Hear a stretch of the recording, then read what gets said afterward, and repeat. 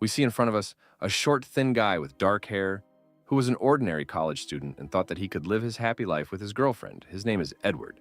His dreams were shattered one day when the end of the world came and a virus appeared that began to turn people into zombies. A terrible disease appeared out of nowhere and literally in a matter of moments took over the entire world. The streets of the cities, various administrative and entertainment buildings, back streets and shops, all of this was in the power of brainless creatures. The whole situation turned out to be quite sad for our protagonist and his girlfriend. She, like many inhabitants of the planet, suffered the same terrible fate. She turned into a zombie because of a virus. From this moment on, he is forced to survive in this crazy world with his girlfriend, trying to protect her, and if possible, also cure her. We see one of the zombies, a backpack chained to his back, moving towards the grocery store. Once inside, he begins to slowly look around and then fills his backpack with the food that managed to survive.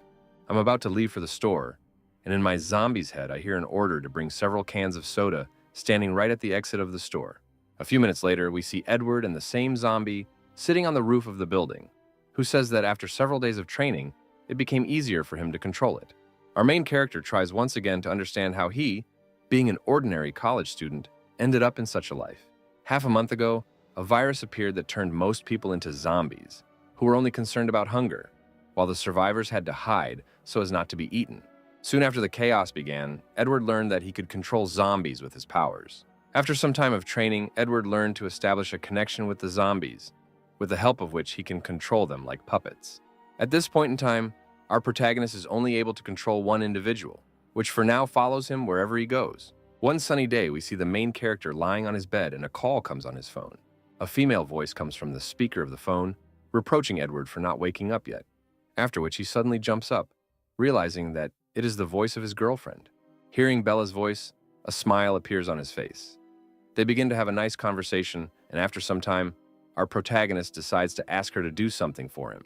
The girl immediately agrees, causing a look of surprise to appear on Edward's face, since he hasn't even yet stated the essence of his request. Our main character begins to thank his girlfriend, saying how kind she is and how much she loves her.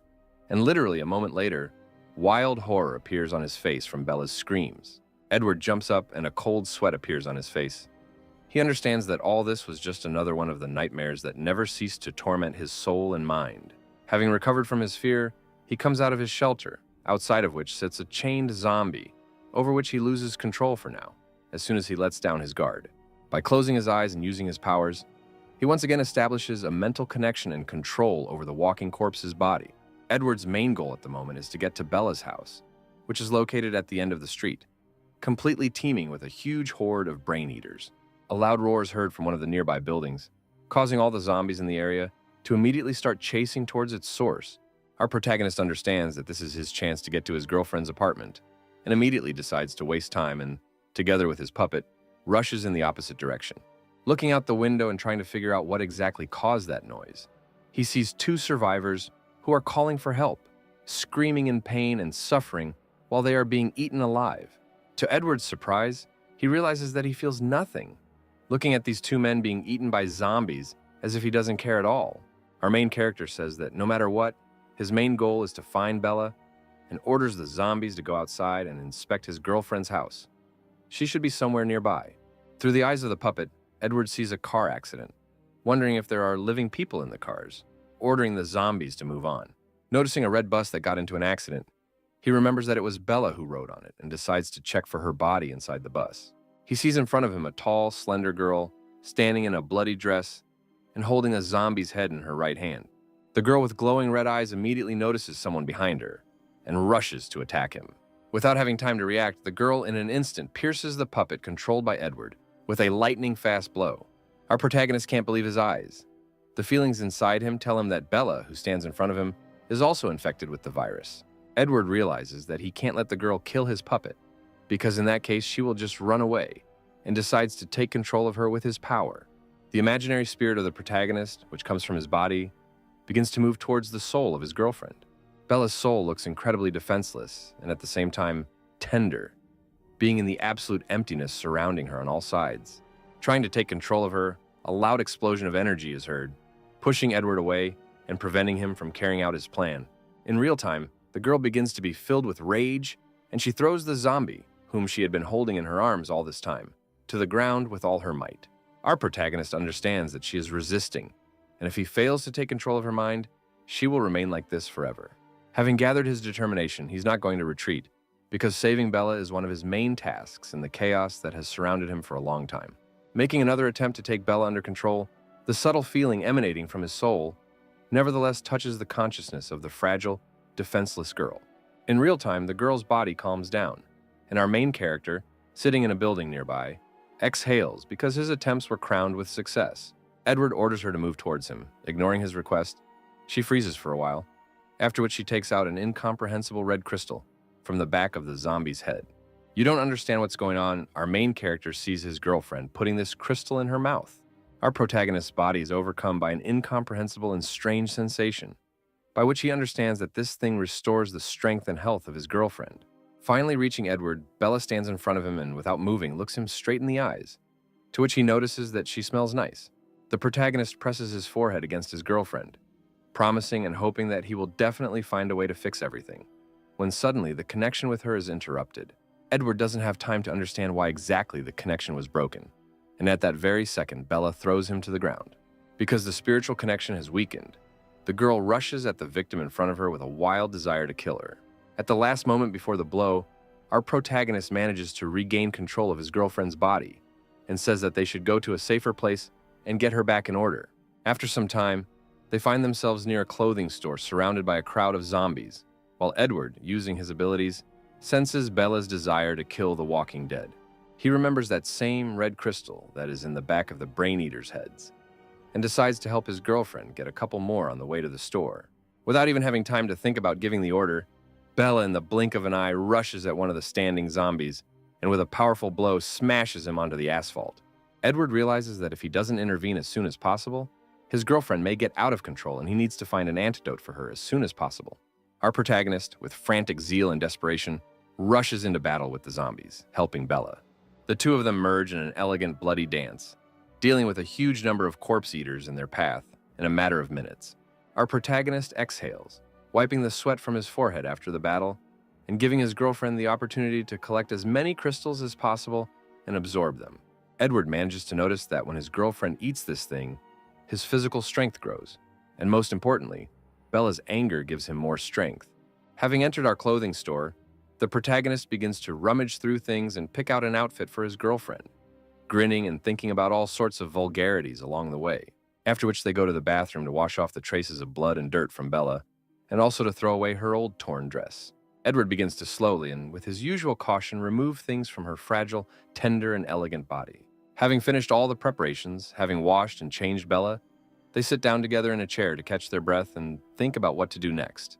While braiding his girlfriend's hair, Edward hears her stomach growling and realizes that she too needs constant support from her body in the form of those same red crystals.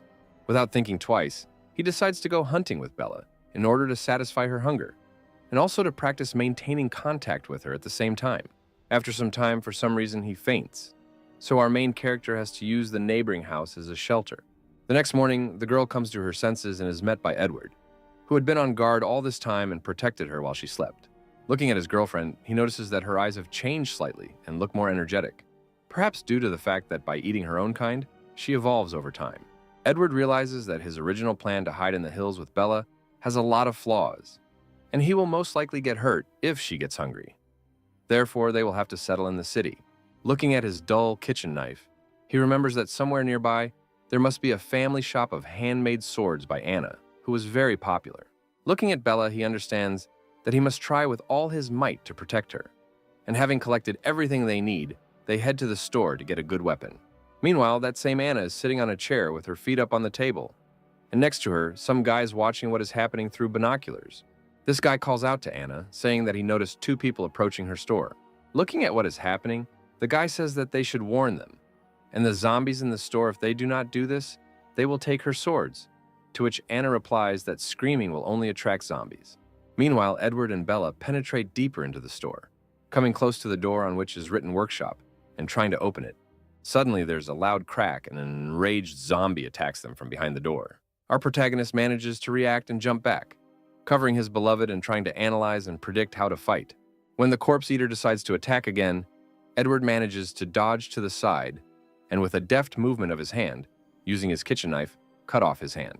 After which he decides to counterattack and, with a spinning kick, sends the zombie flying towards the nearest wall. Making a lightning-fast dash towards the zombie lying on the floor, he jumps on it, puts the knife behind his head, and is about to plunge it into the very heart of the corpse eater. Suddenly, the mutant manages to twist his leg and kick Edward away from himself in the other direction. Watching everything that happens and seeing that Edward is failing, Bella in an instant finds herself behind the zombie and with a powerful blow pierces his body through and through. This zombie is clearly stronger than the regular rank and file, and even after receiving serious damage, manages to react and tries to counterattack, but misses.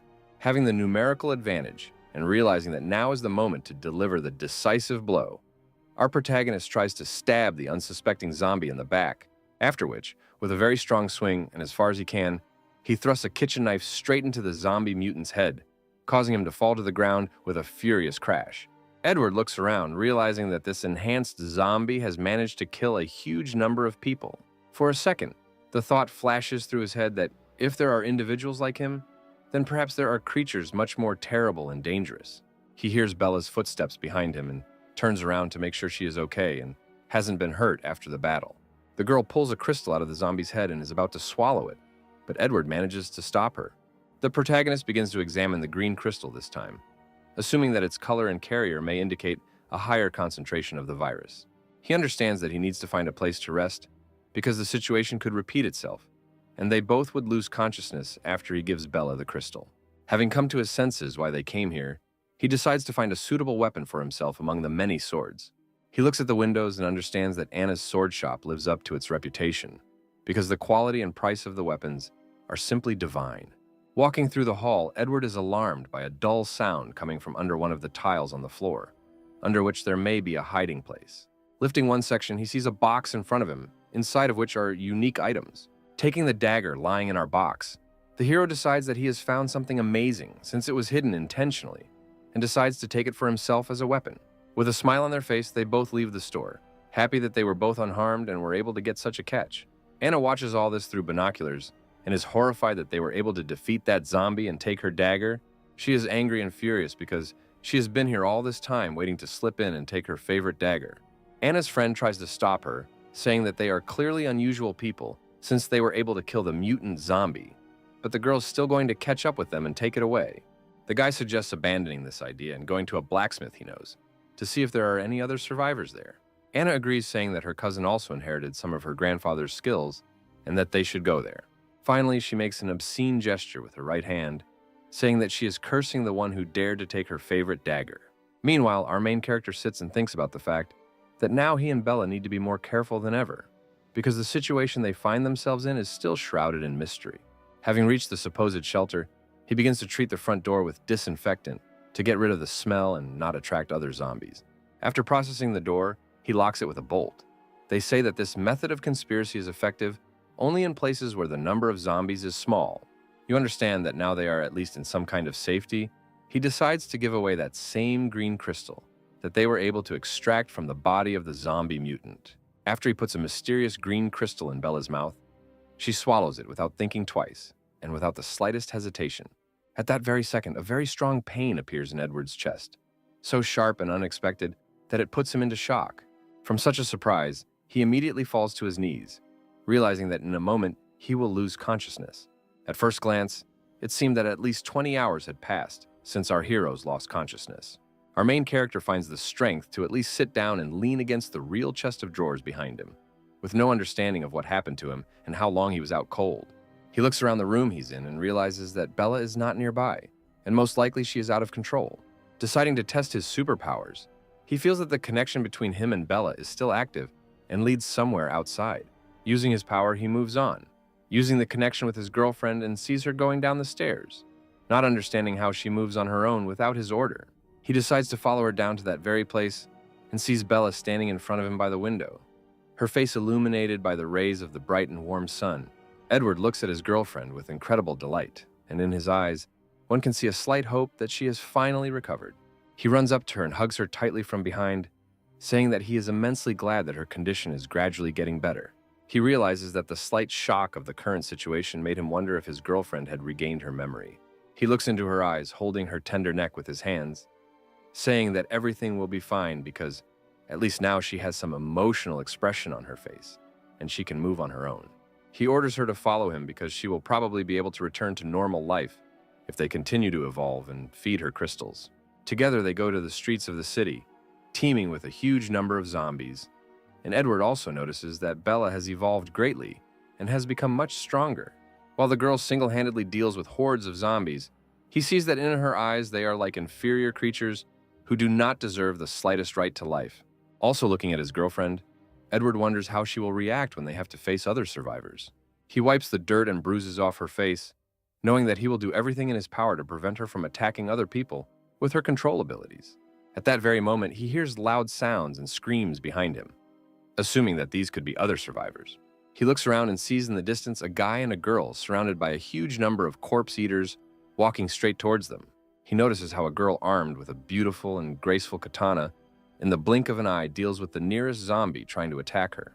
This girl with long black hair and a red headband with white flowers on her head turns to her friend and says that they should go back to the store. They change the direction of their movement, turning towards the building behind them, and begin to make their way deeper into the store. Edward, observing the whole situation from afar, remaining unnoticed, understands that this girl is clearly unusual, and there is something about her. Not only is she skilled in combat, but she is also not afraid of zombies. A certain confidence emanates from her body, and if she were an ordinary girl, she would have already turned pale and trembled with fear. He looks at Bella and suggests that she might also be a person with unusual abilities, and now is not the right time to meet her. Edward turns around, deciding to leave and not get involved in conflicts because it could harm him and his girlfriend. A green-haired guy who is clearly a friend of the girl with a katana notices our main characters and decides to call out to them asking for help. Edward is clearly unhappy with the situation, as his screams have attracted the attention of nearby zombies. He decides that there is no way out in any case, and he needs to help these two. Because if this girl is really a person with abilities, she can find out Bella's true nature. He pulls out the same dagger from its sheath that they recently got from the sword shop, and is going to defend himself from the zombies advancing on them. Meanwhile, the girl with the katana tells her friend not to scream, because this will attract even more hordes of corpse eaters. The guy with green hair indicates that he noticed other survivors, and they might help them. A girl with black hair and a red headband turns around and looks outside the store at our protagonist, who is dealing with the corpse eaters. Edward manages to fight with ease because, after Bella's evolution, his abilities also improved, and now he can control 3 zombies at the same time.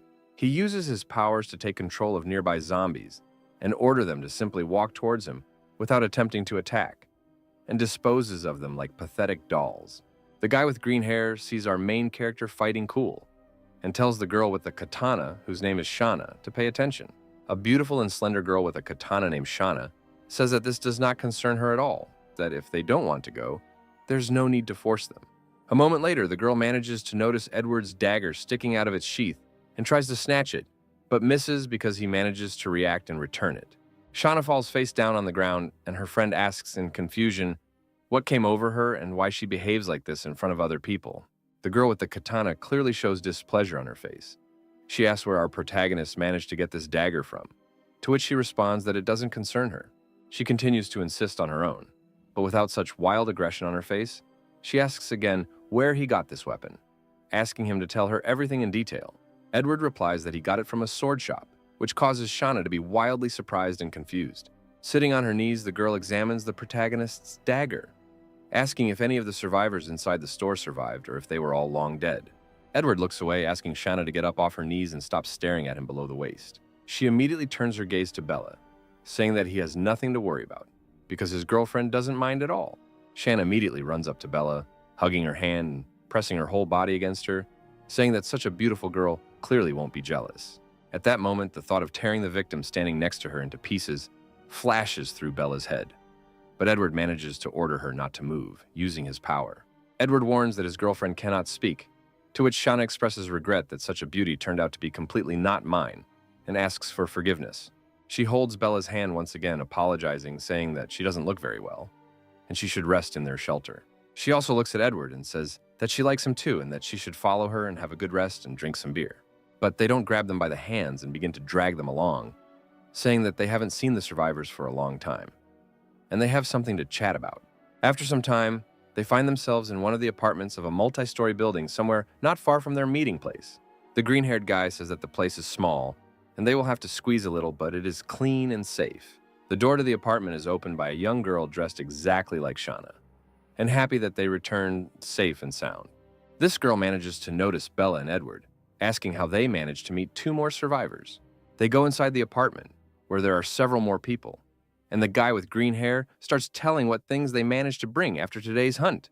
Edward manages to assess the situation, noticing the huge number of people in their apartment, and that this is clearly not without reason. The green-haired guy remembers his new acquaintances and introduces Edward and Bella to everyone in the apartment.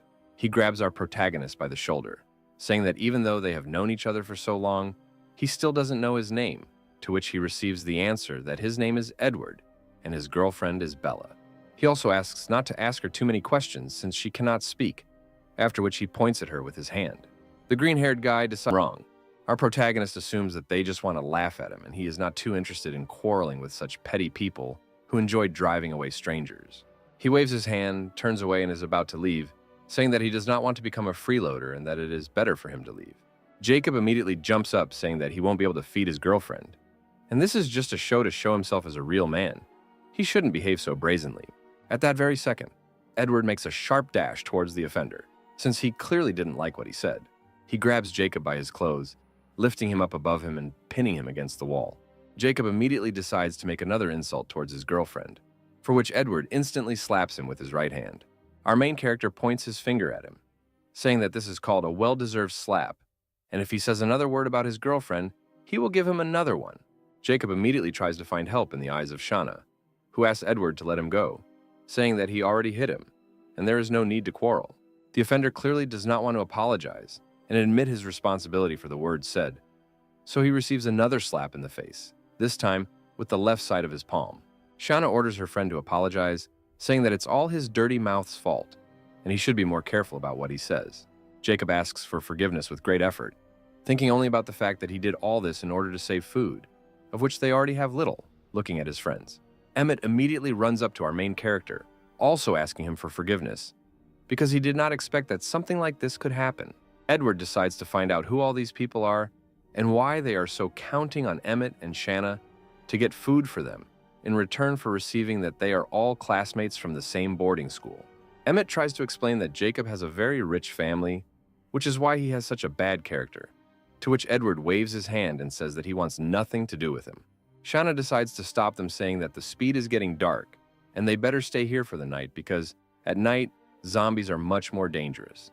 She grabs his hand at the last moment, squeezing it tightly and praying with all her might that they stay and not leave. She looks into Edward's eyes, saying that he is very strong and experienced in fighting the infected and they need his help. He turns to her and with a haughty look on his face says that he refuses such an offer. Shaana is not going to let Edward go just like that and continues to hold his hand despite his displeasure. The girl looks at the main character with a pitiful look and says that they are all survivors and need to stick together and help each other. Our protagonist once again expresses his dissatisfaction by looking at Jacob and saying that he will never in his life help if it is connected with this person. He glances at Shauna's classmates present in the room, saying that feeding these good-for-nothings is her personal choice and he is not going to help her with it. The girl tries to catch him on the fact that he will agree to help them if it is not connected with Jacob and smiles sarcastically. Shaana says that they are students from the 3rd high school, to which Edward replies that it is a very prestigious boarding school, and he has of course heard of it. The girl explains that when they left their school, some of their classmates remained there and asks our protagonist to help them get there.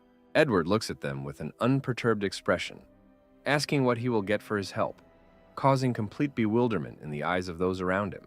Emmett immediately becomes disillusioned with humans, saying that he believed that in times of disaster, humans should have helped each other, but the world still remains incredible. Shaana says that his demands are very reasonable, but it seems to her that he has already received payment since he took for himself the dagger forged by her cousin Anna. Edward looks at his dagger, wondering how a small and fragile girl, being Shauna's cousin, could forge such an amazing weapon. She explains that their grandfather taught them blacksmithing, and although her skills are not that good, this dagger is still very good. After which she grabs Bella by the shoulders, assuming that this is what they agreed on, which means they should stay overnight with them tonight, and they won't have to worry about anything. Edward explains that he would never leave his girlfriend alone, knowing deep down that if he leaves her with defenseless people, he will only see piles of corpses when he returns. Shaana notes that he is a worthy man since he so carefully and thoughtfully protects his girlfriend. When the conversations and debates end, Emmett decides to please his classmates by telling them that their new friend has agreed to go to school with them. The girl with long yellow hair objects that they really should go to help them since they have been dead for a long time. Shaana sharply objects, saying that they absolutely must do this since she promised to come back and save them. She also notes that if it weren't for their classmates and teachers who covered their backs, they would already be in the stomachs of zombies. The guy with glasses decides to agree with Shaana's decision, saying that if they leave them there and don't come back, it would be very selfish. He also decides to start dictating his terms and making plans for the further development of affairs, to which Edward immediately objects. He explains that all those present have no combat skills, and most of them will play into the hands of the enemy because they will become an easy target. Shaana explains to him that he shouldn't worry about their safety because all he has to do is help them get to the school building. A slight panic and uncertainty about what awaits them begins to spread among all the classmates present. The guy with glasses decides to speak out again, saying that if they have a weapon, they can, in theory, protect themselves. Edward orders everyone to go to bed and rest, because tomorrow morning they will face a difficult test. Shaana manages to warn him that she will not let him spend the night with the other guys, and that his girlfriend should stay with the other classmates. Edward clearly has time to think of something, so with an arrogant smile, he agrees and wishes them a good rest. As he walks through the door, he realizes that he can't leave his girlfriend alone and must always keep her under control. He uses his superpowers to control Bella and see everything that happens through her eyes. Shaana drags Bella by the hand, saying that today she will sleep with her in the same bed because there are no more places. Chance looks at Bella, asking why she doesn't undress before going to bed, wondering if she sleeps with her clothes on all the time. I assume that she is embarrassed. Shaana offers to undress her personally, while jumping on top of her and pressing her body to hers. She offers to undress her in case she is embarrassed, offering her body for undressing, and places Bella's hand on her chest. Meanwhile, Edward, in the boys' bedroom and lying on the bed, wonders why Shaana suddenly got this idea into her head. I understand that now it is he who controls his girlfriend's body and decides to agree with the request of his new acquaintance. He takes control of Bella's body and throws Shaana onto the bed, standing on top of her, which makes her suddenly surprised. Not understanding what is happening, he began to slowly undress Shaana, causing a slight embarrassment to appear on her face, as well as confusion from everything that was happening. Thoughts flash through her head that even though a girl is undressing her, for some reason she feels like a guy is looking at her and she is incredibly ashamed. The awkwardness level starts to go through the roof, and Shadow decides to end this performance as quickly as possible by saying that they need to go to bed and rest. Edward clearly has no intention of stopping, after which he suddenly grabs her shirt, ripping it off and contemplating Shaana's naked and tender body. In his thoughts, our protagonist smirks at Shaana, at this time promising that he will not misbehave anymore, looking at the imperturbable Bella, after which Edward orders Bella to go to bed and breaks the connection with her, ceasing control of her body. At this moment, Shaana covers herself with the remaining clothes on her and angrily yells at her classmates to also quickly go to bed. Before going to bed, she also states that it would be very becoming for Bella to smile more often, because her beauty deserves it. Shaana also expresses her thoughts that she initially imagined Edward as an abuser who forced a defenseless girl to follow him. But after I heard from him that you can't speak, I realized that he's not a scumbag at all. The next morning, all the classmates, including our heroes, gather on the street near the shelter and plan their trip. They discuss the plan of action and also distribute water and food supplies to everyone. Meanwhile, Jacob and the guy with glasses watch all this from the sidelines, condemning Edward for taking their supplies. He is clearly still unhappy with the situation where he receives several slaps and wants to take revenge on our main character. Edward decides to clarify what weapons for primary self-defense they have, except for the katana that Shaana wields. You understand that the only weapon of self-defense is a kitchen knife. They hand out all the ones they have to each of their classmates. Sometime later, they begin to move towards the school, dealing with obstacles in the form of zombies along the way. Edward realizes that Shaana and Emmett work well together, and that it would be much better and easier for the two of them to survive in this chaos. Analyzing his connection with Bella, Edward realizes that the crystals of ordinary zombies are no longer suitable for her evolution. He understands that given the way things are going, he needs more mutated or much stronger infected. Analyzing everything that happened, he realizes that mutated zombies can be found in closed spaces such as hospitals, schools, and stores. While Edward was deep in thought, a zombie grabs one of his classmates through the window of a street store. He manages to break the display case and drags it through the hole in the glass into the building, shocking everyone nearby. Our protagonist instantly realizes that he needs to save the poor guy as quickly as possible. He breaks into the store through a hole in the glass and sees the same guy being eaten by a zombie and manages to take control of him. After which, with a cold-blooded and unperturbed face, in an instant he cuts the insidious corpse eater into pieces. After which, Shaana immediately runs into the store, trying to figure out why everyone is panicking and what happened. Our protagonist explains that there is nothing they can do to help their classmate, and that they need to move on because he is dead. After the incident, all the classmates who were not hardened by the spirit crowded around the mirror display case and discussed what had happened. Shaana understands that she cannot give in to weakness and, using her leadership qualities, orders everyone to move on. Edward notes that no matter how stupid this girl is, in critical moments she is really quite decisive. Jacob, who is standing nearby at this moment, looks at our main character, blaming him for everything that happened. The guy with glasses grabs him by the hand and drags him along, saying that they need to go because, without their help, they will simply be eaten. While Jacob blames Edward for everything, the guy with glasses explains that without his and Shanna's help, they will be easy prey. He also notes that Edward is much more severe and cold-blooded than Shaana, and can force her to obey, leaving them completely alone. Jacob complains that Edward is to blame for everything because he dared to hit him, and he simply cares about his survival and the survival of his friends. His friend adjusts his glasses, asking him if he doesn't think that the fewer people there are, the more advantage they will have. He explains that now he is dependent on Shaana, and in his place, he would be smarter because he will never win her love. He also warns Jacob against making rash decisions, saying that Edward is much stronger than him. Having received several slaps from our main character, the guy bares his teeth and calls his classmate a traitor. Meanwhile, the entire group of people moves on, running into another crowd of zombies and deciding what to do.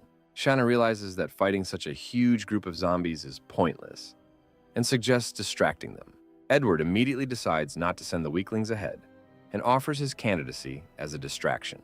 He explains that everyone present should find a place to hide, and when the zombies start chasing him, they should run away immediately. Emmett, with tears in his eyes, puts his hand on the protagonist's shoulder, thanking him and saying that he is a real man.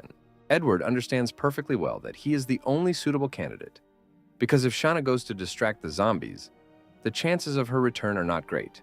The girl thanks our protagonist for such selflessness, warning him and asking him to be careful. After ordering the entire group of people to look for a place to hide, he, accompanied by Bella, goes to the electronics store. As soon as he opens the door, zombies start attacking him from all sides with the desire to tear him to pieces.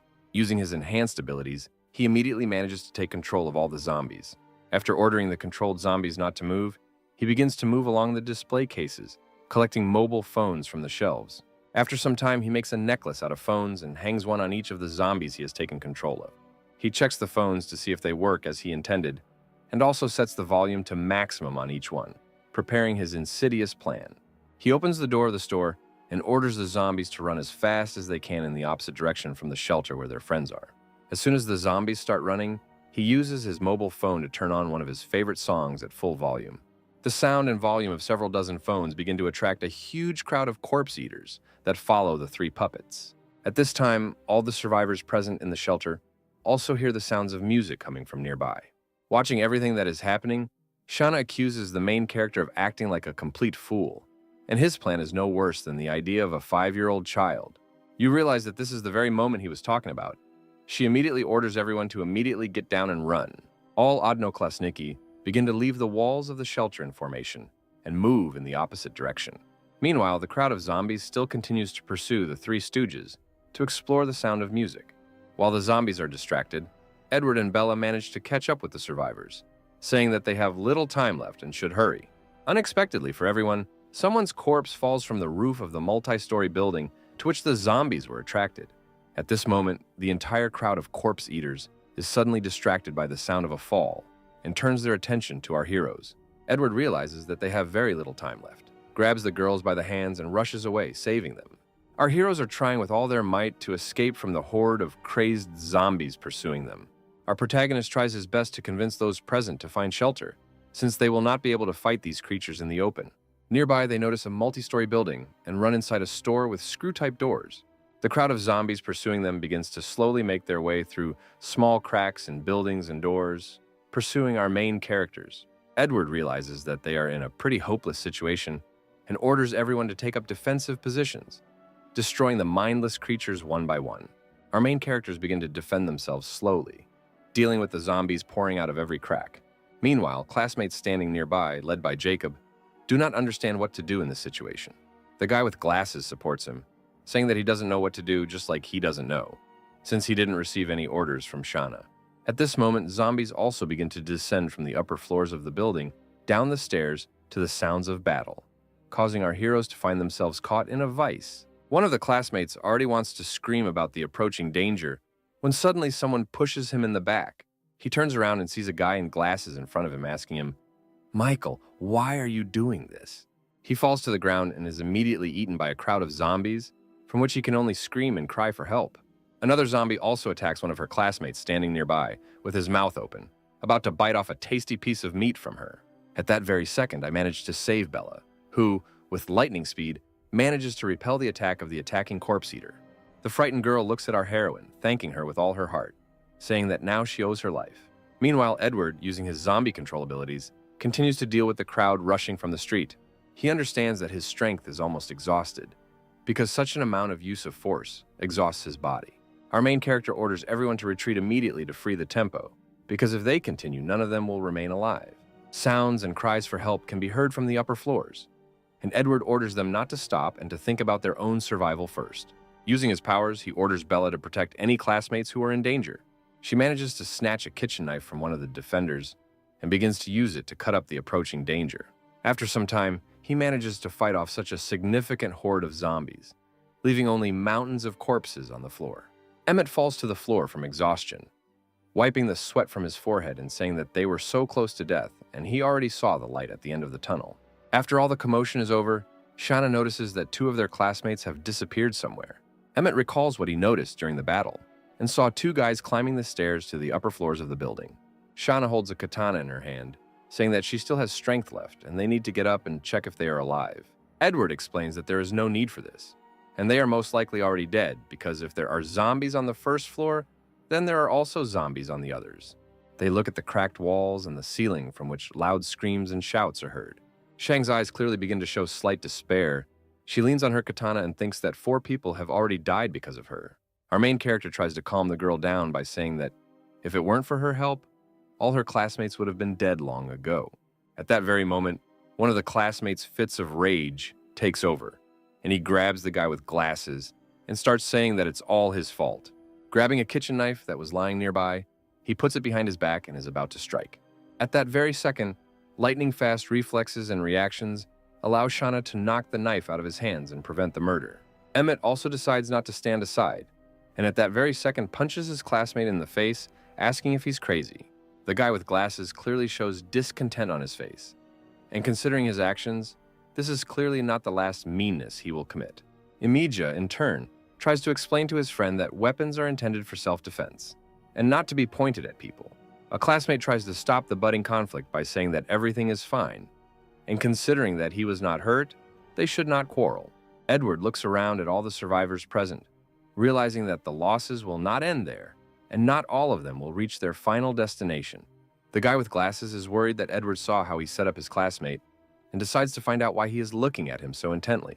Our protagonist replies that he was just thinking, and they should not hesitate and move on. Meanwhile, our hero's path lies through an underground supermarket, at the entrance of which there is a crowd of corpse eaters. In one of the rooms of this underground supermarket, there is a strange, huge, and at the same time ominous silhouette. This turns out to be an even larger and clearly much stronger zombie than those our heroes encountered. Having reached this very descent underground, our heroes begin to descend in a slender and precise column. Emmett tries to assess the situation. They say that, judging by the silence of the premises, there is no one here. Shaana suggests that we explore the place and split into small groups to help each other if necessary. Edward invites Shaana to stay with everyone else, while he, accompanied by Bella, looks around the interior of the store. Making his way deeper into the store, Edward notices that after the last battle, his psyche has improved significantly, and his visual acuity has also increased. Our main character has been feeling like someone is following him ever since they entered the underground supermarket. The protagonist notices that his girlfriend's innate reflexes are starting to squeal very loudly, and most likely, there is a very strong mutant nearby. Screams begin to be heard from the depths of the store, and our heroes immediately begin to follow the sounds to check what is going on there. Turning the corner, they see one of their classmates being eaten by the same mutated zombie. and Jacob just watches it all. The guy who is being eaten by the zombie screams in unbearable pain, asking his friends to help him and save him. A moment later, the zombie decides to switch from one victim to the second, rushing after Jacob, who is standing nearby. He notices Edward and Bella running towards him, asking them to help him. Edward takes out his dagger, realizing that he is facing a very strong and formidable opponent and needs to be extremely careful. The mutant zombie, although huge in size, is still incredibly fast and agile and almost manages to catch up with Jacob. Having caught up with him, he makes a sharp swing of his hand, causing him to quickly fly into a nearby rack. Without losing concentration at all, he swings his other free hand in the hopes of smearing our protagonist across the floor. Edward's reflexes allow him to react and dodge an attack that is much stronger and faster than that of ordinary rank-and-file zombies. The protagonist understands that there is no time to waste, and he must deal with him as soon as possible before Shaana arrives. He uses his powers to weaken his control over Bella, giving her complete freedom of action and the ability to fight at full strength. At that very moment, as if by magic, she appears behind the zombie and delivers a powerful blow along the entire length of his body. Edward decides to use the tactic of attacking from several sides, and while the zombie is distracted by his girlfriend, he tries to strike again. Together with his girlfriend, they manage to inflict several pinpoint stabbing and cutting blows on him, causing the zombies to start bleeding. Having received a sufficient amount of damage, the mutant continues to resist. Edward realizes that he must find his weak spot. Using his abilities, which have undergone minor improvements in recent times, he tries to take control of such a massive and formidable opponent. I'm trying to keep another mutant zombie under control at the same time. His nose starts bleeding and he's using up too much energy. While still overcoming the pain, gathering all his strength, he manages to make the mutant zombie not move for a few seconds. These couple of seconds are enough for Bella to manage to pierce the giant's skull with a lightning strike and destroy him. Also in parallel with the blow, she manages to get a bright green crystal from the head of the corpse eater, which clearly possesses incredible power. Towards the very end of the battle, Shaana and Emmett come running to the sounds of screams and blows, clearly rushing to help. The girl's face clearly shows incredible shock from what she saw, because she had never seen anything like this in her life. Edward and Bella stand next to the lifeless body of a mutant zombie, which looks several times larger than both of them. Wiping the blood from our face, the protagonist answers Shauna's question that he is fine, and there is nothing to worry about. Analyzing the battle, Edward realizes that his psyche has become much stronger, and he may be able to control two strong zombies at once. At this time, Emmett notices Jacob lying in the chest of the wreckage, asking for help. The wounded victim looks at Edward, cursing him for having time to save him, but not doing so.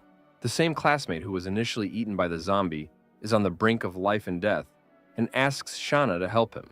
With tears in her eyes, the girl takes the katana in her hands and says that she cannot do otherwise, after which she ends her friend's torment. She explains that she could not act differently in this situation, because they cannot help him in any way, but only prolong his suffering. Shaana also tries to clarify whether everything is okay with our heroes, because they very quickly manage to deal with the huge, mutated corpse eater. Hearing from Edward that everything is fine and she shouldn't worry, she thinks about the fact that this guy is clearly hiding something from her. The man who had been helping and bandaging Jacob all this time tells our heroes that, in his opinion, he will not be able to go further. He says that the color of his wounds is the same as the zombies, and maybe he will transform if they leave him like this. Offering various options for solving the problem, Shaana immediately refuses the option of taking him with her. In such a situation, they should not risk taking him as ballast, since the rest of his classmates are already turning away from him. Edward decides not to take part in this conversation, saying that these are their personal problems, and he is responsible for people he doesn't know. Shaana suggests leaving Jacob here for a while, and if they come back and see that he is okay, they will take him back.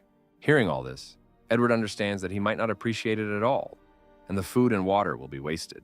They take Jacob to a safe room, leaving him some food and water and telling him to come back when they get home from school and check on him. His face clearly shows dissatisfaction with everything that is happening, but understanding the situation he is in, he has no choice but to agree. Turning around one last time, Edward looks at Jacob, realizing that he deserved this state of affairs with his behavior and attitude towards other people. After some time, our heroes find themselves near the building of the third high school, to which their path lay. Our protagonist notes that the situation looks too suspicious, and Emmett reports that all the zombies are most likely inside the school. In such closed places, there should be a lot of zombies without food. They will mercilessly devour each other, and then it won't be long before they mutate. Based on Bella's gut feeling, he realizes that she has sensed several mutants inside the building. I'm about to move forward. Edward stops Shaana, saying that this is where their paths diverge. and that he will go his own way. The girl smiles sweetly at him and says that, in any case, she is grateful to both of them for their help and hopes that they will be able to meet again. Emmett offers to give them a small part of his food supplies as a final offer, to which he receives a polite refusal and gratitude. Our protagonist finally says that he still has some business to do at the school, and they may well see each other again. After some time moving along the deserted floors of the school building, the eyes begin to turn red again, foreshadowing the appearance of the mutated one. At the end of the corridor, they notice an elevator shaft, which, judging by the indication on the buttons, is still working. Bella immediately tries to react and start moving towards the elevator, but Edward manages to stop her with his power. Without making any hasty decisions, he decides to first check the elevator cabin by throwing an eraser lying nearby in its direction. Once on the right floor, an incredibly loud growl and scream begins to be heard from the elevator cabin. In an instant, the elevator cabin opens, and an enraged zombie with glowing red eyes rushes at our heroes. Our protagonist manages to repel the attack using his weapon and stopping both of the attacker's hands. Using her favorite tactic, Bella tries to strike from behind, but the speed and reflexes of this mutant are clearly superior to the previous ones, and he manages to dodge. The reflexes and speed of this mutant are clearly superior to human ones, and after a successful gate, he immediately tries to make a counterattack. Trying to defend himself, Edward loses his grip, causing the zombie to knock the weapon out of his hands. Without losing his composure and maintaining his concentration, our main character manages to use his powers to take control of the corpse eater for a second. Bella, without losing the slightest chance, manages to deliver a sharp blow to the back, from which the zombie loses his right arm. The attacker clearly doesn't like this state of affairs, and, holding onto the rest of his hand, he begins to scream furiously at our heroes. Edward manages to pick up the dagger that he dropped lying nearby, saying that now that he has lost his hand, he will become less dangerous. This time, together with his girlfriend, they decide not to distract the zombies with each other and go on a frontal attack together. Having received serious damage, the mutant can no longer defend itself as well, and begins to receive even more injuries.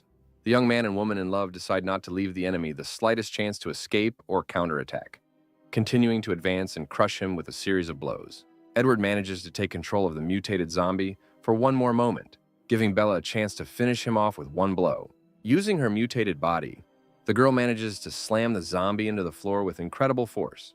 Having fallen to the ground, our heroes manage to catch their breath. Realizing that the battle is won and they have won, Edward takes the crystal out of the zombie's head, realizing that it looks completely different from the previous ones, because its owner is much stronger. Bella immediately opens her mouth asking Edward to absorb the prey he found, to which he refuses. He puts the crystal in his jacket pocket, saying that he will do it later in a safer place. Together with his girlfriend, our main character begins to make their way through the floors of the building, simultaneously clearing out all the zombies in their path. After some time, the two of them manage to collect a fairly large number of both weak and stronger crystals. Looking at his girlfriend, Edward realizes that the more crystals she can absorb, the sooner, in his opinion, she will be able to return to her human form. All these battles, in the opinion of our protagonist, improve both his physical skills and his spiritual connection with Bella. Edward asks his girlfriend to help him get up because he is too tired from fighting so much. At that moment, a piece of clothing in the form of a garter falls from Bella's body right in front of his face. Raising his head, our main character sees his girlfriend's huge breasts in front of him and feels a little awkward. He picks up the garter from the floor and returns it to its rightful place, tying it to the collar of his beloved. After which, our heroes continue to move further along the floors of the building in search of the infected.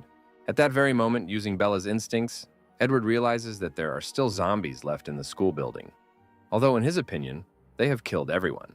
He understands that Shaana most likely will not have enough strength to deal with the zombie mutant on her own, and decides to find him on his own as soon as possible.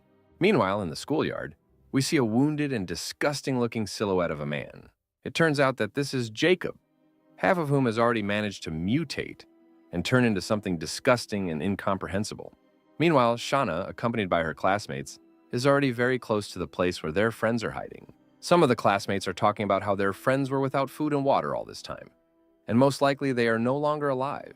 The girl explains that she is quite prepared for such an outcome of events, and, holding her katana at the ready, says that they must fulfill their promise and check.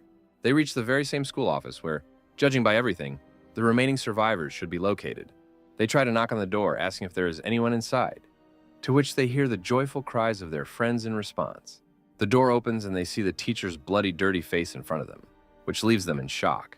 Shaana claims that when they left, There were more than 20 students and teachers here. And where did some of them disappear to? The girl pushes the teacher's side, saying that she wants to see for herself and make sure what happened while they were not around. Shaana's face freezes from the horror she sees, which cannot be compared in its disgust with any zombie virus. They see before them the gnawed bones of their friends, as well as a handful of survivors eating the last pieces of human flesh. Emmett tries to hold back the urge to gag, saying that it's just disgusting to eat your own kind. The teacher standing next to the girl begins to rejoice, saying that they will no longer have to live like this and they will be able to get them out of here. Shaana is filled with rage and she quickly kicks the teacher in the face. The man doesn't understand what's happening, tries to get up and recover from the blow, asking what she's doing. Shaana covers her face with her hand, saying that Edward was right, and all these people are just a bunch of worthless parasites. She explains that they could have provided for themselves, but instead of searching for food, they chose to devour their comrades alive. Shaana says that one cannot blame the weak for seeking protection, but if they use their weakness as an excuse for eating their friends, then they are much worse than zombies. The girl turns around and leaves, saying that she is not going to help such scum, and now they are on their own. All the survivors present begin to blame Shaana for the state of affairs and, screaming, rush at her with the desire to kill. Without the slightest shadow of doubt, the girl swings her katana, cutting off the head of one of the attackers. Meanwhile, Edward and Bella continue to explore the school premises in search of the mutated zombie. They come across another classroom littered with corpses, finding no signs of the mutated. Trying to confirm his assumptions, Edward pays attention to Bella's reflexes, which do not foretell any danger. Finding no evidence of danger, they decide to go to other buildings of the school and check the location of the zombie mutant. Meanwhile, the decapitated body of one of the attackers falls to the ground with a crash, shocking the cannibals. Shaana turns to the offender, and on her face, there is rage and a desire to tear these worthless people into small pieces. All those survivors that our heroes came to save immediately begin to run away in the opposite direction. Shaana is not going to let any of them go, as she has finally decided to put an end to these vile creatures. One of the teachers bows, begging for mercy and asking not to kill him, because he will do whatever she wants. The girl disagrees, suggesting that he must have heard the same thing from the people they killed and ate. The teacher raises his head, trying to justify his actions, and at that very moment, Shaana's katana cuts off his head. At this moment, the girl's caught up by her classmates, who had been accompanying her all this time. They see in front of them Shaana's imperturbable figure, as well as her completely bloody face, clothes, and a katana in her hand. Emmett runs up to her, trying to bring her to her senses, realizing that the girl is unconscious. At that very moment, one of the mutated zombies appears behind them and manages to kill one of their classmates. Everyone present starts to run away in panic, trying to save their lives. Trying to catch up and tear apart one of the children, the zombie decides to attack the defenseless and motionless Shaana from behind. The guy in glasses manages to notice this, and you understand that they won't survive without her, and decides to commit another vile act. He grabs one of his classmates and pushes him towards the zombies again, drawing attention away from Shaana. The mutant is distracted by the body of an innocent guy, starting to gnaw at his neck, causing drops of blood to fall on Shaana's face. This brings the girl to her senses, and she manages to react and pierce the zombie with her katana. Everyone present stands around the body of their dead classmate, deciding what to do next. The girl, who experienced incredible stress after everything that happened, says that they cannot delay and need to move forward. All this time, Jacob, who is here clearly to take revenge, has been watching them from afar. He decides to attack from behind and grab Shaana, to which she manages to react, but is unable to defend herself. Jacob's physical abilities have clearly increased after the mutation, and he manages to deliver a powerful blow that opens the girl's body. He stands in front of the girl, who is trying to catch her breath and gather her strength, saying that here they meet again. Jacob puts Shaana on his shoulder, trying to take her with him, but Emmett decides to stop him by stabbing her in the back. He manages to hit the green-haired guy in the chest, causing him to fall to his knees in pain. He turns to him and tells him to tell Edward to come to the boys' dorm or Shaana won't live long. Emmett starts yelling after him, to which the guy with glasses tries to stop him, saying that it will attract more zombies. The guy gets up from his knees and says that they need to escape as soon as possible and find Edward. Trying to find shelter from the zombies, they run into one of the empty classrooms of the school, closing the door and trying to barricade it. The guy with glasses starts shaking Emmett and says that he doesn't know what to do next and that they will all die. He explains to his friend that they don't have many options for further action, and they need to somehow get out and find Edward. Their safety is compromised as zombies begin to break through the windows right inside the building. Emmett grabs one of the desks nearby, telling his friend that they will need to run when he gives the signal. He shouts that they need to run, throwing the desk he's holding towards the crowd of infected. They begin to clear away the rubble to open the door, but they come across an even larger crowd of zombies. One of the corpse eaters rushes towards Emmett with the desire to tear him apart, and he in turn thinks that this is the last moment of his life. At the same second, several lightning-fast swings of the dagger occur, and all the zombies end up lying on the ground. In front of them stands Edward, looking unperturbed and holding his dagger in his hand. Emmett is overjoyed at the appearance of the protagonist, thanking him for saving his life and the life of the guy with glasses. Our protagonist tries to analyze the situation by looking around the room and asking why they were left alone and where Shaana is now. Edward stands and listens to Emmett's hysterical chatter, trying to figure out and put together what happened. He explains to him again how they met their classmates and teachers, and also that Jacob kidnapped Shaana. Standing in a panic, he also says that he must definitely come because otherwise, he promised to kill her. It is also reported that Jacob has managed to mutate, and only Edward has enough strength to compete with him. Our protagonist realizes that the situation turned out exactly as he expected when they left him in that very supermarket. He looks at Bella and understands that zombies can still have their own consciousness and character, therefore he needs to continue to evolve. Having collected my thoughts, thinking over a plan of further action, he asks where Jacob went with Shaana. Emmett, still panicked, replies that he will be at the boys' dorm and offers to drive them there. He tries to hurry everyone present and suggests that they go faster while Shaana is still safe. All those present, without wasting any time, head towards the men's dormitory and tell Michael not to lag behind them. Going outside, our heroes notice a crowd of zombies eating the body of another unfortunate victim. Michael's afraid to go straight through a crowd of zombies, among which there is a mutated one, and suggests going around. Edward notes that zombies can evolve by eating the bodies of people or zombies, meaning that over time there will only be more of them. While our heroes are deep in thought, one of the corpse eaters notices them, and the entire crowd rushes into a fight with the survivors. Edward looks at Bella, nodding approvingly in her direction, realizing that they can easily deal with this bunch of zombies. Michael, meanwhile, squats down and shakes with fear, repeating the same phrase that it would have been better for them to go around. Meanwhile, our main character, gracefully wielding his dagger with the help of Bella, deals with his enemies. Emmett is happy and becomes quite encouraged knowing that they will be okay. In a panic, Michael manages to notice that he does not see the mutant zombie, who has disappeared somewhere. Everyone present, including Edward, froze in absolute silence, awaiting the attack of the mutated one. From the side of a nearby tree, a mutant zombie makes a sharp dash towards our main character. His attempts to attack using the element of surprise are shattered by a powerful blow from Bella, who slams his head into a tree trunk. Watching everything that is happening, Emmett thinks to himself that Jacob will pay for everything he has done. Reaching the men's dormitory building, Edward examines the fresh blood on the floor and walls. Emmett reports that it is definitely Jacob's blood, as he was covered in it from head to toe. Our heroes see a trail of blood leading up the stairs, saying that they can easily find them if they go in that direction.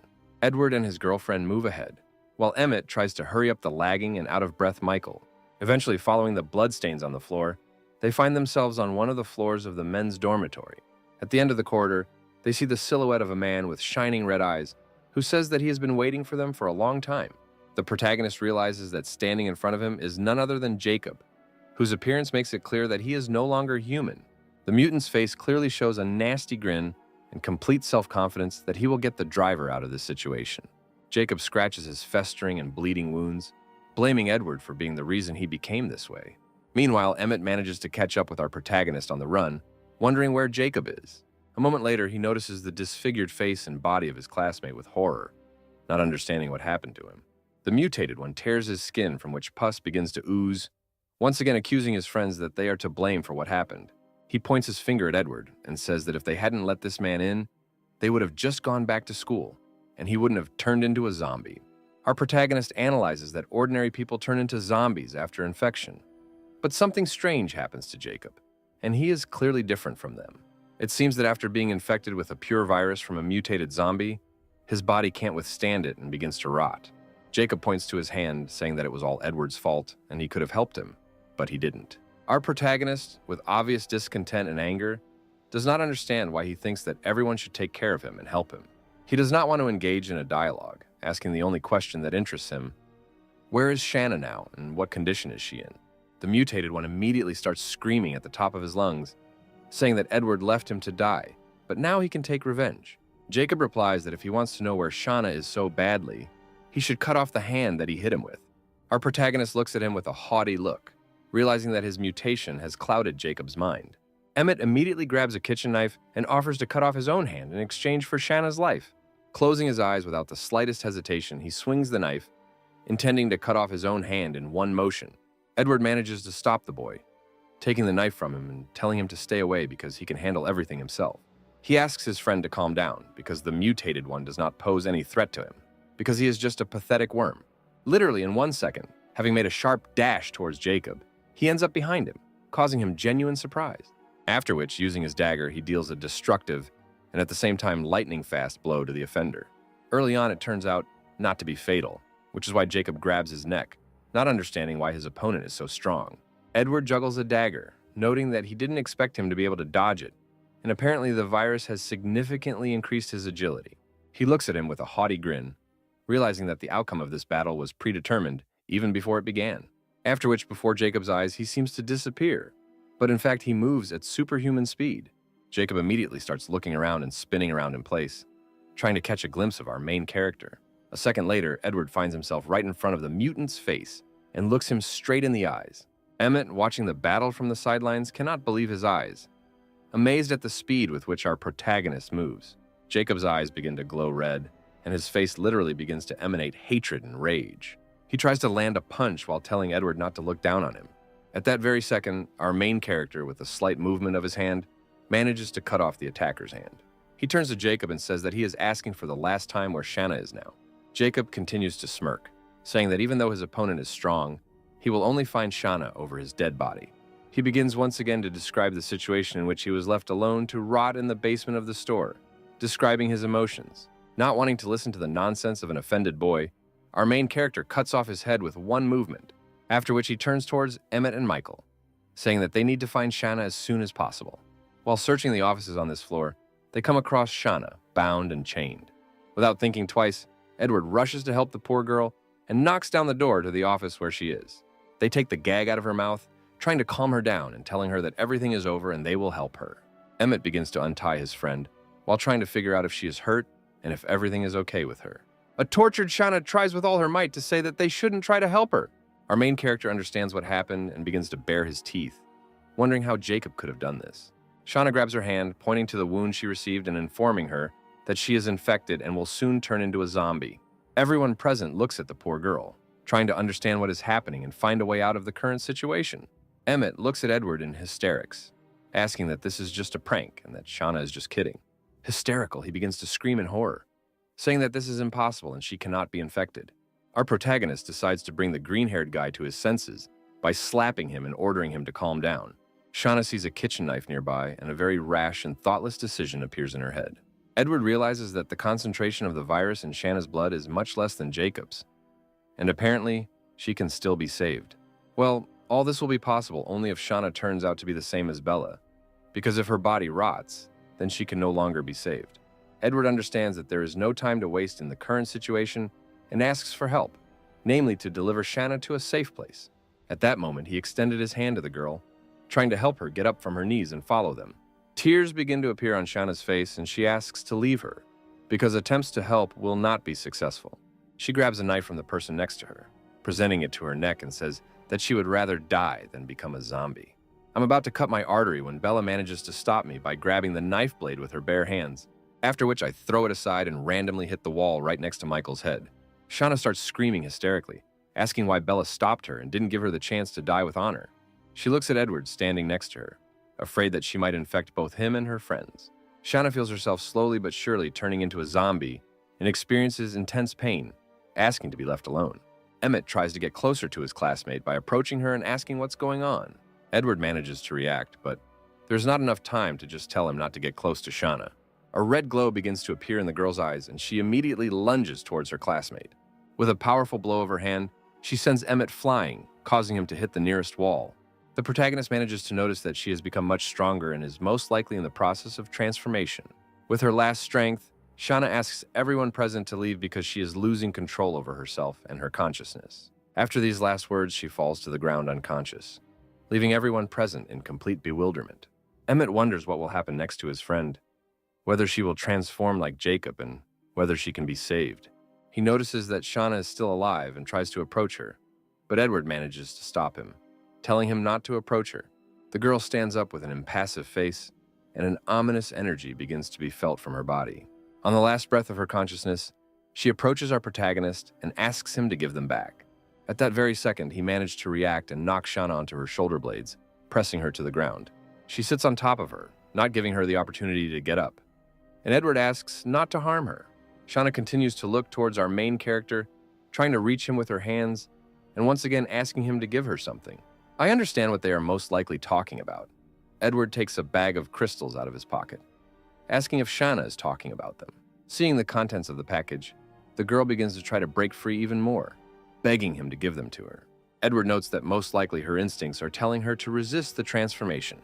Shaana clutches her head, screaming in pain, and is told that her head is going to explode.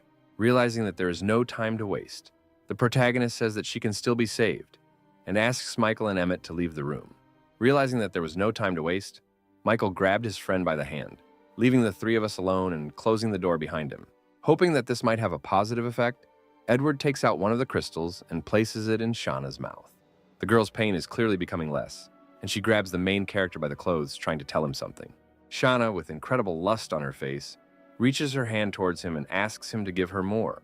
Edward realizes that the crystals contain pure virus and is confused as to how her body is still holding up. He looks at the girl writhing in pain, wondering if she can evolve like Bella. The main character decides to feed the girl another one of the crystals he obtained, saying that there is no way back and hoping that it will work. Having swallowed another crystal, Shaana immediately faints, but Bella manages to catch her and gently place her on the floor. At that very moment, Michael bursts into the office and reports that a bunch of zombies are moving in their direction. The protagonist takes matters into his own hands, saying that they are leaving now and that they should pack their things and get out of here as quickly as possible. They begin to make their way through the remaining corpse eaters in the school building and move towards the exit. She carries Shaana in her arms, and Edward gives orders and directs the group's further actions. I turn my attention to Michael. He is amazed that in the face of a threat, his body was able to release its full potential, and he keeps up with them. At that moment, Emmett catches up with them, trying to catch his breath and holding Shauna's katana in his hand, which he couldn't leave here. There is a smile on his face, and he says that Shaana values her very much, and it would be a shame to leave her there. Edward notes that Emmett is trying very hard for his classmate, and he, in turn, begins to justify himself and say that this is not related to any feelings. The green-haired guy rubs his face with his hands, explaining that he simply values his friends very much, and without her help, he would have turned into a zombie long ago. The protagonist decides to support him by saying that he understands him perfectly. But now is not the time for chatting. They should leave. After some time, our heroes find themselves in one of the apartments of a multi-story building, not far from the school they had just been to. Emmett, feeling worried, asks again if everything will be okay with his classmate. He looks at Shaana lying on Bella's lap and notices that she has been sleeping for quite some time. At that very moment, the girl comes to her senses and throws Bella away from herself with a powerful blow. She stands at full height with glowing red eyes, and a truly incredible aura emanates from her body. Edward covers the two defenseless boys with his body and tells them to leave immediately. He orders them to close the door and guard it from the outside, and under no circumstances to go inside. In the middle of a gloomy room stands Shaana, surrounded on both sides by Edward and his girlfriend. When Edward says her name, he notices that she reacts to him, meaning she was able to retain part of her consciousness. I try to say her name one more time, and she immediately rushes towards him with a furious rage on her face. At the last moment, our protagonist's reflexes allow him to dodge and avoid a powerful blow to the face. He thinks over the plan of further action and orders that she be subdued as quickly as possible. Meanwhile, Emmett and Michael, standing outside the door, hear the sounds of blows and a scuffle, wondering what is going on there. After the sounds die down, Emmett decides to check what is going on, but at the last moment, Michael manages to stop him. He approaches the door and asks Edward through it if everything is okay. In response, hearing that everything is under control and they should not go inside. Meanwhile, Bella holds Shaana down, pinning her to the floor, waiting to see what her boyfriend will do next. The protagonist understands that if nothing is done, then eventually they will all suffer, and it is necessary to try to establish a spiritual connection. Having touched the girl with his power, the rage in her eyes cools for a while. Shaana looks around and asks what is going on here, not understanding how she ended up here. Edward is immediately surprised and does not understand how Shaana can speak. He comes closer to the girl, saying that Shaana is her name, while simultaneously asking if she remembers anything. I try to remember what happened to her the day before, and her head immediately starts to split with pain. The main character immediately orders his girlfriend to hold Shaana again, not allowing her to escape while trying to take control of her. A moment later, he is transported to the spirit world and sees with his own eyes the state of the girl's soul now. He sees Shaana next to whom a huge number of energy particles are hovering, and her soul is in a disordered state. He suggests that this is due to the fusion of two personalities that could, in theory, communicate within her body. Gathering all his strength, he tries to break through the chaotic state of her soul and establish a connection with her. He makes a huge number of attempts to reach Shaana's original consciousness, experiencing a huge number of failures. Ultimately, his efforts were successful, and he managed to create a spiritual connection between himself and the girl. Having completed this procedure, he leans back on the bed and looks out the window to see that it is already night, after which they turn their gaze to the two girls, realizing that he managed to take control of two mutated zombies at once. At that moment, Emmett bursts into the room, unable to stand behind the door and just wait any longer. He immediately runs up to Shaana, grabbing her by the shoulders and glad that she didn't turn into one of the zombies. At that very second, the girl throws him aside, swinging her hand and preparing to finish him off. At the last moment, Edward manages to prevent an accident and order the girl not to move. Stunned and not understanding what is happening, Emmett wonders what happened to his girlfriend and why she is behaving this way. The protagonist replies that this is a complication after the infection inside himself, realizing that his spiritual powers are only enough to control one of the girls.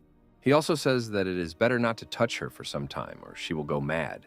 Edward decides to reassure Emmett that at least she is not dead and has not become like Jacob. Looking at the girl's face, the main character understands that if he did not have the ability to control the zombies, she would have finished him off long ago. Without losing hope, Edward tries to talk to Shaana again, asking him if she recognizes him.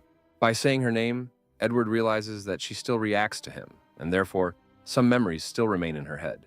Also looking at Bella standing next to him, he understands that they both retained parts of their consciousness, and there is a chance to get them back.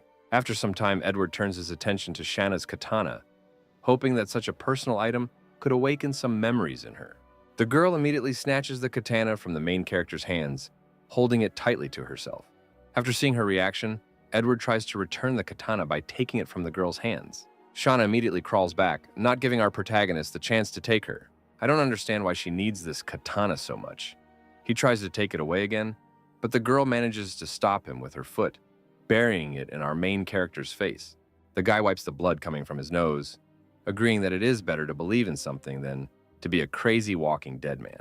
After such a hard and eventful day, he only has enough strength to reach the wall and, together with Bella, leaning on each other, fall asleep like a baby.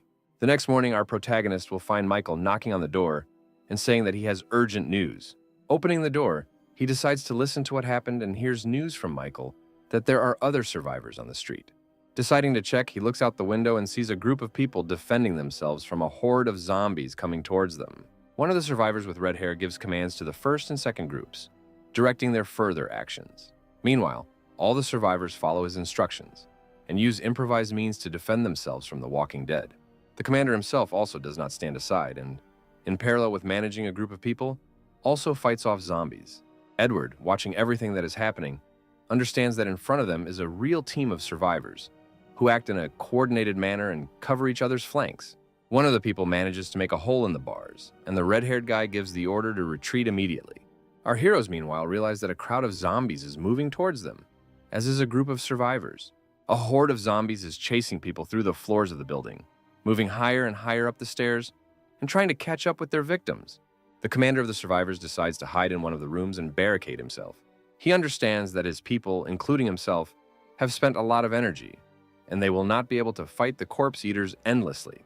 Edward assumes that these people want to rest for a while in this house and escape on the other side. He explains to Emmett how the buildings are laid out and where the possible escape routes are.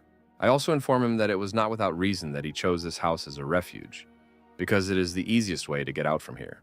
A loud cry for help is heard from outside the door, and Emmett asks Edward if they will stay to help the survivors.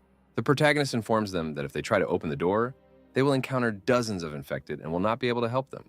They decide to get out of here as quickly as possible, and he takes a rope out of his backpack, saying that the window is the only way out. Before this, he gives orders to Shaana and Bella to go ahead and clear the way for them. At that very second, they rush out the window, and Emmett, stunned, manages to say at the end that they are on the 4th floor. Without experiencing any difficulties, the girls descend to the ground using outdoor air conditioners as support. Once on the ground, they both begin to deal with the zombies with unshakable confidence. Ordinary walking dead do not pose any threat or resistance to them, and they deal with them in an instant. Meanwhile, Edward begins to slowly descend, using a rope that turns out to be slightly shorter than necessary. He informs Emmett that it is their decision whether to jump or not, and he will only wait for them for 2 minutes. Meanwhile, the door to the room they were in all this time is destroyed, and the infected begin to break into it. Michael, who had already started to descend the rope, urges Emmett, who clearly does not want to become their lunch. Using all the accumulated adrenaline in his blood, the green-haired guy finally decides and jumps out of the window. Having successfully reached our land, the protagonist orders everyone to immediately get up and get out of here because they have little time. Meanwhile, corpses of the infected begin to fall from the window of the very room from which they had just escaped. Edward manages to notice the rage in Shauna's eyes and understands that she is once again getting out of control.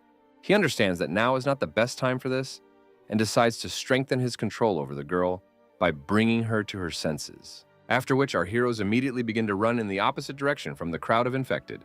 Moving towards the exit, Emmett manages to notice and points to those very survivors who are fighting a crowd of zombies. Edward sees that same group of survivors who are moving forward quite quickly. Our protagonist decides not to get involved in other conflicts and to take a detour without getting into a fight. Trying to make their way through the alley, they come across another crowd of walking dead. Without thinking twice, you realize that they need to break through, and he and the 2 girls begin to fight. Meanwhile, a group of survivors led by the red-haired captain finishes dealing with the remaining zombies. One of the survivors tells the captain that he saw someone fighting nearby. At this point, our heroes continue to fight off countless numbers of corpse eaters. The captain of the group of survivors notices that our heroes are fighting quite well and decides to help them. Emmett notices survivors moving towards them, and Edward orders him not to get distracted. By working together, people quickly fight off all the infected in the area. The red-haired guy notes that Edward is very strong and killed so many zombies without even getting out of breath. He apologizes because he thinks that our heroes lived in this house, and they, together with their group, caused them so many problems. After which, the captain invites Edward and his friends to follow him to their camp, which is located nearby. The protagonist realizes that since Bella and Shaana became zombies, Emmett and Michael are a burden to him. Weighing the pros and cons, he realizes that the best decision would be to leave these 2 in the camp and continue on his way without them. The red-haired captain continues to insist that they go to their camp and meet their boss. Edward agrees, but before leaving, he takes a beret out of his pocket and places it on Shauna's head. He explains this by the fact that although she is now in a stable condition, it is better to disguise her. After some time, they reach the survivors' camp on the first floor of which there is a stronghold. The captain explains that they go on sorties in shifts, and there are also people in the camp working and monitoring the situation. Our heroes begin to move to the second floor, explaining that if something happens, they can remove the stairs and the zombies won't get them. Having climbed up, they see in front of them a stately girl in a suit and glasses who is making some notes regarding the return of the second group. When Edward asks who this girl is, the red-haired guy replies that she records all the losses and gains associated with their teams. The girl continues to keep records, listing various essential items, supplies, food, as well as additional consumables. The protagonist likes the atmosphere in this camp and admits that it is quite good, as is the person who was able to build it so quickly. Moving further and further through the floors of the building, they reach the office of the boss who runs the camp. Entering the office, they see a hooded man licking a lollipop who greets Captain Peter. The man sitting in the chair also reports that it took Peter 3 days to gather supplies, and she thought he had already kicked the bucket. The red-haired captain tries to justify himself, asking not to be angry with him and wanting to introduce his new acquaintances. The person in the chair turns out to be Anna, who is the manager of their camp. Anna and Peter begin to talk to each other about why the captain brought strangers to their camp. Decide to examine everyone Peter brought. A little girl in a green hood notices our main character and points her finger at him. Peter is surprised and asks Edward how Anna knows him, to which Edward replies that he has never seen her. Anna also notices Shaana standing nearby, who is her own sister. Edward finds himself quite confused and hopes that the girl will remain calm and not get out of his control. After turning into a zombie, Shaana still cannot speak, which in turn causes great aggression on the part of Anna. Although the girls are not in the warmest relationship, Anna is slightly upset that her sister is not entirely happy to see her. The protagonist notes that the girl looks angry, but at the same time sad, and perhaps upset by Shauna's indifference. After her thoughts, Anna points towards Bella and her boyfriend, asking who they are and why they came here. The girl looks at Edward very closely, wondering if they have met before. Our protagonist recalls his school years, suggesting that he was quite ordinary and did not stand out from the crowd. A moment later, continuing to look at Edward, Anna notices a dagger sticking out from behind his back. She points her finger at him and says that she remembered how this same guy stole her dagger from her store. The girl immediately begins to demand that the dagger be returned to her, to which Peter, standing nearby, also asks our hero to give it back. Edward is not going to give it back, which causes a storm of emotions on Anna's part. The protagonist explains that humanity is finished and anyone could enter the store and take it, especially since he risked his life and killed a bunch of mutated zombies to take it. The girl says that she doesn't care, and that this is her first dagger, and that he should immediately return it to her, to which in turn, she receives another refusal. At that very second, a tall, white-haired, menacing man appears behind Peter and asks who Anna is arguing with again.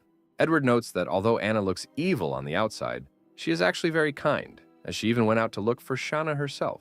The white-haired man turns out to be the camp captain, who was quite happy to see Edward, saying that he saw him killing mutated zombies.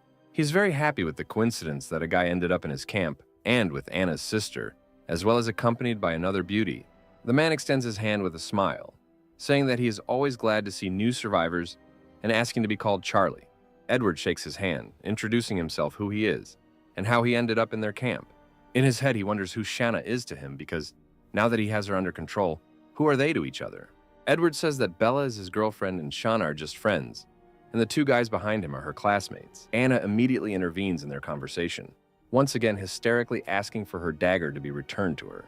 The protagonist explains that he is not going to give it up because he risked his life, and Charlie tries to resolve the growing conflict. The camp captain orders Anna to calm down, saying that she should be happy to see her sister and that they all need to talk in a calm atmosphere.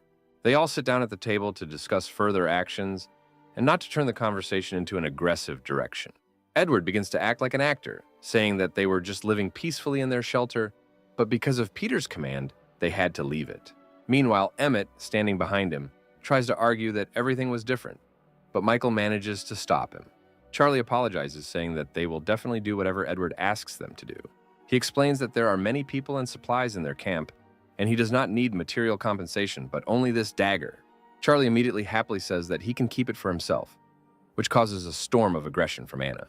In his head, the camp captain knows that giving the dagger to a man capable of single-handedly killing a mutated zombie is worth much more. After a few seconds, Anna decides to take the dagger from the main character on her own and tries to hit Edward, but hits his hand. The protagonist looks menacingly at the girl, warning that he will not stand on ceremony with her despite her relationship with Shaana. And this is the last warning. Anna tells him not to stress over such a trifle, after which she decides that she needs to get some fresh air and goes for a walk. Charlie once again apologizes for the loss of their shelter and supplies and invites them to join their camp. Edward thanks them for the offer, saying that he and the girls have some unfinished business and won't be able to join them right now. After which he reports that his friends Emmett and Michael would be happy to help and are ready to stay here. Michael immediately agrees to join the camp, realizing that he can no longer hang around with Edward, who is completely indifferent to him. Charlie is very happy with this pressure. They say that now he is one of us, and he will treat him like a member of the family. Emmett is clearly saddened by this outcome, but deep down, he knows that he is a burden to Edward. But he still decides to agree to the captain's offer, which brings a wide smile to his face. After resolving the issue with his classmates, Edward says that they will not be able to stay at the camp, even for one night, because they have urgent matters to attend to. Charlie agrees not to force them to stay and expresses his hope that they will meet again. Edward takes Bella and Shaana with him, trying to get away from the camp as quickly as possible, and also saying goodbye at the end. Moving along the exit, Emmett manages to catch up with him, shouting after him that he wants to say something. Edward turns around asking what exactly he wanted in return, receiving a request from Emmett to take care of Shaana. He looks at the girl, saying that even though she is now a zombie, she is unlikely to harm him, and he really hopes that Edward can bring her back to life. The main character puts his hand on the worried guy's shoulder, saying that he will definitely return his girlfriend to her previous state. Finally, Emmett enthusiastically promises to one day become stronger and surpass Edward. The main character agrees with this and then says goodbye, and in his head he is thinking that it is better to live with hope in his heart than to be a realist and understand that they will not meet again. Anna watches them leave from the window, smirking and saying that she will return her dagger another time. Charlie tries to dissuade her from rash actions, but the girl forbids him to meddle in something that is none of his business. Meanwhile, our heroes go to the streets of the city where a huge number of zombies roam. Bella uses her superhuman powers to literally tear the infected apart with her bare hands. Edward, standing around the corner, together with Shaana, understands that his girlfriend can handle such a trifle alone, since Shaana is very unstable. The protagonist is very afraid that he will lose control once again, and the girl will go into a rage. While he was in thought, he managed to gracefully and very elegantly kill all the zombies in the area. After some time, our heroes climb to one of the upper floors of a multi-story building. Edward looks at Bella's sweet face, realizing that she can hardly contain herself anymore. He locks the door, saying that they haven't eaten for several days, and it's time for them to have a treat. After making sure they are safe, he begins to take out zombie crystals from his pocket, and behind him, someone's eyes sparkle. It turns out it was the one that lunges at Edward, knocking him to the floor and trying to take away all the crystals. He tries to calm the girls down by saying that they have killed enough zombies, and there is enough food for everyone. Opening the package, he sees in front of him a large, bifurcated crystal that slowly begins to absorb each other. Taking it in his hands, he suggests that stronger crystals can absorb weaker ones and then increase in size. The main character is overcome with severe pain, and he notices Shaana standing next to him with glowing red eyes. Shaana goes into a rage, trying to break free from the control in order to get the crystal. Since the crystals did not have time to merge into one, he manages to tear them in half, realizing that he has no choice. He puts one half into Shauna's mouth, who swallows it without the slightest hesitation. The girl is overcome with severe pain. She immediately begins to writhe and grabs her neck. Edward runs up to the girl, worrying if everything is okay with her and trying to find out what state she is in now. Shauna's face clearly turns red and her eyes stop emitting hatred and aggression. Within just a few seconds, the spiritual connection between Edward and Shaana begins to send strong streams of energy into his body. The protagonist understands that he needs to calm her down as soon as possible and cannot allow her to get rid of control. Grabbing Shauna's hand, he realizes that her skin is completely cold and yet has a red tint. After the waves stop attacking Edward's spirit link, Shaana loses consciousness and falls into his arms. He, the main character, is very glad that everything worked out and the girl was unable to escape from control, after which he takes her in his arms and lays her on the sofa standing nearby. Looking at the sleeping Shaana, he speculates how she will be able to evolve and what will happen to her in the future. Leaving Shaana to rest, Edward hands the other half of the crystal to Bella, hoping that his spiritual connection will strengthen after their evolution.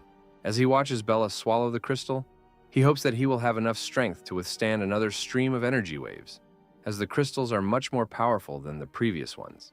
After swallowing the crystal, the girl begins to feel hot. Sweat appears all over her body, and a slight blush appears on her face. Just moments later, Bella's eyes light up with a bright flame, and Edward begins to feel a strong thirst for blood. He is amazed at how much he has to resist in order not to lose control over Bella.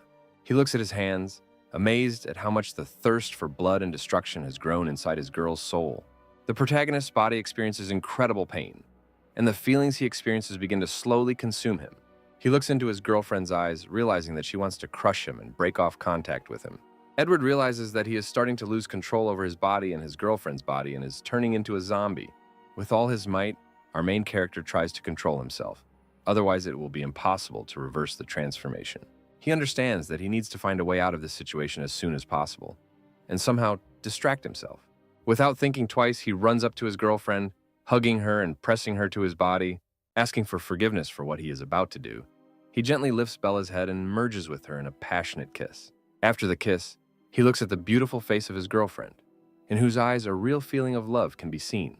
Without trying to restrain himself and losing control, Edward throws Bella to the floor and continues his passionate kisses. After some time, both lovers are lying on the floor looking at each other, trying to catch their breath.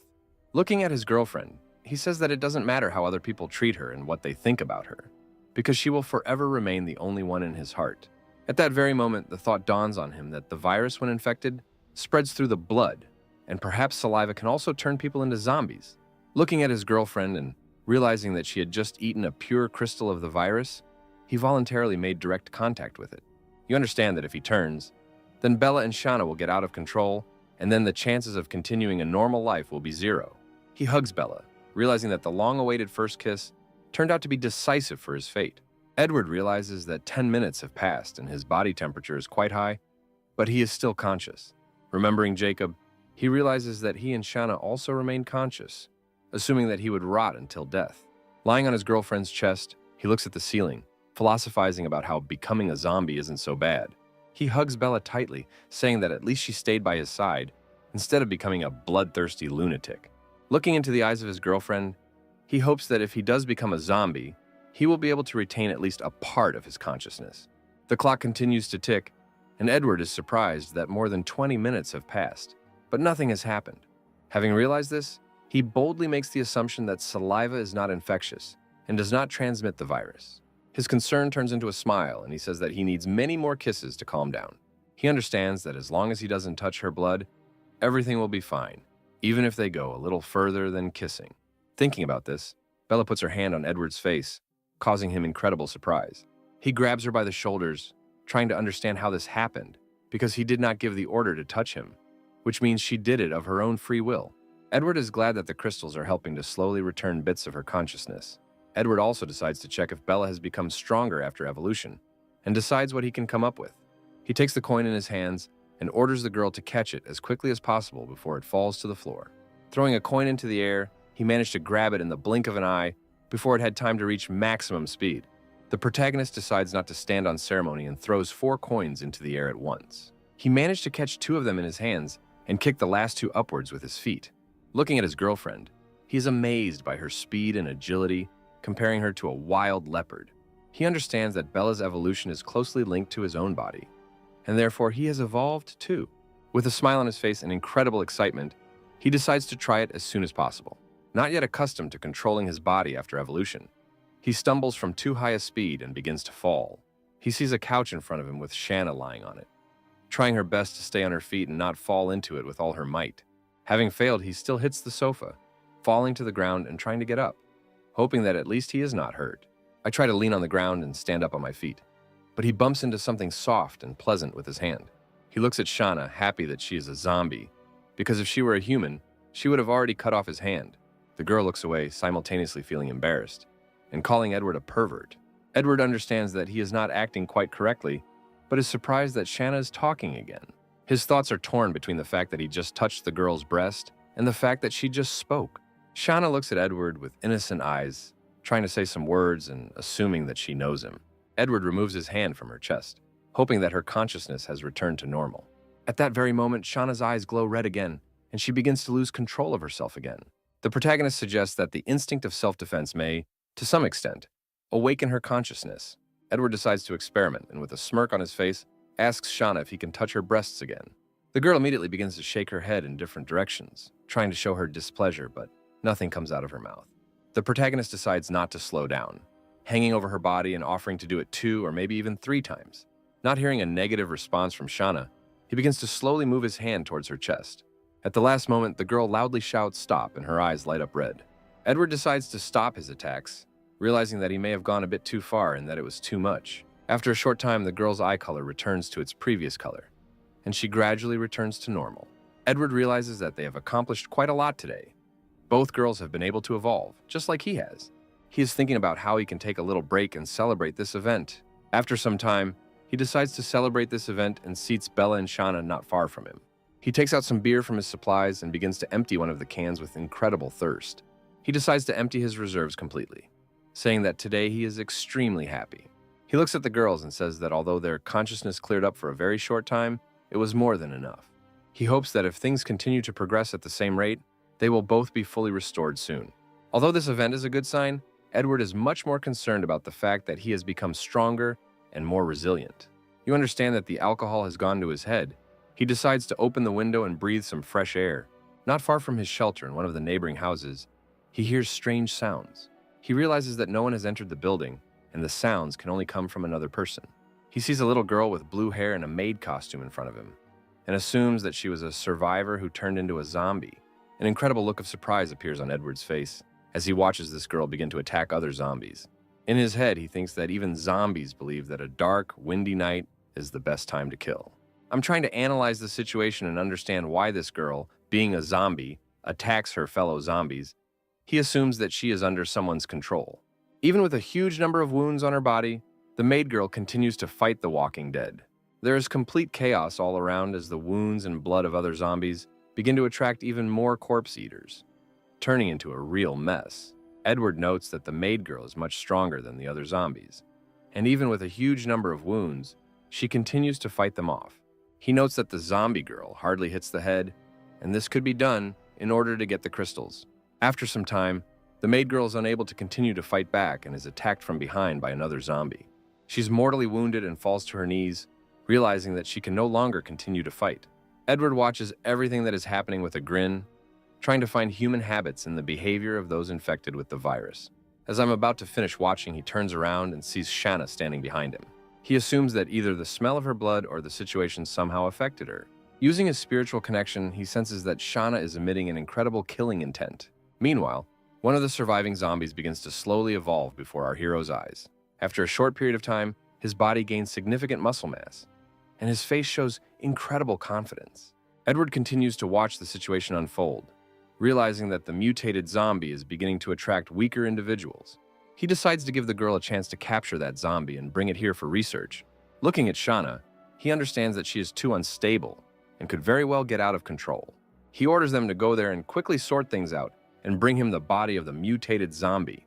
Meanwhile, the mutant continues to deal with the crowd of ordinary zombies rushing towards him. Edward manages to notice that the mutated zombie, in turn, begins to eat only those places where the crystals are located. He gives the order to Bella, and in that very second she finds herself behind the zombie, about to finish him off with one blow. Using his physical skills, he sends zombies into a deep knockout with just one movement of his hand. Our heroes tie the mutant's body to the table with ropes, preparing to begin examining it from top to bottom. Edward takes the dagger in his hands, preparing to begin the autopsy and study of what is happening to the infected body. The girls, under Edward's direction, assist him and help him hold the objects at hand. After some time of performing an autopsy, Edward pulls out an incomprehensible clot of green threads from the zombie's body. He concludes that such thread-like matter has spread almost throughout the entire body of the zombie, especially in the brain. Deciding to make additional assumptions regarding this substance, he decides to smell it and finds out that the smell is similar to a crystal. This thought leads him to a possible hypothesis regarding the structure of the zombie's body, and he continues to perform the autopsy. He takes out a small crystal from the zombie's body with threads sticking out, realizing that every zombie has something similar, but there is so little virus that the crystal is impossible to see. This conclusion gives the answer to why other zombies start eating their relatives. They want to get even more virus and mutate. Remembering the merged crystal, he understands that inside each zombie there is his own, but its parts are distributed throughout the body and gradually merge into a single whole. Looking at the girls, he suggests that one day the crystal will become so small that the zombie will be able to regain his consciousness. There was little virus in Shaana's body, and she ate 3 crystals before it spread to her brain. The protagonist believes that all his conclusions are most likely correct and that Bella will soon be able to regain her consciousness. At this moment, he turns around to hear Shaana's voice asking why he is smiling. He replies that he remembered the time he touched her breasts and, in his opinion, they were still too small. The protagonist realizes that further dissection is pointless and orders his girls to throw it away. Bella and Shaana take the bloody zombie corpse and throw it out the window. After some time, realizing that they are all dirty after the recent events, they go to the clothing store.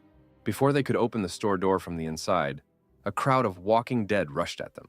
Using his power, Edward manages to take control of all the infected present. After which, in the blink of an eye, the girls manage to deal with all the zombies standing in their way. Edward takes Bella by the hand and leads her to the locker room to help her change clothes since she can't do it herself. A few minutes later, the girl comes out in a new, beautiful snow-white dress that emphasizes her figure. After this, the main character notices how Shaana has already started choosing a dress for herself, and apparently, her consciousness returns faster than he expected. He looks at the red traditional dress, sleeveless, which the girl has chosen. They say that it is not suitable because it is too noticeable. Imagining her in this dress, he thinks that it doesn't really matter if she wears it when they are alone. Edward rummages through the shelves of the store, trying to find a more suitable outfit for the girl, and hands her one of the options. He also remembers that apparently Shaana won't be able to change her clothes herself and goes to help. After some time, the girl finds herself dressed in a beautiful black dress, and artificial cat ears are visible on her head. Edward smiles slyly, admitting to himself that he has excellent taste. Just as I was about to leave for the store, he suddenly stopped and noticed a group of people outside. These people turn out to be Michael, Peter, and Anna, who are staring at the zombie corpse. Looking at the captain's bloody axe, he understands that they risked themselves greatly to come here. But for what?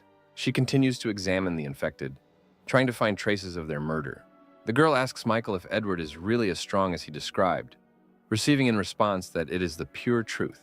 She says that she will understand whether Michael is an enemy or not when they find the main character. Peter says that they could have already left here, to which Anna objects that she must deal with him today. The captain is cautious, assuming that even if they find him, he's too strong for them. The girl starts screaming and orders not to whine, because Edward wasn't able to kill them all alone. She suggests that all of Edward's power lies in Shaana, who will leave him as soon as she sees her. Anna declares that it doesn't matter what method they use to catch him today and rushes forward. Watching everything that was happening from a safe place, Edward did not understand how a simple dagger could have so excited the girl. He smirks as he says that she has set herself the impossible task of finding him in such a big city. He gives the order to climb onto the roof of the building with deft movements of his body to survey the area. He sees the 3 survivors heading straight towards him at a very fast speed. Edward assumes that Anna knows his approximate location, but does not know where he is exactly. Trying to run away and hide somewhere, he stumbles upon a computer club. Once inside, he encounters a number of infected and decides to make his way further to the upper floors. Meanwhile, Anna, accompanied by 2 guys, is already very close to his shelter. At that very moment, another infected person bursts into the room where Edward is conducting surveillance. He immediately decides to take him under his personal control, deciding how to teach the persistent girl a lesson as soon as possible. He sends a controlled zombie to attack Anna, but she manages to dodge it at the last moment. The girl is perplexed, trying to understand how the infected set up an ambush and managed to use a weapon.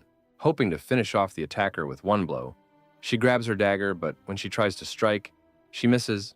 This causes even more shock to everyone present, as normal zombies are not capable of moving in this way. After which the puppet tries to make another attack, which Anna manages to block, but realizes that the zombie is very strong. Peter takes out his axe and immediately rushes to help the girl, while Michael sits on his haunches and shakes with fear. While Anna and Peter are busy fighting with the puppet, another zombie's hand manages to cover Michael's mouth and grab him. Trying to combine her attacks, the girl manages to cut off 4 fingers of the infected and knock the weapon out of his hands, giving the captain the opportunity to attack. At the last moment, Edward's puppet manages to dodge to the side and stay alive, after which the zombie retreats and goes into the alley, leaving Peter and Anna even more confused. He tries to lure them after him, which causes aggression and rage in the girl, after which they both remember that they left Michael alone, but turning around, they notice that he is missing. Peter suggests that he might have escaped, to which Anna says that he might have defected to Edward. These conclusions suggest to her that our protagonist is most likely somewhere nearby. She remembers again that that zombie was acting too strange, and they don't know how many of them there are. She tells Peter that first, they need to deal with the zombie that attacked them. The guy says that she should forget about it and need to go to the camp, because apparently the zombie that attacked them was intelligent, and they are not ready for this. Anna says to get out of the way if he doesn't want to go with her. She will be alone, and he should wait for her here. Peter bends down to tie his shoelaces, and at that moment, the silhouette of another zombie appears behind him. Edward, who is watching everything that is happening and continues to control the situation, realizes that he has successfully separated all the survivors, and now Anna is left alone. He understands that she will soon be near his location and is preparing to teach her a lesson.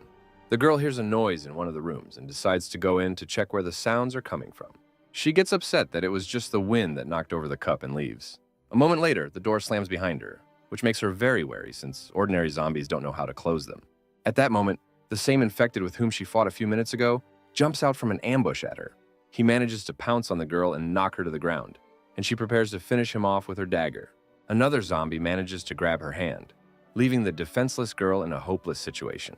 In her thoughts, Anna is already preparing for death, realizing that she will be eaten alive. The girl is surprised, not understanding what is happening, as one of the zombies puts her stomach on his knee, and the second one standing behind her starts spanking her on the buttocks with all his might. But she continues to not understand what is happening at all and frantically begins to beg for mercy. Meanwhile, the second zombie, who is holding her on his knee, tries to kiss her. The girl starts to sob and cry, begging that she doesn't want to be raped. After some time, Anna loses consciousness, and Edward decides to stop bullying her. He takes her to a safe place and tries to bring her to her senses when you talk to her.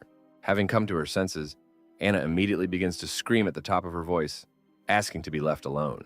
She notices Edward standing in front of her and asks how he ended up here and where the zombies who beat her went. She also asks if he saw anyone else from her squad and why he saved her. Edward replies that the girl screamed like she was being cut and he no longer had a choice, which makes her angry. When Edward asks if she even wants to thank him, Anna says that as a token of gratitude, he can keep the dagger. Edward asks that for her, her life is worth exactly the same as a piece of metal. Anna says that she has nothing more to offer him in return, and tries to find her own blade in her bosom. Edward takes it out of his pocket and points out that it is not her place to decide what to do with his things. She starts jumping in front of Edward's face just to give her back her property.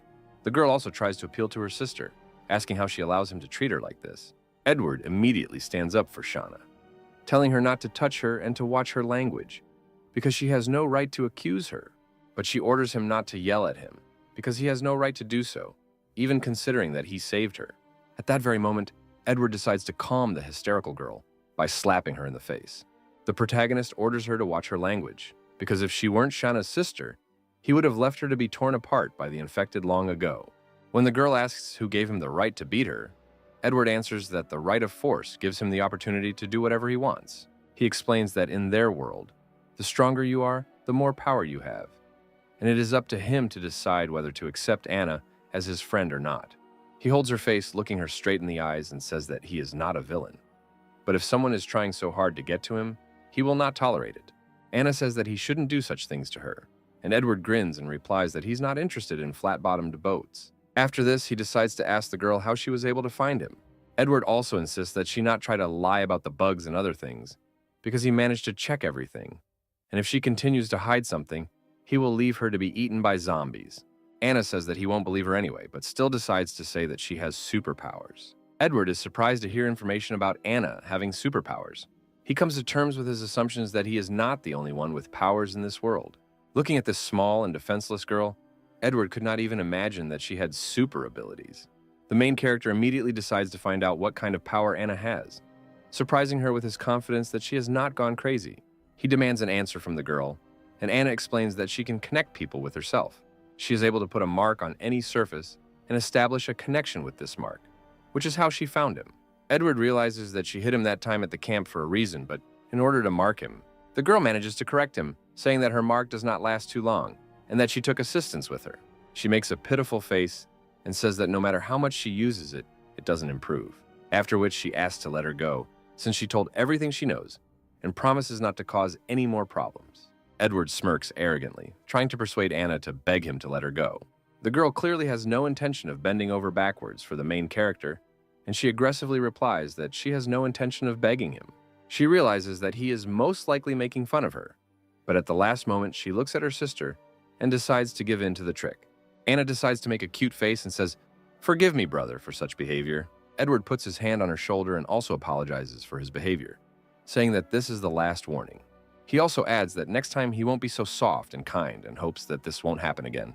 As he leaves, he turns around and tells Anna to remember this moment and not to irritate him anymore, because there will be no second chance. Anna watches Edward leave in the company of girls and thinks that she can't just let him go. At the last moment, she manages to call out to her sister Shaana, asking her to stay for a few moments. She hands her something very small, green, and they say it's a gift from her grandfather. The main character notices this, and trying to find out what she's doing, the girl hurries to leave as quickly as possible and say goodbye. Edward approaches Shaana and notices that Anna has placed a small, fine-quality jade pendant around her neck.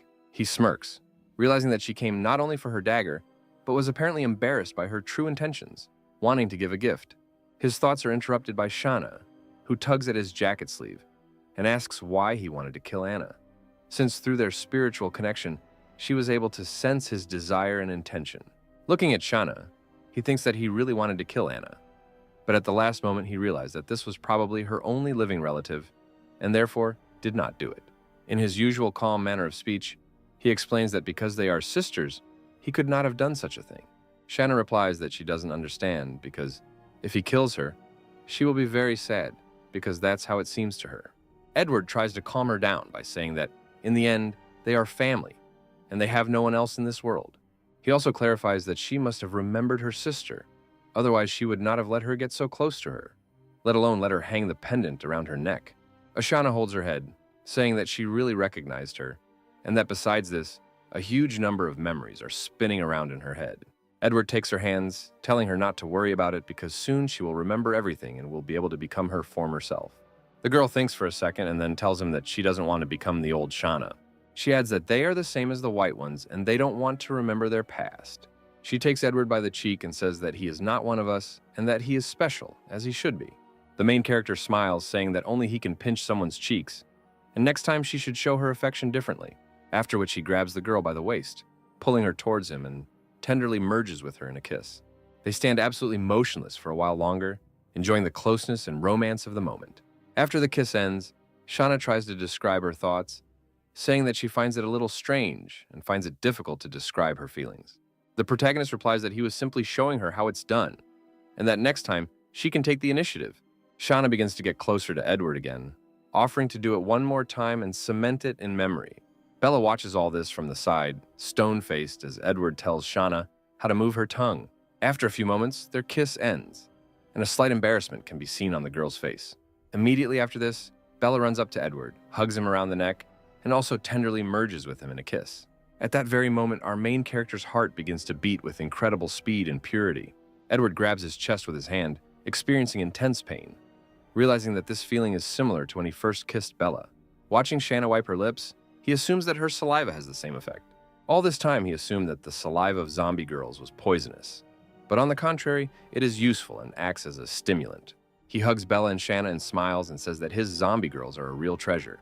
After that, he remembers that he left Peter tied up in one of the rooms, and after he comes to, he can easily get out. Well, he's not going to just let Michael go, because his assumption that he would keep a low profile has been shattered. And besides, he knows too much.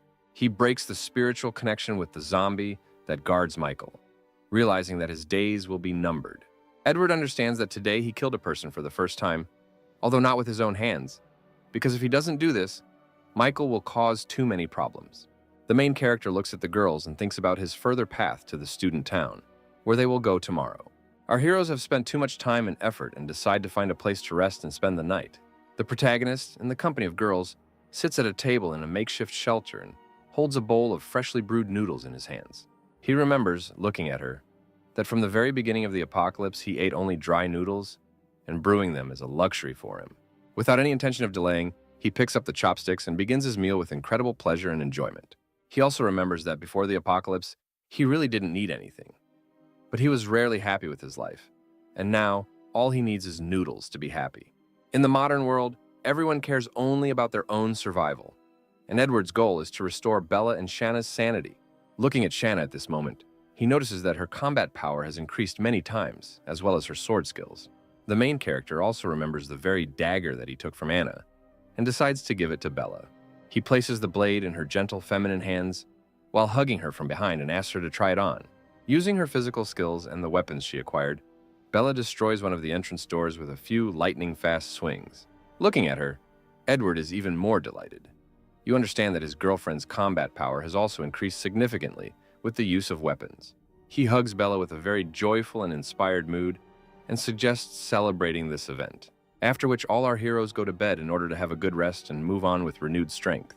The next morning, Edward wakes up to find two girls staring at his sleeping body. When he asks glad that he woke up early enough, and they didn't have time to bite him in his sleep. Having collected all his things, Edward goes to the roof of the building and is told that today they will have to collect supplies. He uses his spiritual connection and takes control of several weak zombies, sending them to collect food from a nearby store. He also sends one of them to get a box of bottled water, assuming that it will be too much, but it is better to take some in reserve. With Bella and Shaana under control, he realizes that 3 more weak zombies are his limit, and he needs to get more crystals for evolution. He also sends another infected person on reconnaissance, remembering that there should be a shopping center in that direction. His guess is confirmed by dreams, and the zombie scout reaches a huge shopping center, which is clearly filled with a horde of zombies. Having collected all their supplies, they head to that same shopping center and go around it from the back entrance. Edward carefully plans all his actions, realizing that at the beginning of the epidemic, people were rushing to the exit, so most of the infected will end up on the first and second floors. He also understands that the staff area will be much safer, but he still needs to keep his eyes open. The protagonist orders Bela to go forward and Shaana to cover their group from behind and be extremely careful. Our heroes begin to move and make their way inside the building, slowly but surely reaching the 3rd floor and not meeting a single infected person on their way. Edward suspects that something is wrong because there is not the slightest reaction from Bella and Shaana. Moving further into the building, our heroes still come across a number of infected and decide not to attract unnecessary attention. The main character remembers that the 3rd floor was mainly used for selling clothes, and in the center, there was a supermarket, and most likely there was something interesting there. Our heroes move further and further into the shopping center, hoping that they will encounter mutated individuals on their way. At some point, Shaana stops and wants to ask Edward a question that worries her, because it seems to her that something is wrong. At that very second, someone suddenly grabs the girl from around the corner and drags her away after him. Edward, accompanied by Bella, immediately rushes after the attacker in order to save Shaana. Meanwhile, the girl finds herself pinned to the floor, trying to defend herself with her katana. Apparently, one of the mutated zombies in the mall that attacked her is baring its teeth with the desire to tear her apart. A few moments later, the door opens and an alarmed Edward runs into the room, running to her rescue.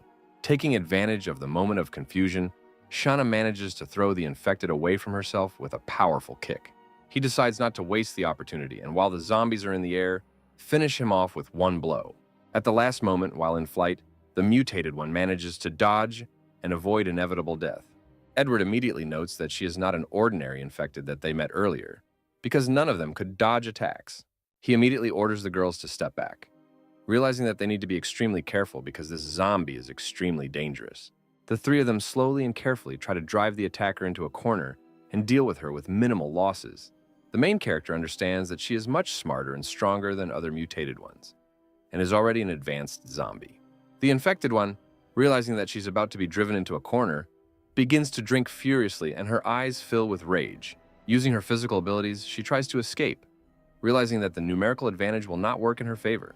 Shaana immediately manages to react to her attempt to escape and tries to strike with a katana, which the infected one immediately manages to block. At this point, Edward tries to confuse the attacker by trying to take control of her with his spiritual power. His level of evolution turns out to be completely insufficient for such manipulations, and the attempt turns out to be unsuccessful. The main character manages to feel his weakness with his whole body, as the rupture of spiritual energy occurs very quickly. The mutated girl clearly doesn't like this, and she immediately rushes towards Edward with the desire to tear him to pieces. Her speed clearly exceeds the reflexes of our protagonist, and before he can react, he finds himself pressed into the ground. The zombie reaches its mouth towards Edward's face, wanting to tear off a juicy piece of flesh. Trying with all his might to defend himself from the attack, the main character manages to grab the attacker by the throat, after which, with a powerful blow from his right hand, he hits her in the face, causing the mutated woman to lose several teeth. At this point, rage takes over the zombie's mind even more, and it begins to control both of Edward's hands. In a fit of anger, she squeezes our protagonist's shoulder with all her might, causing bones to crunch. Screaming in pain, the protagonist immediately orders the girls not to hesitate, and to deal with the attacker as quickly as possible. Bella and Shaana at that very second find themselves behind the zombies, about to deliver the decisive blow. In an instant, both of the mutated zombies' arms are severed and sent flying. Apparently, the infected one didn't even have time to realize what had happened and simply began to scream in rage. At that very moment, the freed protagonist manages to throw her off himself with a kick. Holding his shattered shoulder with his hand, he orders her to be finished off as quickly as possible. A few lightning-fast swings of the blades leave the lifeless body of the mutated one lying on the floor. Our heroes realize that due to the noise that has arisen, a crowd of ordinary infected is already moving in their direction. Not forgetting to take the crystal, they decide that now is the time to retreat and recuperate. Having escaped from the building, the girls help the wounded Edward get to the nearest shelter as quickly as possible. Having reached a safe place, the main character groans in pain and asks to be more delicate with him. Realizing that Shaana is not doing a good job of bandaging wounds, he asks Bella to do it. Edward suggests that his control over her is too weak, and that Shaana is wrapping the bandages too tightly and may only cause more bruises. Thinking back to his last fight, he guesses that the girl was stronger than both Bella and Shaana combined. Looking at Shaana, he thinks that if they both become advanced zombies, it would be amazing. His thoughts are interrupted by another crack of his own bones, as he has weakened his control over Bella. Edward immediately manages to make a funny face, and realizes that he cannot be distracted even for a second. Having finished binding our wounds, the heroes decide to think about their plan of further action. The protagonist decides that now is the best time to divide the crystal they obtained between the girls. Before dividing the crystal, at the last moment, Edward decides to smell it, and finds out that it tastes delicious to him. Remembering his past feelings, it seemed to him that the crystals smelled bad, but now, in addition to the opposite, he wanted to eat them. He assumes that the girl's thoughts influenced his consciousness, because for an ordinary person, such behavior is very strange. The main character breaks the crystal he received in half and decides to give each of the girls one half. Shaana decides to give the more concentrated portion of the crystal to Bella and places it in her mouth. After absorbing the crystal, the girls begin to be covered by a wave of energy and pleasure. After some time, joy and pleasure are replaced by a fit of wild aggression, and their eyes light up bright red. At this point, the protagonist realizes that they are both starting to evolve and that he needs to be on guard. Using his spiritual power, he feels that this crystal is much stronger than those that were before, and they cannot be allowed to take control into their own hands. This time, the evolution processes took much longer than before, and at least 3 days passed. After this time, Edward calmly exhales, happy that everything happened without unnecessary complications. His joyful jubilation is interrupted by Shaana, who suddenly says that she remembered something. What he heard evokes surprise on the protagonist's face, and hopes that the girl has regained her memory. Shaana points her finger at him and says she remembers him hitting on her some time ago. She describes how he touched her breasts, took off her clothes, and, under the pretext of bathing, groped her. Edward, who clearly had not expected such a reaction, hoped that, having regained his sanity, the first thing he would do would be to pay and thank him for saving his life. Looking into his eyes, Shaana adds that she thinks that in the human world, this is called harassment. Decide to change the topic, the main character decides to clarify whether she remembered anything else about her past life. With a saddened look, the girl replies that she thinks she should have a huge number of memories, but her entire mind seems to be in a fog. The protagonist realizes that she only remembered what happened after she was infected, but does not remember everything that happened before that. Shaana tries to console Edward by saying that she is happy with everything and that the situation is not as bad as it could be. He chuckles as he says that her recovery is in full swing, and she's now even able to understand emotions. Having collected all their things, our heroes move on because their goal lies in the student town. After some time, our heroes find themselves in a picturesque area, decorated with a huge number of neon signs. Edward realizes that the campus is at the opposite end of the street and decides to send the little zombie to scout it out. He sends the zombies forward and decides to explore the surroundings, amazed by the number of corpses that are here. At this point, Shaana interrupts him, asking why he doesn't like the smell. The main character turns around and sees on her face genuine surprise and incomprehension of what is happening. He is quite taken aback by this question, not understanding how to explain to a zombie that an ordinary person cannot like the smell of rotting bodies. Shaana says that she likes this smell, but if anything, she can pretend that she doesn't like it. Edward grabs his head, asking the higher powers what is going on in women's heads.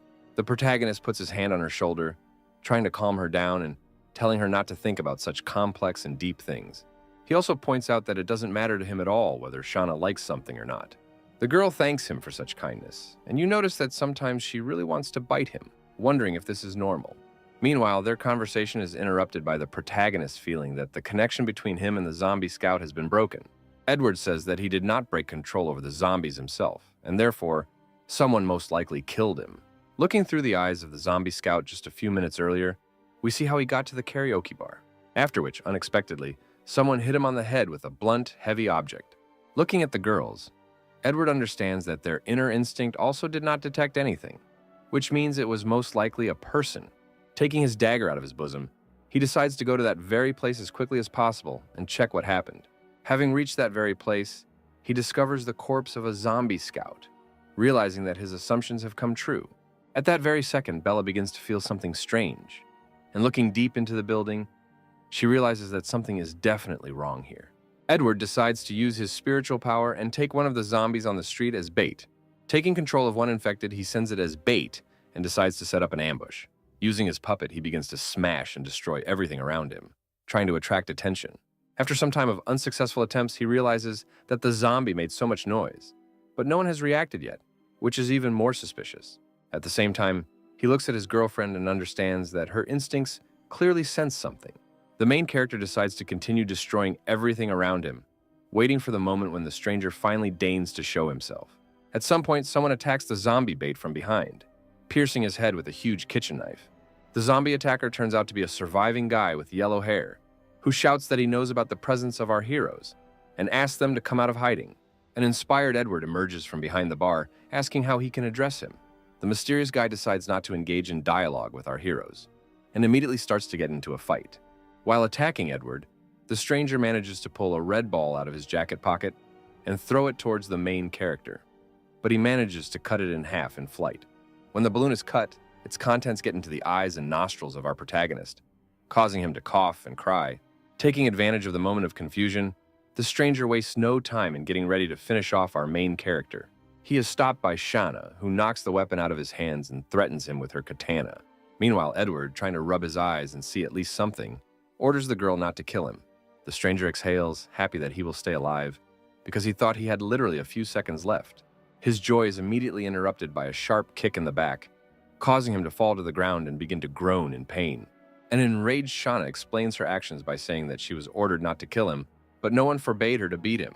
The girl grabs the stranger by the collar, giving the stranger several slaps and warning him not to make any sudden movements. Meanwhile, Bella takes out a rag and a bottle of water from her supplies and tries to wash our main character's eyes. Having regained his ability to contemplate the world around him, Edward notices the weapon with which the stranger tried to hit him. He realizes that he is holding a sharpened file in his hands, scratches covered in zombie blood, which is enough to kill any survivor. The yellow-haired guy standing in the corner asks, with a displeased look, what they are going to do with him and what they want. He tries to justify himself by saying that he simply wanted to escape from the bandits, for whom he mistook our main characters. Edward points out that the stranger is too familiar with the surroundings, therefore he lives here. He also notices that the guy is trying to divert their attention from something important that he is trying to protect. The main character notices that the guy is starting to get nervous and trying to explain that he has nothing but a handful of supplies and that he himself is starving here. The protagonist, with a menacing look, orders him to answer the question if he does not want to part with life. Is there anyone here besides him? Plucking up his courage, the guy replies that they can do whatever they want with him, and that his life is in his hands. Edward decides to let him go, saying that if he doesn't want to confess, he'll have to search every corner here himself. He orders Bella to hold this guy tightly and comb the entire building with him.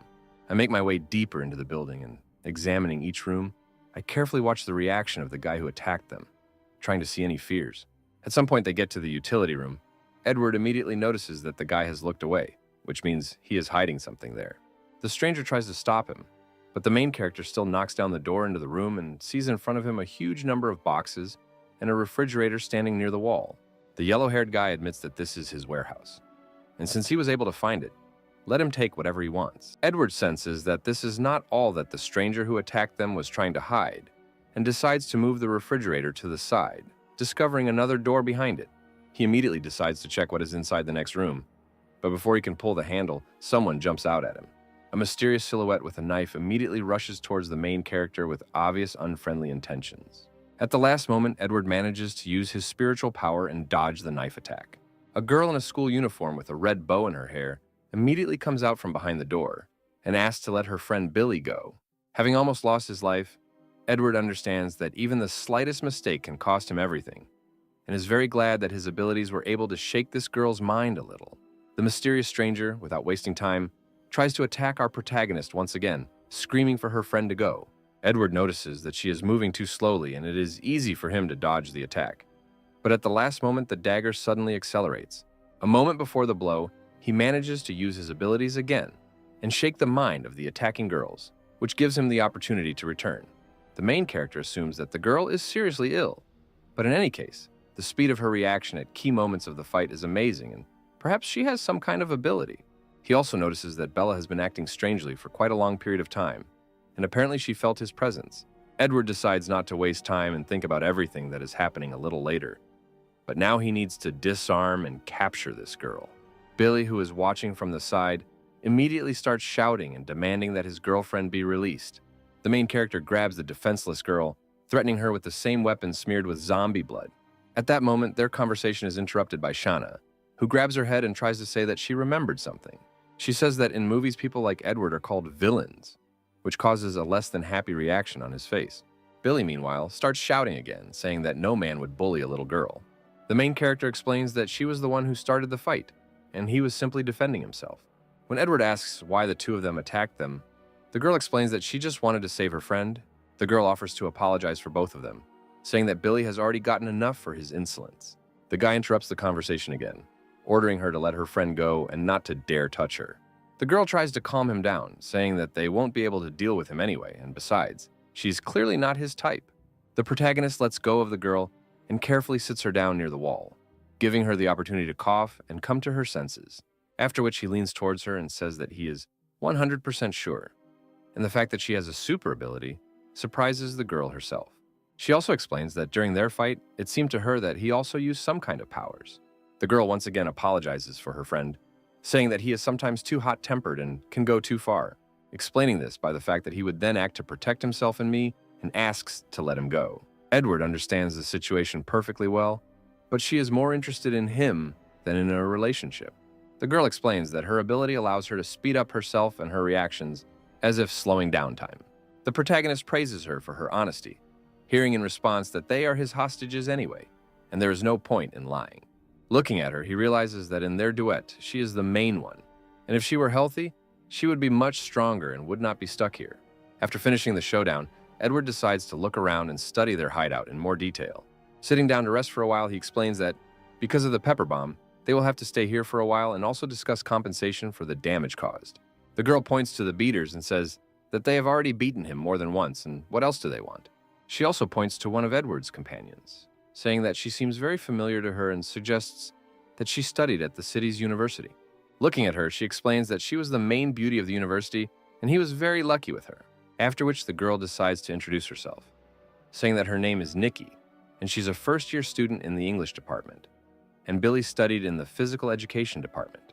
Also, Nika asks not to be angry with his friend, saying that he is a very good guy, just a little nervous. Analyzing everything that happened, the protagonist realizes that these two had problems because of unfriendly survivors.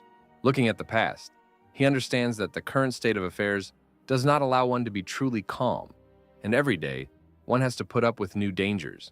Nikki also decides that this student is how they ended up here, assuming that, like them, they ran away from the campus. Edward replies that, on the contrary, their path lies precisely in the direction of the student town, which causes a real shock among their new acquaintances. Billy starts screaming again, saying that the three of them have gone crazy because he and Nikki barely got out of there alive. The girl tries to explain to the main character that it would be easier to go to the suburbs and find some shelter there, with food supplies, and wait for help from the government. Edward understands that Nikki is a very smart girl, and if Bella and Shaana weren't with him, he might have done just that. He explains that he needs to do something there, and asks to share information with him since they were there. Billy enthusiastically reports that Edward is lucky because his girlfriend was the main savior of the university team, and she knows the situation on campus well. The main character understands that although Billy is a good fighter, he is not very smart and intelligent because he literally gave himself away. Nikki explains that she was part of a not-quite rescue team, just a few students and teachers who had huddled together. Edward agrees that the university is not small at all, and it is not surprising that there are such associations there. The girl informs that initially there were 55,000 people there, and at the moment there are at least 3,000 survivors against a huge crowd of infected. Having heard such numbers, Edward decides not to show his joy, hoping that there will be a huge number of mutants there. Nika also adds that all 3,000 survivors do not have a common command and are divided into small groups throughout the town. She also adds that in the largest team of more than 200 people, there are very few supplies there, so most are planning to escape from there. There were more than 30 people on her team, but in the end only 10 made it out, and in the end only the 2 of them remained. Thinking about the next plan of action, Edward is upset that due to Nikki's health, he will not be able to show them the way. Bailey again begins to object, saying that he has gone crazy because she is already weak and is not obliged to obey his every whim. The girl immediately shuts up her best friend, saying that she has the right to decide what to do. The guy tries to justify himself by saying that he and Nikki are one team and he tries his best to take care of her and protect her. Edward immediately objects to this statement, asking why he locked her in such a place and watches her slowly die. Nikki immediately orders his friend to shut up if he doesn't want to get beaten up again. Billy falls silent and quietly grinds his teeth, thinking to himself who this guy even is, that he has the right to yell at him. The main character says that he doesn't want to cause her any problems and asks her to simply draw him a map, and they will be even. Nikki immediately objects with confidence and composure on her face, saying that she will go with them. Looking at the trio of our heroes, she asserts that she will find the strength and courage to accompany them to the campus. Her friend immediately tries to object, trying to dissuade her from such a reckless undertaking, explaining that it is too dangerous there and it is not worth going there. Nikki explains that the days go by and she only gets worse and she doesn't want to die, she definitely doesn't have an illness. The girl claims that she will not become ballast and will help her along the way, but on the condition that he can take them to the university hospital. When Edward asks her why she needs to go to the hospital, they will return to their rescue team. She simply smiles sweetly. The girl explains that she just wants to find some medicine in the hospital because it is better than just waiting to die. The protagonist understands that this layout is much better than going at random according to the map or information received verbally. Looking at Billy, he understands that the 2 of them definitely won't get there, and in their place, he would have done exactly the same. Edward admits that this girl is very smart and knows how to conduct an equal exchange. These are the kind of people who fit perfectly into the world of the apocalypse. The protagonist immediately decides to set several conditions, saying that if they are in danger due to their fault, then his team will be a priority. Nikki asks to look at her and answer honestly whether, in his opinion, she can cause trouble. Billy, standing nearby, also agrees that everything should go smoothly along the way, without any visible incidents. Edward says that it is too late to set out today and he planned to find shelter to wait out the night. The girl suggests that they all stay here because it is safe and zombies do not come here, to which the main character happily agrees. Nikki also decides to find out how many people with superpowers Edward thinks there are. He thinks, remembering that until now he had only met Anna and Nikki herself, and each of them was useful in their own way. Shaking his head from side to side, he says that in his opinion, there are not so many of them, and they are very rarely an exception. The girl adds that as far as she knows, there's only one other person with super abilities at the university. But he is bad, and it is better not to meet him. Edward also decides to clarify how exactly the girl received her ability in return, and that she has had it since birth. Thinking over the information received, the main character comes to the conclusion that the superpower is still a mystery, because he still has very little information. Having finished the conversation, the main character says that they will look for another room for themselves, and they will let them in here. Billy already wants to object why he's trying to be alone, but Nikki immediately stops him and asks him not to stick his nose where it doesn't belong. Finally, Edward looks at his new acquaintances, glad that they are very good people and agreed to help him, after which, accompanied by the girls, he leaves the hidden room and goes in search of the room. Nikki is glad that their new acquaintance behaved quite well with her, although it is unlikely that she would have been able to do anything if he had started threatening her. She also says that Billy may hate him, but he must understand that his power clearly puts him a step above them. Meanwhile, in Edward's room, Bella and Shaana are looking at a green glass bottle with childish delight. Shaana picks up the bottle and says that she remembers that if she drinks its contents, she will feel better.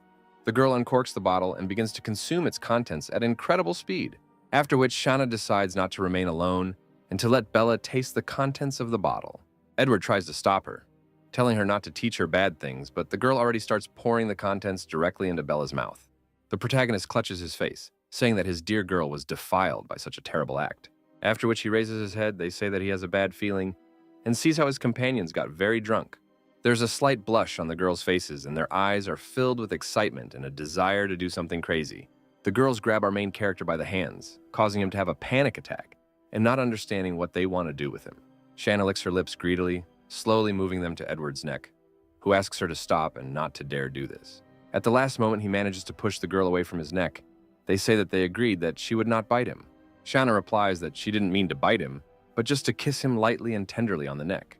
Alarmed, Edward says that the kiss was just an excuse and that he thinks she actually wanted to bite him. Meanwhile, Bella also begins to pull her lips towards the protagonist's neck, forcing him to fight off two girls at once.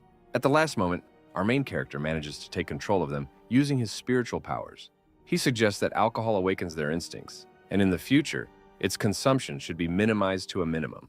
A moment later, the door to the room suddenly opens and Billy enters, shouting what is going on here. He notices Edward sitting on the couch hugging two beautiful, sweet girls. Billy immediately apologizes and abruptly closes the door, saying that he will not disturb them anymore and asks for forgiveness. Standing behind the door, he silently envies, realizing that it was not even dark yet, and he could not imagine that they were so shameless. Meanwhile, Bella and Shaana stop pestering Edward, making him happy that the girls are sobering up as quickly as they got drunk. Looking at them, he decides to scold them thoroughly, saying that they will not get another drop of alcohol. Edward says it's a shame there's someone outside the door, otherwise they could have a lot of fun without alcohol. Shawnee wonders how they could have fun in return for receiving that they could play a very interesting game. After which Edward puts his hand on the girl's head, gently stroking it, and says that she will learn about this game next time. The three of them go to bed, realizing that they need to get a good rest and get up early tomorrow and hit the road. The next morning, they were knocking on the door trying to wake up our heroes, while simultaneously eavesdropping and trying to understand what dirty things they were doing there. Suddenly, the door to the room opens, and a disgruntled Shaana looks at him with a threatening look. Billy understands that it is better not to anger her if he does not want to get hit in the face again, and asks them to get ready quickly, because it is already dawn. A menacing girl with an imperturbable look, without a single movement of muscles on her face, orders him to get out of here immediately. Meanwhile, inside the room, Edward says that he simply asked to be sent away, not to be scared half to death. At the same time, he tries to put boots on Bella's foot, asking her not to fidget in one place. At the same time, Nikki looks into the room and asks Edward if he really loves Bella so much that he even dresses her himself. I understand that everyone has already woken up a long time ago. The main character asks if they are all ready to set off on their journey. Having collected all their things, they begin to move towards the campus. Looking after him, Nikki wonders how great Edward's power is if he is accompanied by such girls. After some time, our heroes find themselves very close to the campus. When Edward asks how much longer they have to go, Nikki replies that as soon as they exit this alley, they will run into a wall, which they will have to climb over in order to get inside. The girl also explains that this is how they managed to escape, and now probably this is the safest way to get inside. She also adds that there will be the most zombies in the dormitories, and it is unlikely that their number will be higher anywhere else in the area. Nikki asks him not to worry because she is not lying to him and perfectly recognizes his strength, to which Edward smirks. The girl also turns to Billy and asks him to give him his weapon, which originally belonged to her. The main character remembers that very bloody file, asking how much time it took to sharpen it like that. He throws it over himself towards the confused guy, who falls to the ground in the hope that he will be able to catch it. At that very second, Nikki, using his superpowers, manages to catch the weapon by the handle, without allowing himself or his friend to get hurt. The guy looks menacingly at Edward, realizing that he did all this on purpose. Our hero's ranting is interrupted by a bunch of zombies that suddenly appear from around the corner. Without thinking twice, the protagonist orders Bella and Shaana to deal with the crowd of infected as quickly as possible. Looking at Edward, Nikki suggests that his abilities most likely allow him to influence the mind of an opponent, even if it is a zombie. In battle, any delay can be fatal, and coupled with the strength of his two companions, their team is virtually invincible. Having dealt with the infected, the warrior looks at the bloody Shaana and falls into a slight horror. Nike approaches our protagonist, enthusiastically saying that he has a very strong ability, and he in turn also praises her powers. He understands perfectly well that she is amazing. She has a strong ability, and she is not afraid of danger, and is ready to fight her illness. After some time, our heroes reach the right place, and Nikki points to a fence standing next to them. She also adds that to get inside, all that is left is to climb over this wall. The girl says that, judging by the traces of blood on the wall, the zombies tore off someone's arm, and most likely he didn't last long, and the zombies ate his body. Don't waste time, Edward is already on top of the wall and asks everyone present to hurry. Together with Bella, they climb over the wall in the blink of an eye and ask the others to follow them. Nikki smiles and asks if Shaana will go first, to which she says that she will cover them from behind. Billy immediately decides to help her friend by creating an improvised trampoline out of her hands. The girl jumps over the wall, but at the last moment she trips and begins to fall down to the ground. Just before landing, Edward manages to catch her and holds her, the princess, in his arms. Billy, who is keeping up with them, notices this situation and immediately decides to attack the main character, asking what he is allowing himself to do. The girl asks her friend not to be stupid because she was simply caught so that she wouldn't fall. Also, Shaana, standing behind him, expresses her dissatisfaction with his gaze and asks him not to do that. I warn you that if he looks at Edward like that again, she will hit him in the face like last time. Having climbed over the wall, our heroes begin to move deeper into the campus. The protagonist decides to ask how much longer they have to walk through this park, and Nikki answers about 8 minutes. She says that this path is safer, and there is no need to turn anywhere. Just go straight ahead. You also add that when they ran away from here, they were chased by zombies. Perhaps they are still somewhere in the park, and you need to be careful. Shaana immediately looks towards Nikki, asking her not to worry because if anything happens, they will be able to stand up for themselves. The girl smiles sweetly, explaining that she simply warned him, since it was part of her duties. Watching their conversation, Edward smiles, realizing that Shaana's consciousness is recovering at a fairly rapid pace. His thoughts are interrupted by a zombie that has been waiting for them in ambush, suddenly jumping out of the bushes. He quickly gets closer to Nikki, but she manages to use her superpowers. She pulls a razor blade from her pocket and plunges it straight into the chest of the attacking infected. The last moment turns out that this blow is not enough, and the zombie is still alive. The enraged infected manages to hit the girl with his right hand, causing her to fall to the ground.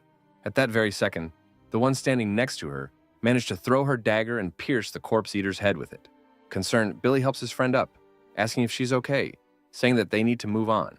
The girl thanks him for saving her, hearing in response that this was part of their deal, because they promised to protect her. Before moving on, Billy begins to scream frantically, pointing to the corpse of a zombie, claiming that it is their friend. An angry Edward immediately manages to slap him, ordering him to shut up and not shout at the whole neighborhood. He scolds the guy, asking why he allows himself to yell, not realizing that this will attract even more infected throughout the area. Nikki also agrees with Edward, saying that she already told him not to be so reckless. All that Billy can do in this situation is to remain silent, remembering the words said to him before, and bare his teeth looking at our main character. Looking at his back, he assumes that without the help of Bella and Shaana, Edward is nothing. Nike also remembers the zombie he killed, adding that his name was Chuan, and he was part of their rescue team. At that moment, they were all in a panic and just ran away, and even after hearing how he was bitten, no one dared to help him.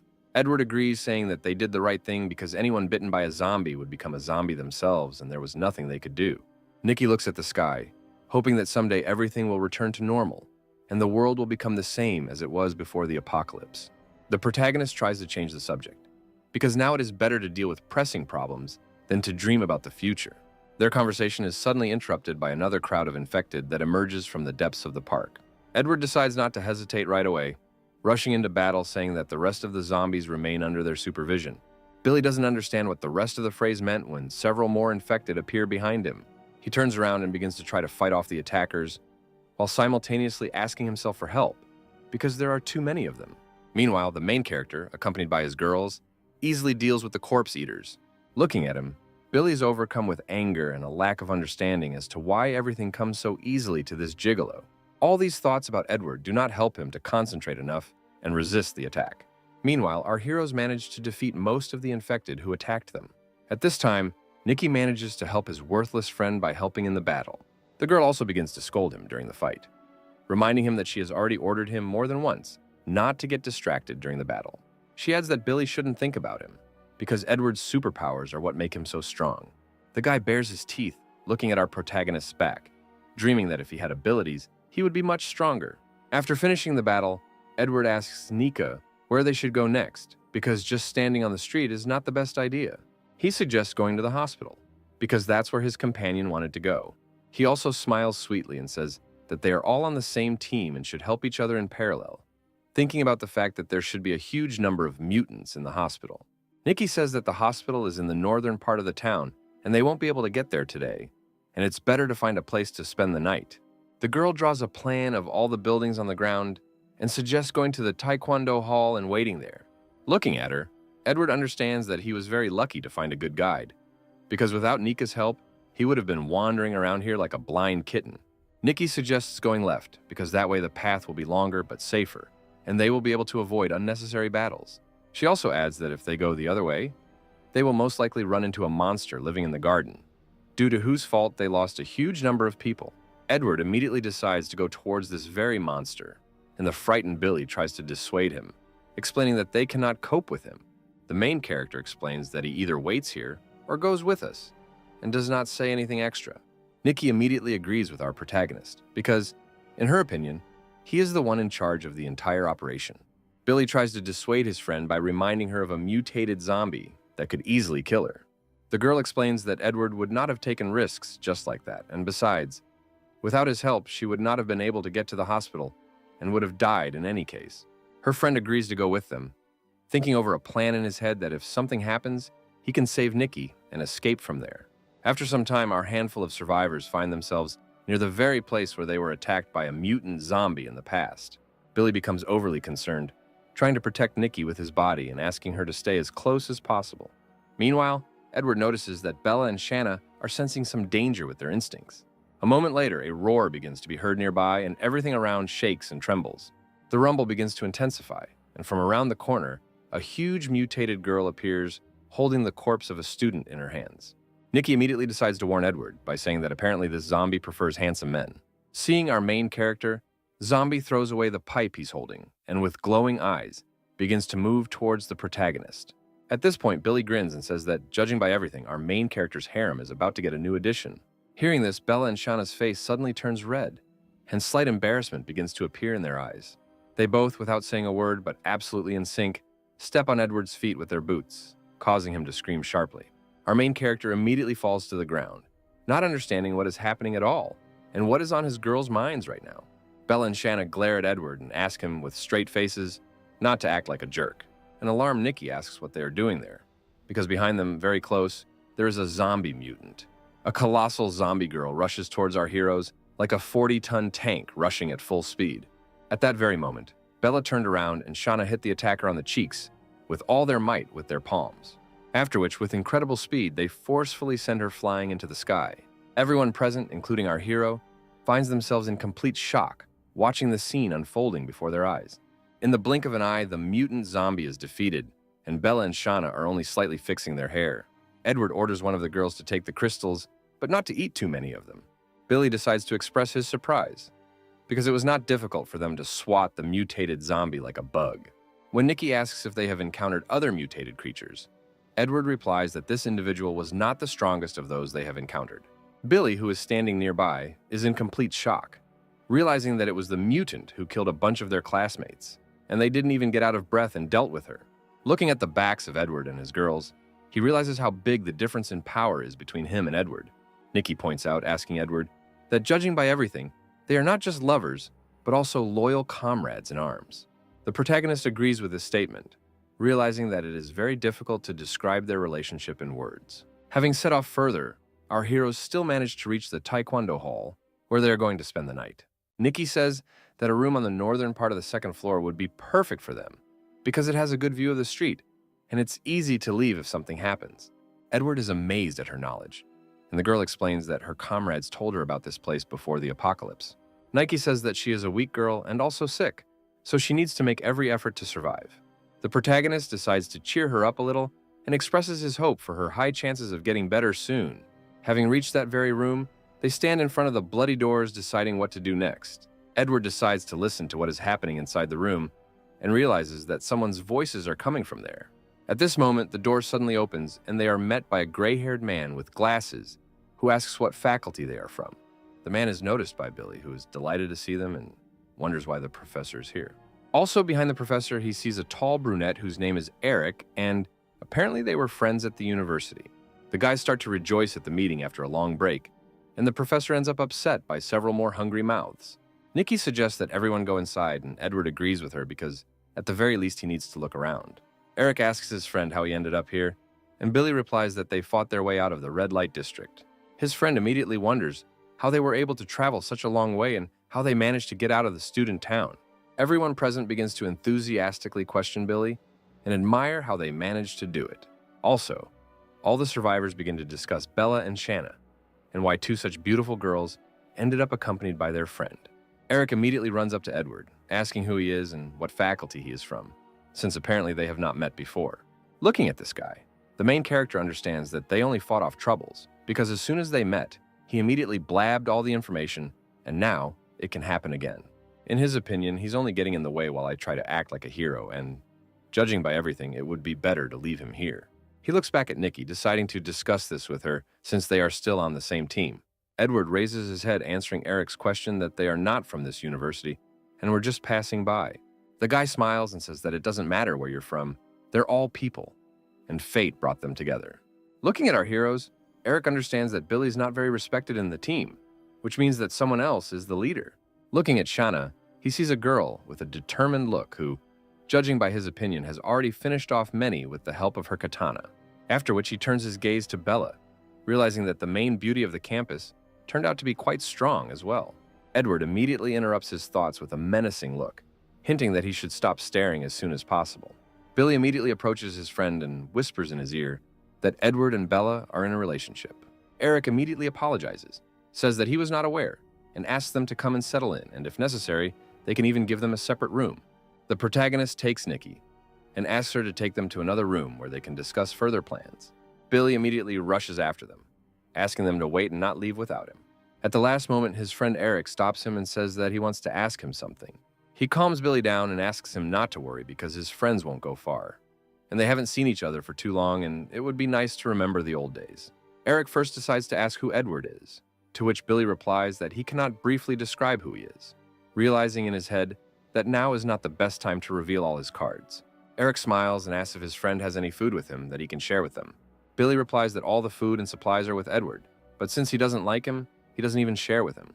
He also explains that they most likely will not stay here for long, and after they wait out the night, they will move on. And after a short dialogue, Eric, with a menacing look, asks Billy to find a convenient moment and go outside, because he will be waiting for him there. He reassures him by saying that they will just discuss something, since they are old friends and everything will be fine. At the last moment, Eric grins, realizing that our heroes have a whole backpack of food in their hands, and 3 excellent blades to boot. Returning to the room where all the survivors are, Erica immediately begins to ask how everything went, and whether these strangers really came from the red light district. The pink-haired girl tries to act like a little kitten, saying that they need to ask to be taken out of here. Eric, in a fit of anger, abruptly closes the door and orders everyone present to stop whining. One of the survivors says that every time Eric goes out for supplies with someone, he always returns alone and the food he brings is only enough for a couple of days. In his defense, he starts screaming and says that they want to blame him for the death of those people who went with. They wouldn't have lost only people. Eric says that it's already getting dark and they're all exhausted.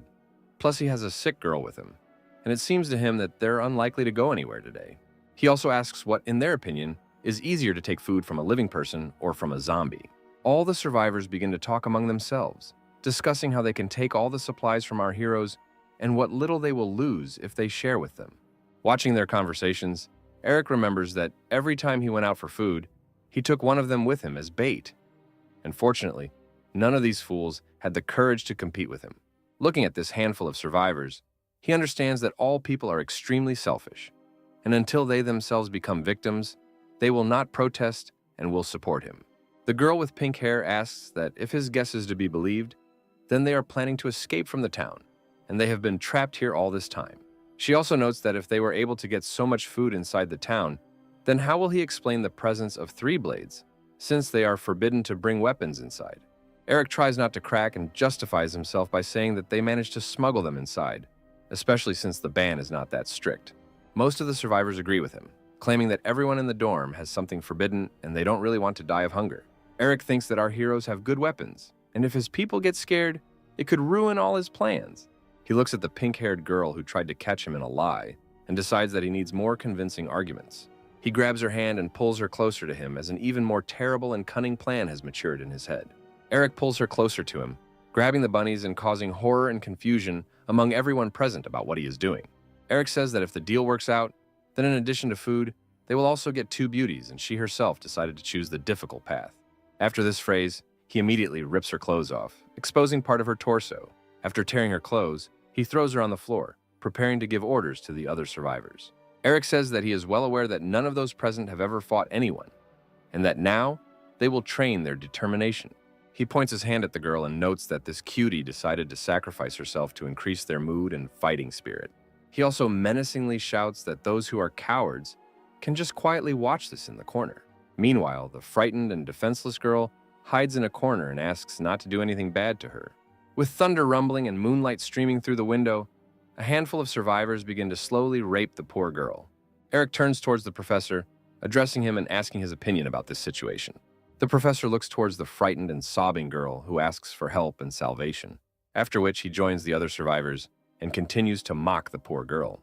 Meanwhile, our heroes have reached a secluded place in the form of an old abandoned gym where they can rest and gain strength. Edward hands the crystals to Shaana, asking her to be careful so that Nikki doesn't see anything and can't suspect anything. The girls immediately start playing and behaving like little children, and the main character once again asks them to be quieter. Shaana looks at Edward and says that if he feeds them himself, they will be much quieter. The main character sighs, realizing that he has no choice and must indulge the whims of little girls. He takes a crystal in each hand and slowly and carefully places it in the mouth of each of the girls. A moment later, he lets out a sharp cry as his bright red fingers begin to throb in pain. He stands in front of the smiling girls, realizing that this was their cunning plan to bite his fingers. Nearby, Nikki sighs, wondering how they can still have fun with each other after a day of fighting the infected. After some time, Billy returns to the room with a very displeased expression on his face. Nikki immediately tries to ask his friend what they talked about with Eric, and Billy replies that they were just reminiscing about the past.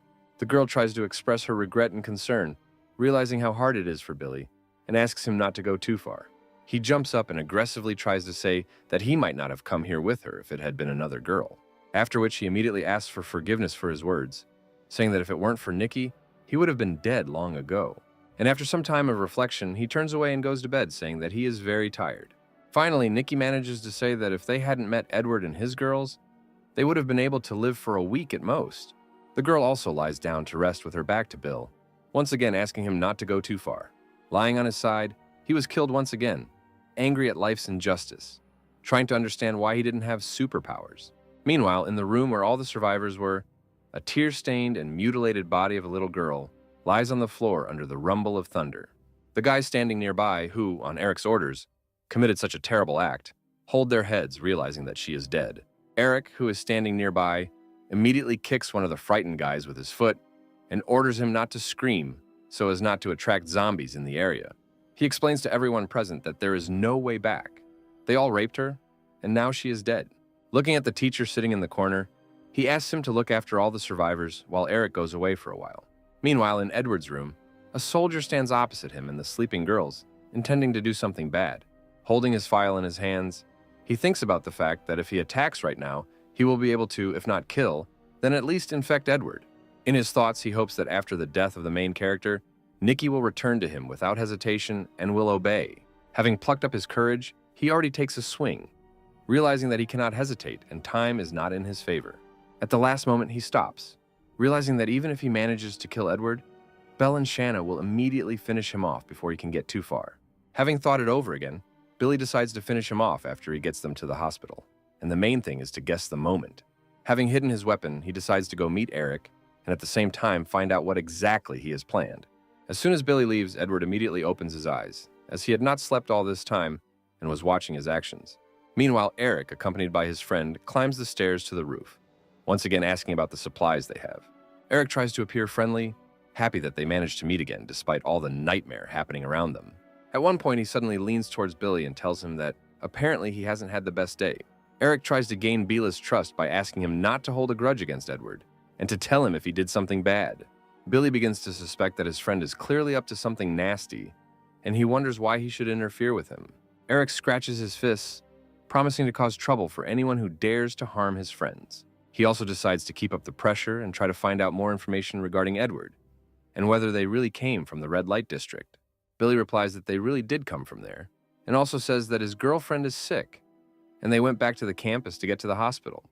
Eric realizes that our heroes are not so simple if they were able to make their way from the red light district. He continues to put pressure on the Nabili, trying to find out how strong everyone who brought him here is, arguing that they are recent friends and he is not up to anything bad. Trying to find the words, Billy once again remembers Nikki's words, asking him not to go too far. Eric tries to put pressure on his friend by telling him that he shouldn't be afraid and stop being a coward. Billy starts yelling at his friend, explaining that he is not afraid, but simply understands perfectly well that he cannot handle him. His friend replies that he doesn't believe it because he has a lot of medals in Chinese boxing, and he is a professional in many sports, and how can anyone be stronger than him? Billy can't stand such pressure and provocations from his friend, and at the last moment, having managed to come to his senses, almost gives him unnecessary information. He manages to realize that Eric is provoking him, and decides to ask him directly what exactly he wants from him. He replies that he is only interested in profit, because Edward has a lot of different food and cool weapons that he can take for himself. What he hears shocks Billy because, in his opinion, stooping to robbery in such a difficult situation for every person is unacceptable. Eric continues to pressure his friend, claiming that he has suffered enough and suggests that they work together and quietly finish off Edward. Billy tries his best to dissuade his friend, explaining that this is a very bad idea, and Eric insists that he simply fell in love with that sick girl. He tries to bribe his friend by saying that if he follows his plan, they will be able to capture her alive, and he will be able to do whatever he wants with her. Billy immediately starts yelling at his friend, telling him not to dare to hurt his friend under any circumstances. Eric explains that if they can get rid of Edward together and take his food and supplies, they can get out of the campus alive. Billy decides not to end the conversation and asks what Eric wants him to do, and he asks him to tell him everything he knows. Billy's patience is at its limit, and he still tells his friend that the main character has superpowers. He tries to describe that she is very strange, and he does not fully understand how she works, putting forward his assumption that most likely he is weak in close combat, unlike his girls. He also asks not to touch Nikki, saying that she is sick and does not pose any threat to them at all. Eric says that his friend is very caring, and then puts his arm around his shoulder, saying that he wants to ask one more thing. Taking advantage of Billy's gullibility, Eric pierces him through with a piece of iron pipe, saying that he is too cowardly and can ruin all his plans and cannot be left alive. Billy turns out to be dead, and without even having time to say anything last, he simply falls onto the cold concrete floor. After searching his body, Eric takes that same bloody file, saying that he just needed a convenient weapon. Having committed such a vile act, he tries to think about his next steps, and develop a plan to get rid of Edward and his girls. He is also thinking about how exactly he should use the cannon fodder in the form of the survivors under his command. And at this point, a strange noise is heard behind him. Eric immediately gets scared out of fear, turning around and looking into the depths of the dark corridor, trying to understand who is here. He notices Edward standing in front of him, who says that their chatter has tired him out quite a bit. Eric decides not to show his fear by trying to engage in a dialogue and find out how long ago he saw and heard everything. The protagonist explains that Billy was acting suspiciously, which is why he followed him from the very beginning. Eric admits that he greatly underestimated our main character, but if he finishes him off now, things will be much easier later. He decides to make a sharp attack on Edward, saying that it was very stupid of him to follow him alone. Edward manages to use his power without any problems, briefly shaking the mind of Eric, who was attacking him. After which, using the second advantage, he hits his opponent with all his might in the stomach with his elbow, causing him incredible pain. Eric tries to get up and recover from such an unexpected blow, promising to finish Edward off here and now. He tries to strike with the bloody file in his hand, but the protagonist easily dodges such attacks. Continuing to dodge, Edward realizes that even though he was able to influence his mind, it took too much strength. After a whole day of fighting, the zombie and his spiritual power are almost exhausted and cannot be wasted in vain. Eric tries to morally suppress his opponent by sneering at him and saying that some pathetic superpower will not allow him to deal with him one-on-one. He also claims that after his victory, he will definitely take care of and have a good time with his girlfriend because, in his opinion, she is incredibly beautiful and delicious. Looking at the completely motionless body of the protagonist, he asks why he doesn't answer, as if he swallowed his tongue. Edward's eyes glow bright red, and his entire appearance speaks of his overwhelming rage, and he promises that he will not let Eric die quickly.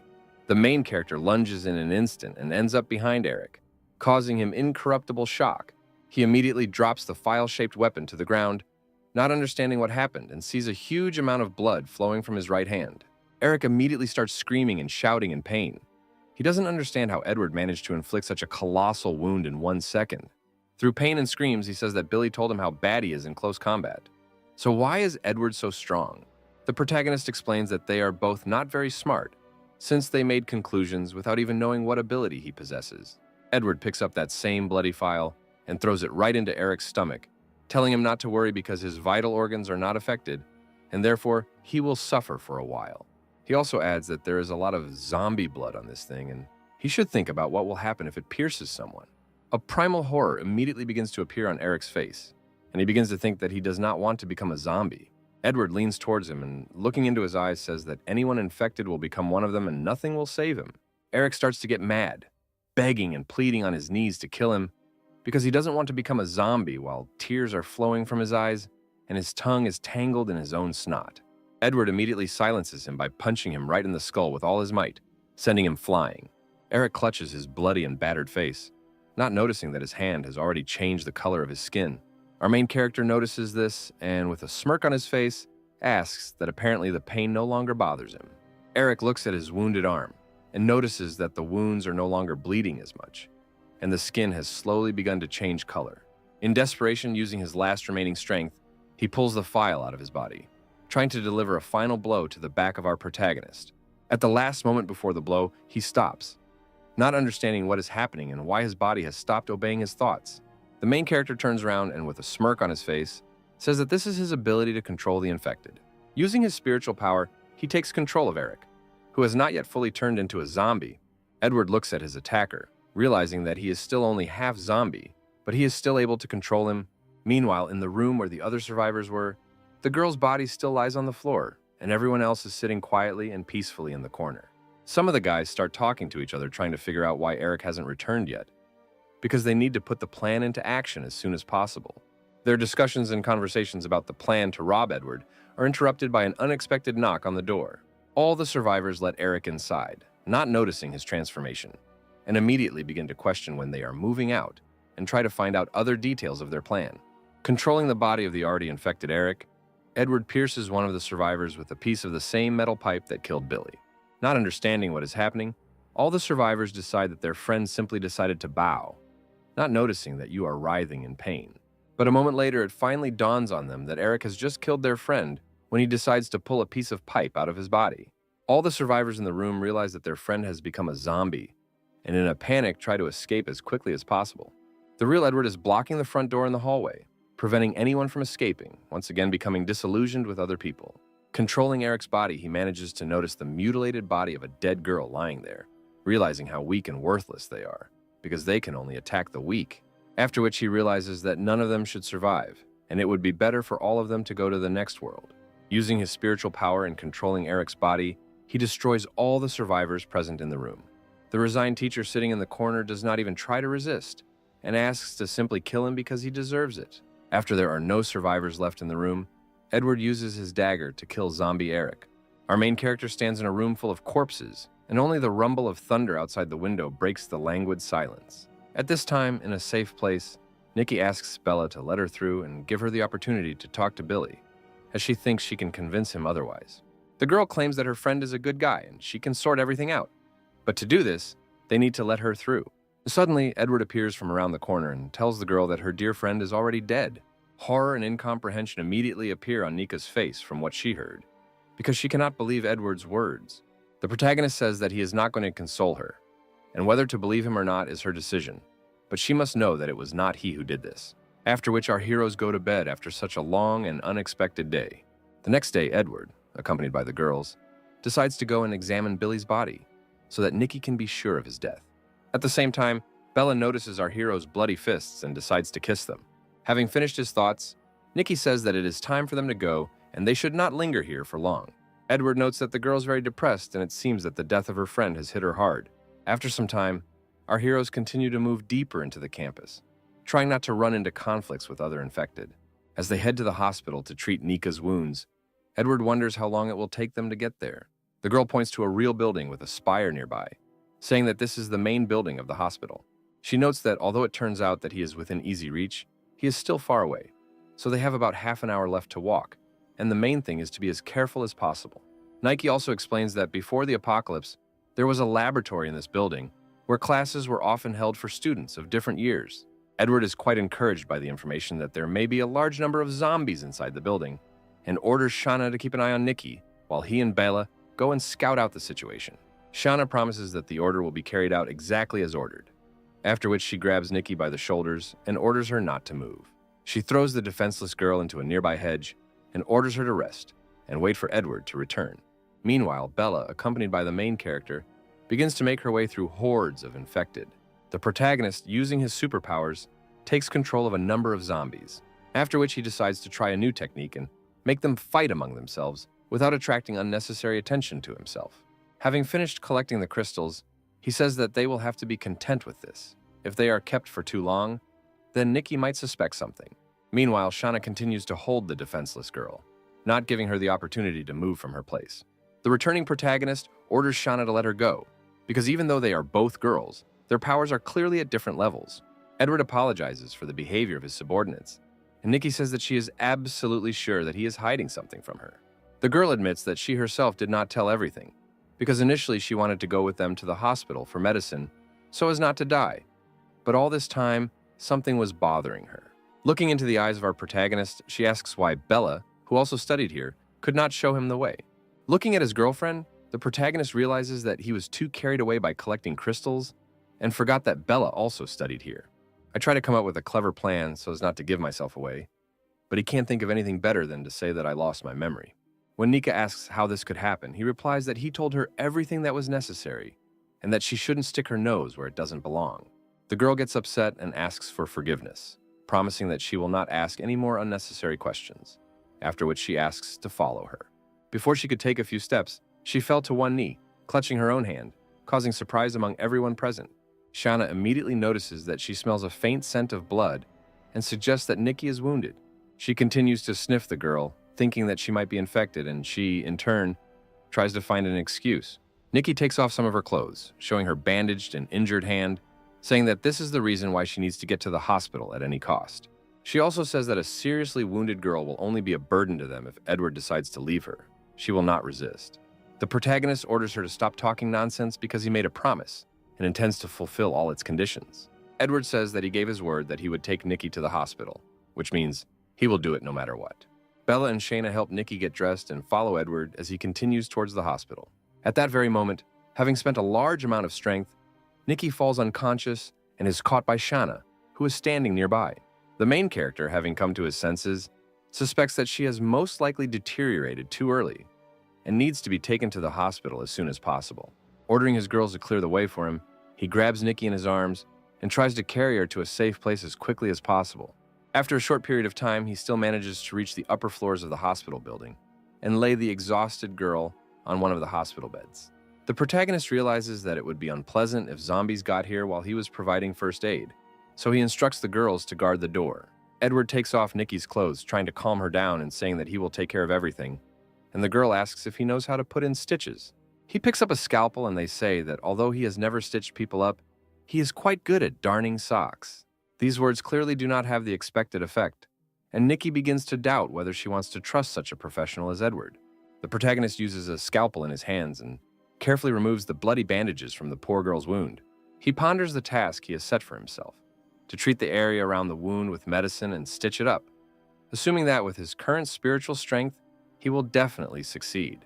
Nikki tries to stop him, saying that darning socks and stitching living people are two different things, and the main character replies that there is no one else who can do it except him. The girl lies on her back, saying that she is very scared and asks to be as gentle with her as possible. Nikki tries to hold back her screams and moans, and the main character asks her not to hold back because no one will hear her here. The girl continues to shake and writhe in pain, asking for it to end as quickly as possible because she can't take it anymore. After some time, the same bloody bandages and a number of medical devices appear on a tray next to the bed.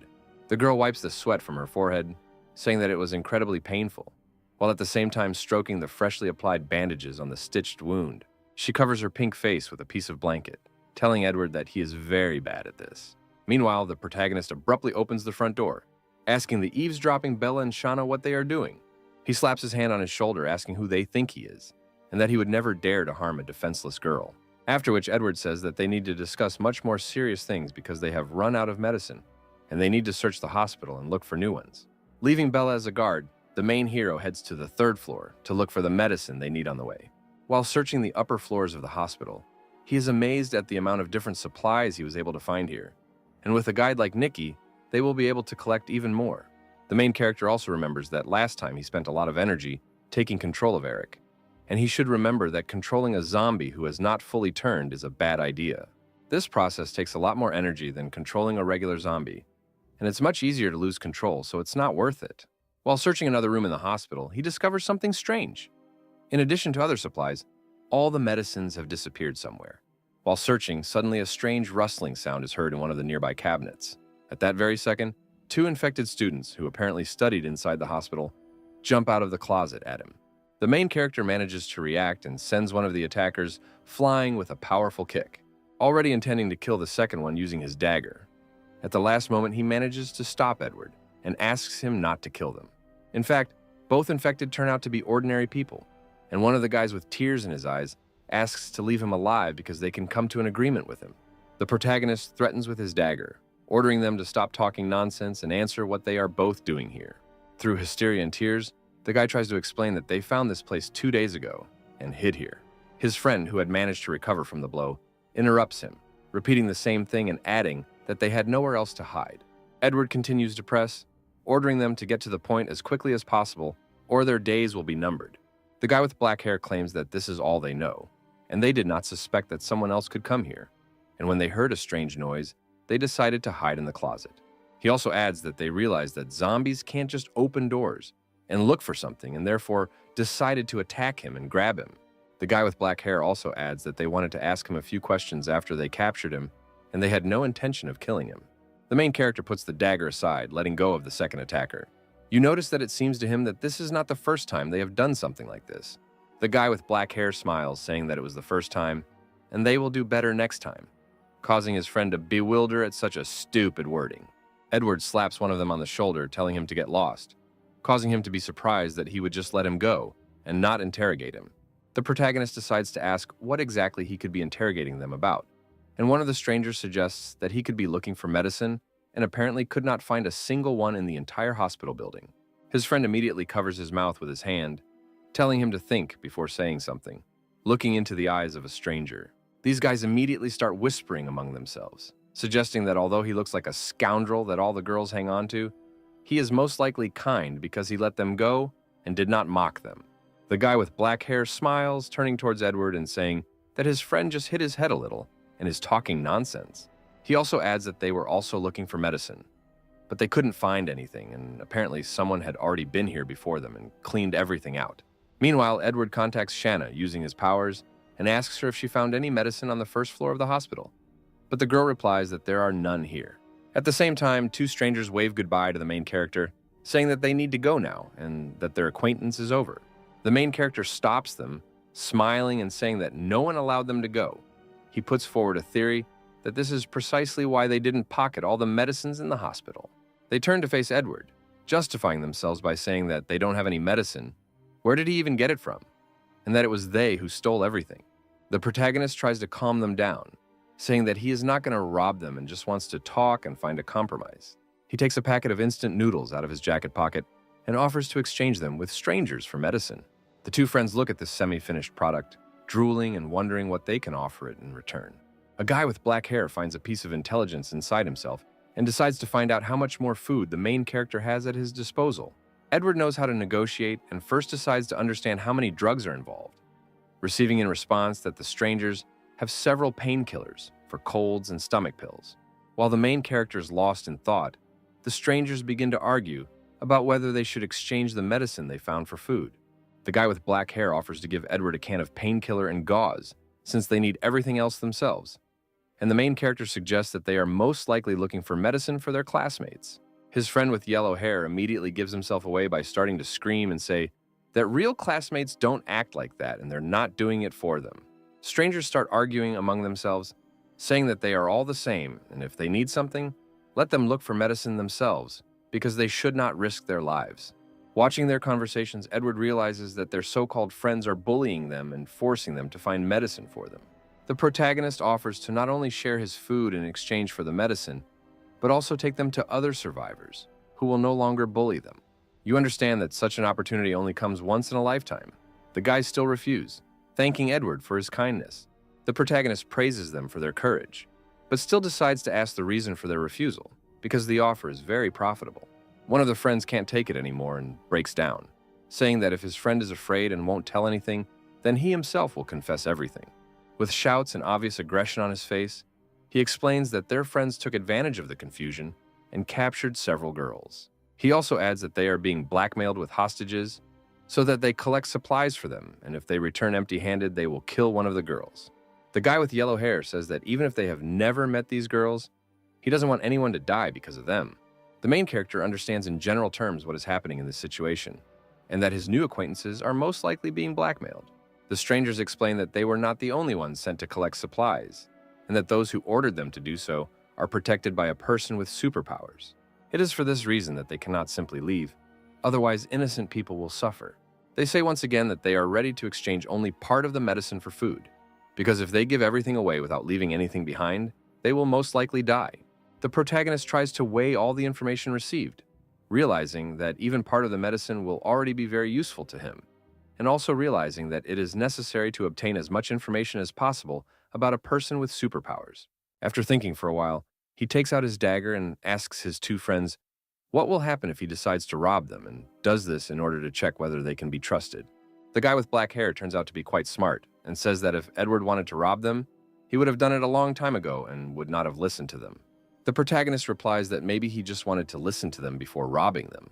In response, the stranger with the yellow hair threatens to cut his veins, and the zombie blood with which they are covered from head to toe will turn him into an infected that Edward will not be able to cope with. The protagonist agrees that the guys are clearly not cowards and puts his dagger back into its sheath. He also reassures them that robbery is not his style, and he agrees to a deal without bloodshed. Finally, Edward gives advice to strangers that if they want their plan to work, then do not tell about it in advance. The guy with black hair starts laughing at his friend's stupidity, and he in turn does not understand what is happening. The protagonist understands that if he plans to stay here for a long time, he needs medicine, and exchanging a small amount of it at the moment is a good idea. The black-haired boy interrupts Edward's thoughts by clapping him on the shoulder and asking permission to ask one question. He points to the real Shaana behind them and asks who this girl is, and if she came with the protagonist. He also explains that he didn't want to distract him from his thoughts, but she looks very angry and suspicious. Edward turns towards them with a smile on his face, saying that this is his friend, and he forgot to introduce her to them. At that very moment, Shaana, drawing her katana, rushes towards the two strangers, intending to cut them into small pieces. The main character manages to stop the girl, realizing that she mistook them for zombies because of their bloody clothes. Although Edward managed to stop Shaana, the girl still managed to make a powerful attack that almost cut the strangers in half. Such a powerful swing of the sword, although it did not hit the desired target, was able to cut the bookcase standing behind them in half. The protagonist calms the girl down by explaining that she didn't want to harm them and simply thought that they were both zombies. He decides to take Shaana away, ordering the strangers to change clothes and wash up, and then come to the second floor so that they can discuss the deal. The guy with black hair blushes and says that he also wet his pants, causing his friend to be surprised and say that he didn't mean it that way. He explains that he meant something completely different, and whether his friend had time to see it, to which he agrees. They look at the katana marks and the chopped-up bookcase, suggesting that our heroes are much stronger than those holding their classmates hostage. Meanwhile, Edward, accompanied by Shaana, returns back to the room where Nikki is lying, scolding her at the same time and telling her that strangers should not find out that she is not human. He orders her to act only with his permission the next time she meets people, and the girl, looking down at the floor, agrees with him. By this time, Nika comes to after the operation and asks where they are, and they explain to her that they successfully reached the hospital and that she is fine. Edward also explains that her arm wound is fine, but it is better not to touch it for now and give it time to fully recover. Having regained consciousness, Nikki asks the protagonist for forgiveness, claiming that, apparently, she ruined all his plans. The protagonist grins, claiming the opposite and that, given the current circumstances, his plans have actually improved. He says that he met two guys and she will understand everything herself when they meet to discuss an important matter. Edward also adds that if everything goes smoothly, medications will no longer be a problem for them. And besides, he learned a lot of useful information and hopes to get even more. In his head, Edward assumes that he has given these strangers enough time to discuss everything among themselves and decide what to do next. Meanwhile, the same guys that Edward met are arguing among themselves about who will be the first to go talk to him, since both are afraid of him. Each of them insists on their own and agrees that if they want to kill one of them, the other will have time to escape. The strangers are unexpectedly interrupted by Shaana, who stands at the entrance to the ward with an imperturbable face. The guys immediately get scared and, out of fear, they start hugging each other and crying, saying that this is the same girl. They immediately start asking her what exactly she needs, and if she attacks them, they will scream. Shaana points to the door and asks them to come inside and stop screaming and attracting unnecessary zombies. The guys continue to cry and hug each other, saying that who in their right mind would go there when she looks at them like that. Their conversation is interrupted by Edward's voice coming from the back of the room, asking them to come inside and promising that Shaana will not harm them. The strangers enter, saying that they have come and see Edward sitting in front of them, surrounded by two beautiful girls. The first thing they do is take one look at Nikki and realize that she looks weak and seems to be seriously injured, and therefore it is for her that our protagonist is looking for a cure. Looking at Bella, both friends are met with her terrifying gaze and understand that if they make even one wrong move, they will immediately end up as corpses. The guy with yellow hair reminds his friend again that if something happens, they can turn into zombies, but he stops him, saying that apparently they won't even have time to react. The protagonist takes out a box of supplies, reminding them that he promised not to rob them and to keep his word about their deal. Also, finally, warning that if they decide to attack first, the situation will take a completely different turn, more tragic for them. Strangers immediately start waving their hands and say that they never even thought of doing something like that. The guy with yellow hair starts to salivate again and offers to discuss the deal a little later, saying that he will really kick the bucket if he doesn't eat something. The protagonist explains that just like them, he risked himself to collect the supplies they had, and he does not intend to simply share them, after which he gives the guys a small bag of snacks, saying that in exchange, they can tell him something. Edward wonders how those they talked about earlier were able to capture all the girls and start blackmailing the rest. The guy with black hair explains that the leader of the whole gang is a guy who recruits the same bastards as himself all over campus, and the two of them will not be able to do anything against them. Also, the guy with black hair wants to add something but can't decide, and his friend encourages him not to hide anything. The stranger spills the whole truth. They say that it all started when a guy with superpowers appeared. From this point on, Edward becomes much more curious and begins to find out details, and whether they saw him in person. Friends answer that they saw him only once, but apparently he is no longer human. They cannot describe him otherwise. They remember the time they saw him come to the rescue to deal with the traitors. A handful of survivors stole a bunch of weapon supplies, and it seemed like they couldn't be dealt with that easily. But when that guy came back, he killed them all instantly. And this is not an exaggeration. Everything really happened in the blink of an eye.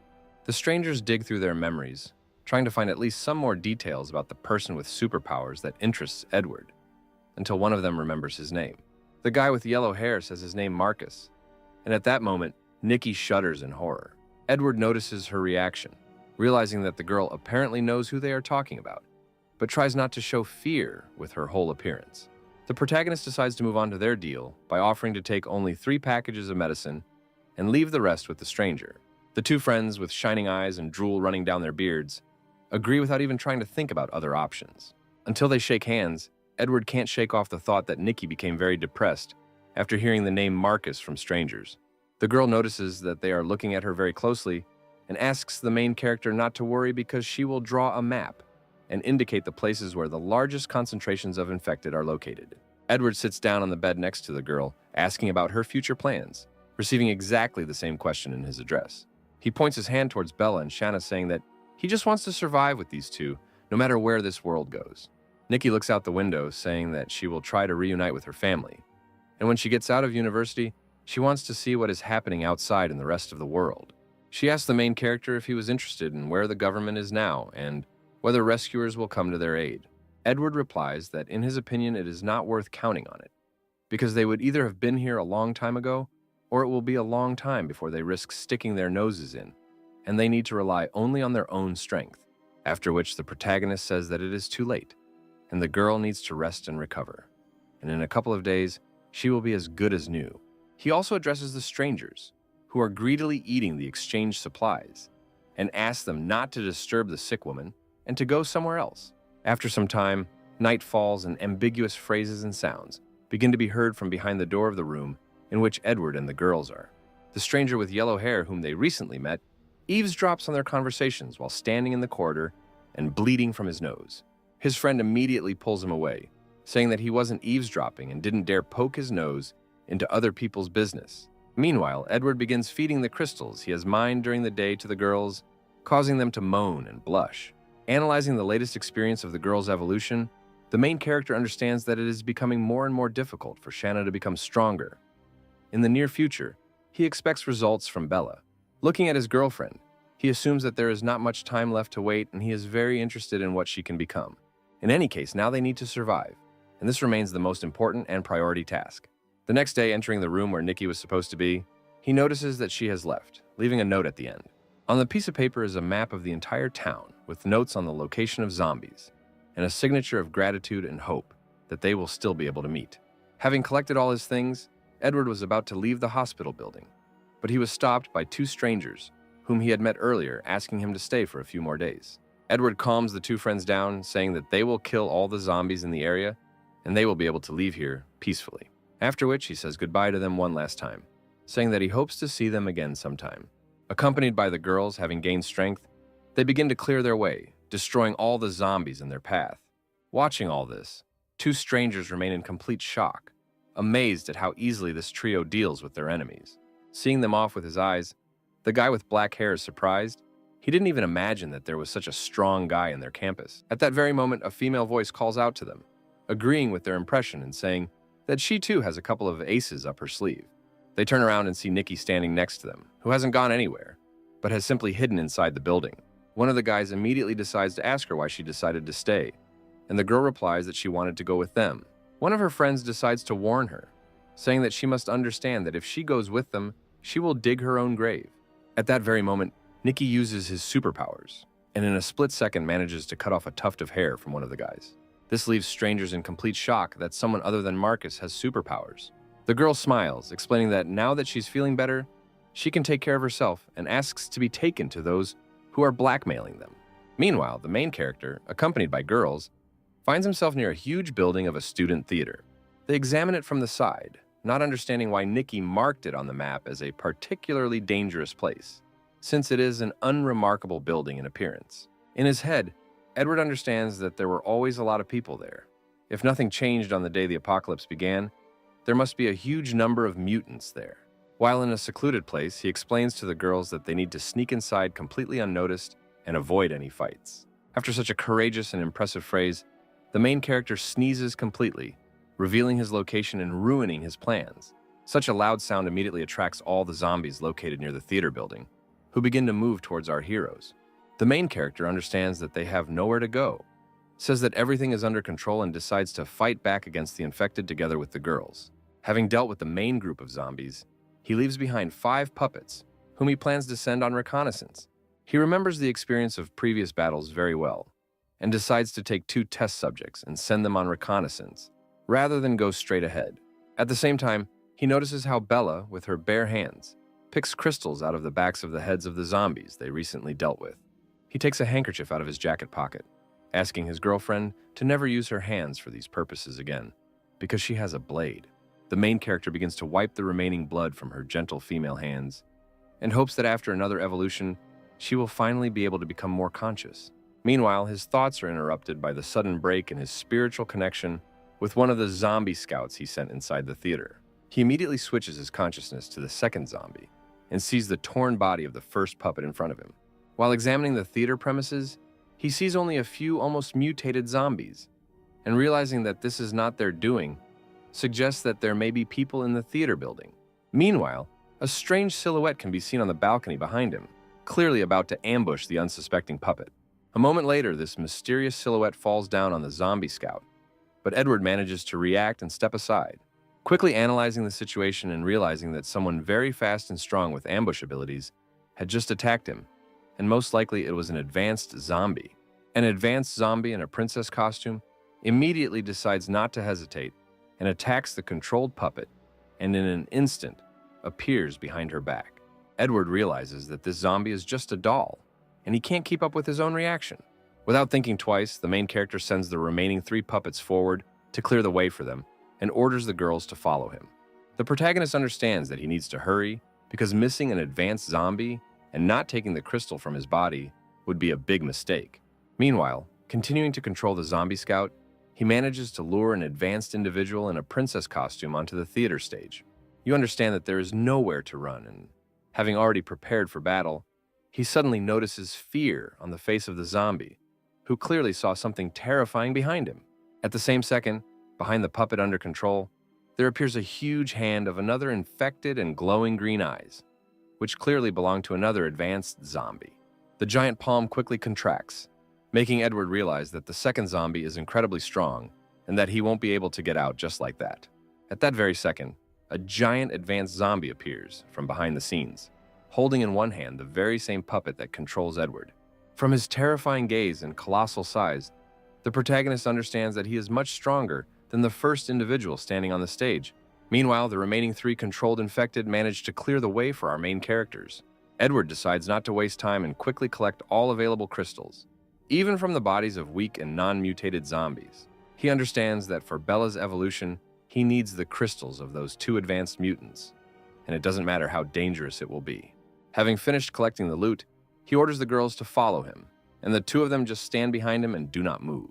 Edward notices that the girls are standing absolutely motionless and decides to check what's wrong with them. Shaana's face shows an incorruptible weakness and uncertainty, and the girl declares that she is afraid to go there. The protagonist understands that she is absolutely right, and they will most likely cope with 2 advanced zombies. Even if he manages to win, it will be a Pyrrhic victory. Edward strokes both of their heads, promising that he will protect them no matter what and will not let them be harmed. After some time, our heroes reach premium seats, which offer a wonderful view of the stage. The 3 of them sit in a chair and watch as 2 advanced zombies stand on the stage, and one of them holds Edward's puppet in his hand. Looking at the silence hanging between the advanced zombies, Edward understands that they are both afraid of each other, and most likely, before their appearance, they did not enter each other's territory. It was the appearance of our heroes, and in particular the zombie puppets, that disrupted this fragile balance. Analyzing the situation, the protagonist realizes that the zombie woman in the princess costume seems weaker and is not too happy about the current situation. With a smirk on his face, Edward realizes it's time to begin their little and unexpectedly formed performance. Taking control of the still-living zombie scout, he uses the stick in his hands to knock out the giant zombie's eye. This unexpected maneuver allows him to free himself from the hold and begin to run away from his opponent, who is trying to catch up with him. At the last moment, Edward's puppet manages to close himself and hide behind the second advanced zombie, using him as a human shield. The advanced zombie giant delivers a crushing blow to the body of another advanced zombie with all its might, causing an incredible explosion and waves of energy to spread in all directions. After such a crushing blow, the female is still standing on her feet and bleeding. The zombie giant realizes that he has made his opponent very angry, and fear begins to appear on his face in anticipation of the next counterattack. Having lost most of her teeth, the veins on the face of the female advanced zombie begin to appear, and an unshakable rage can be seen in her eyes. Edward, watching everything that is happening from the side, in the company of girls, understands that the culmination of this battle will now take place. The female begins to run around the giant at incredible speed, creating a whirlwind of dust and energy around him. Having guessed the right moment, the advanced zombie woman manages to deliver a powerful blow to the body of another zombie. The protagonist notices that the big guy is now practically immobilized after such a blow, and it's time to start acting himself. Realizing that the advanced zombies have exhausted each other enough, he decides to use a trick using his puppet. Using the staff that had been in his hands the entire time, he grabs the female advanced specimen, preventing her from moving. At this moment, the battered zombie giant is about to hit the palm of his hand with all his might at the opponents standing in front of him. He manages to slam the second, advanced zombie into the ground with all his might, leaving its lifeless body lying among a pile of stones. After such a powerful blow from the zombie, the giant raises both hands in the air and begins to shout in celebration of his crushing victory.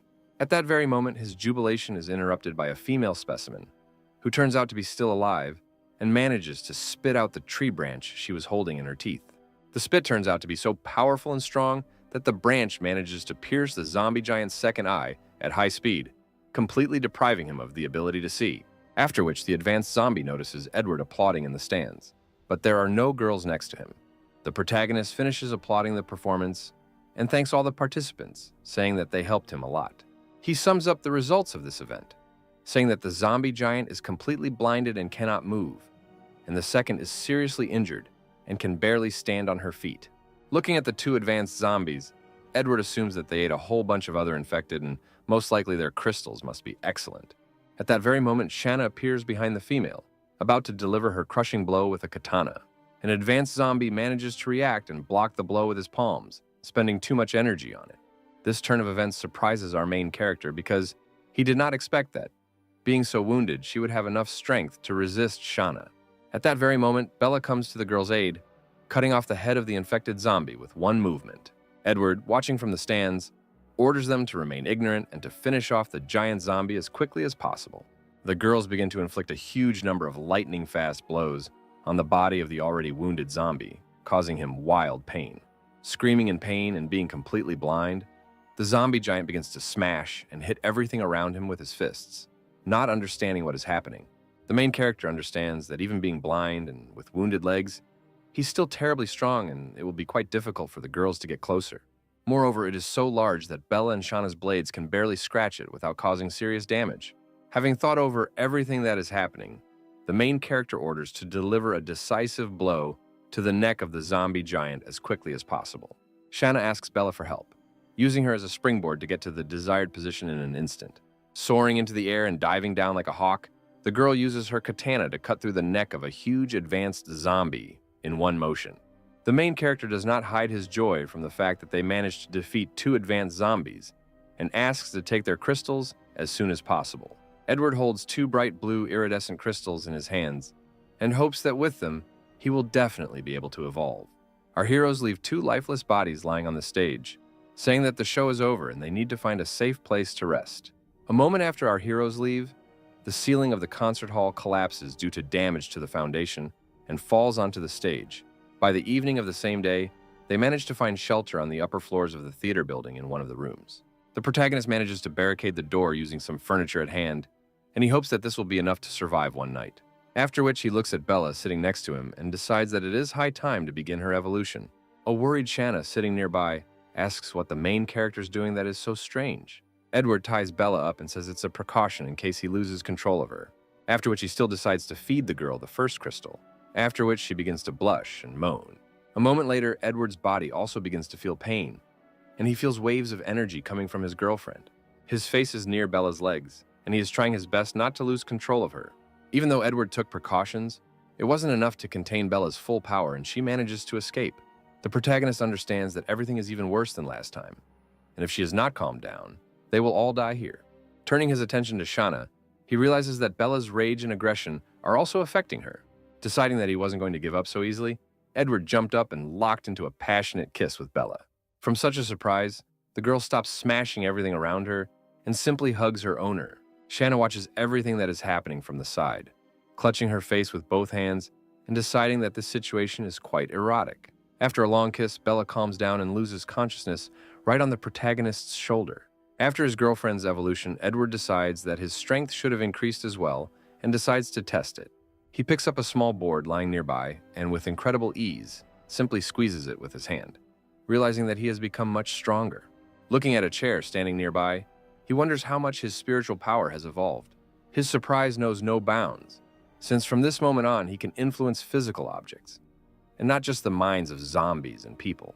Putting the chair down on the ground, he realizes that it's taking too much effort and that it's better to focus on evolving Shaana. Having swallowed the crystal, the girl lowers her head down and remains absolutely motionless, not showing the slightest sign of life. Edward begins to panic as after a moment he realizes that he does not feel control over the girl, and most likely her mind has gone crazy. He grabs the girl by the shoulders, deciding to check what's wrong with her, and discovers that she simply ate her fill and fell asleep. The main character calmly exhales, realizing that everything is fine, and most likely she needs more time to evolve than Bella, and decides to go to bed. The next morning, Edward will be with Bella, looking at him and calling him brother. Our protagonist jumps up, not believing his ears, and surprised by the fact that his girlfriend can finally talk. When he asked her to repeat what she had just said, she threw herself into his arms, once again calling him her brother. The main character strokes her head, happy that this is not a dream and she was able to remember something. Although this is just a crumb, Edward does not despair and hopes that later she will be able to remember much more. Shaana, standing nearby, sneers, saying that Edward apparently likes being called brother. The girl smiles sweetly and says that if he really wants this, she will have to call him exactly the same. The protagonist is surprised, saying that sometimes Shaana acts like a normal person and not a zombie. Thinking about what stage Shaana is at now, he assumes that she is on the verge of becoming an advanced zombie. Asking her the same question as Bella, whether she remembered anything else about her past life, the girl answers that she remembered almost everything. Fearing trouble, Edward asks if she remembered that she wanted to commit suicide just to avoid becoming infected. The girl agrees but has no idea why she wanted it so much, because it's very strange. A moment later, she interrupts her dialogue, saying that she recently went outside to get some fresh air. The main character immediately objects, saying that it is too dangerous to go outside alone. Shaana reassures him, saying that she was just hanging around the area, and besides, he had Bella as his security this whole time. She also supplements her answer by saying that as a warm-up, she exterminated several dozen ordinary zombies. The protagonist smiles, realizing that even after becoming infected, the girl did not give up her old habits, and she actually enjoys fighting. The girl also remembers something and starts rummaging through her clothes, causing the main character to wonder what she is doing. Shaana takes out the crystals she collected during her walk from her pockets and gives them to Edward, after which she leans over and whispers in his ear that he needs to think less about all sorts of obscenities. The main character interrupts the girl, deciding to ask what the crystals mean to her and Bella. After thinking for a moment, Shaana replies that it is simply a food source and nothing more. Edward analyzes that from the very beginning the virus did not harm their bodies in any way, but only changed them and mainly affected the brain. Everything that happens can be considered a mutation of the brain, and this mutation does not necessarily cause harm, but at some point the crystals cease to have a noticeable effect. His thoughts are interrupted by Shaana, who says that although the crystals are very tasty, now she wants him.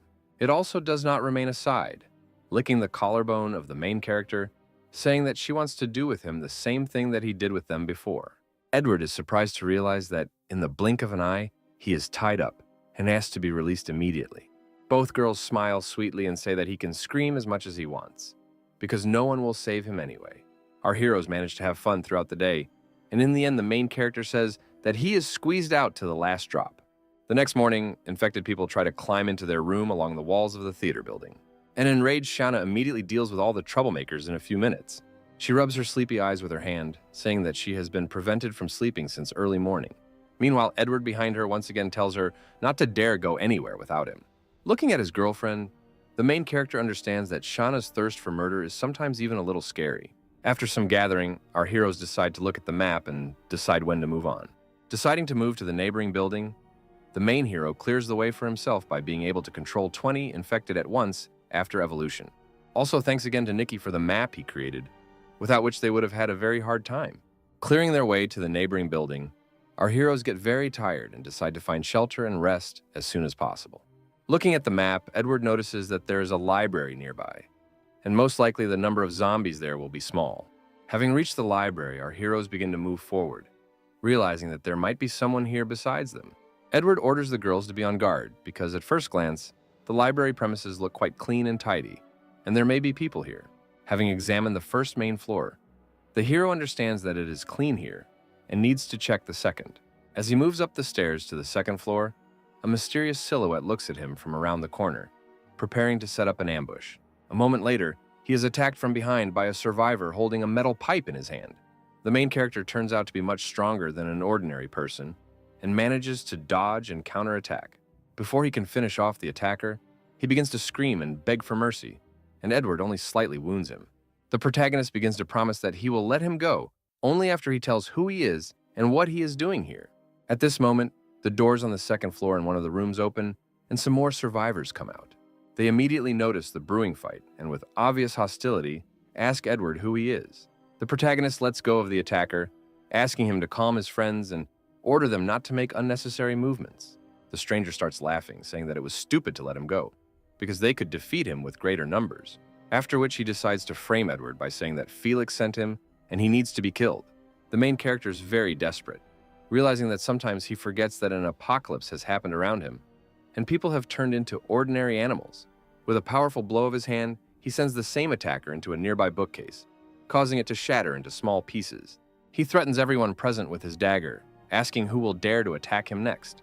One of the survivors, in a fit of anger, decides to attack Edward using a metal pipe at hand. The main character easily deals with him, explaining that they came here to find shelter and rest a little. Their fight is interrupted by a fat man in a security guard uniform who appears on the second floor and asks what is going on. One of the survivors decides to pick up on the slander directed towards Edward, saying that Felix sent him. A fat man in a security guard suit bares his teeth and asks why he hasn't seen him before if he works for Felix. Looking at the main character, he wonders why such a wonderful fighter works for such a freak like Felix, and understands that something is wrong here. He tries to deceive the main character, wondering why boss Felix sent him again for a new batch of supplies. Edward understands that the situation in the town is very tense, and everyone is trying to deceive each other, so he needs to get more information. A man in a security guard uniform is trying to figure out what a guy like Edward, accompanied by two beautiful girls, is doing here. The man says that Marcus should have talked to their boss, Felix, and he shouldn't have attacked them. The protagonist catches the name of one of the men, and people mentioned, and tries to remember where he heard it. The name Marcus pops into his head, and he realizes that this is the same person with superpowers that one of the guys with the drugs mentioned. Looking at the fat man, he understands that all these guys are too weak if they are constantly robbed of supplies. Edward decides there is no point in pretending any longer, and explains that he does not know who Marcus is, and that they were simply looking for a place to spend the night. Realizing that the main character is in no way connected to Marcus and Felix, the survivors are no longer paralyzed by fear. The man in the security guard's uniform immediately begins to demand that Edward give him all the supplies and the girls. Otherwise, he will be in trouble. The protagonist smiles slyly, asking what will happen if he refuses. After these words, the man is overcome with rage, and he orders to kill the main character and take everything from him. The man in the guard's uniform also tells Edward to blame himself for his failure, since they need supplies and women. After which he starts laughing, pointing his finger towards the main character and saying that he was very scared.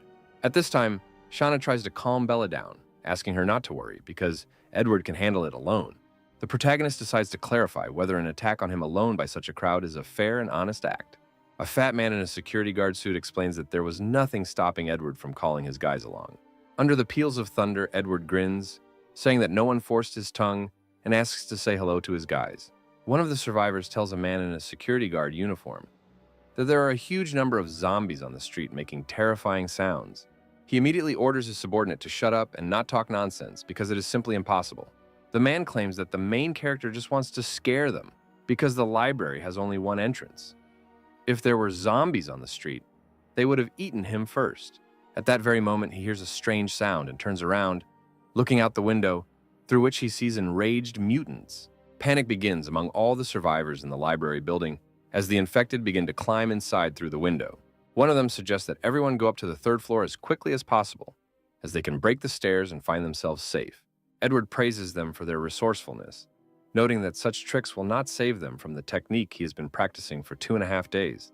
Using zombie puppets, he begins to control them like a basketball player and a sword, performing incredible dribbling and preparing to throw. The zombie basketball player throws the second zombie, who is posing as a sword, up to the 3rd floor, and he begins to deal with the survivors.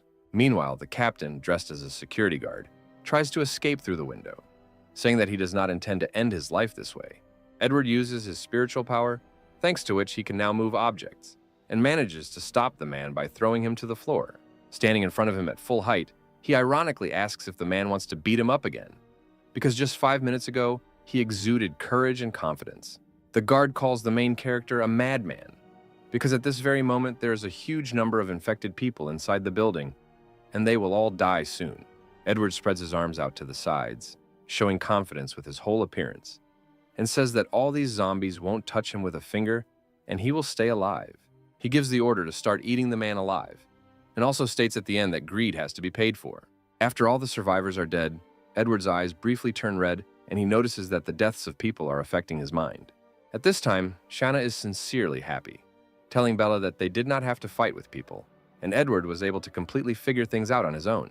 Before he could finish his sentence, the main character grabs the girl and puts her on his lap, asking her why she hadn't done anything all this time. Edward begins to spank her on the buttocks, saying that she is a bad girl and that he will have to punish her for such misdeeds.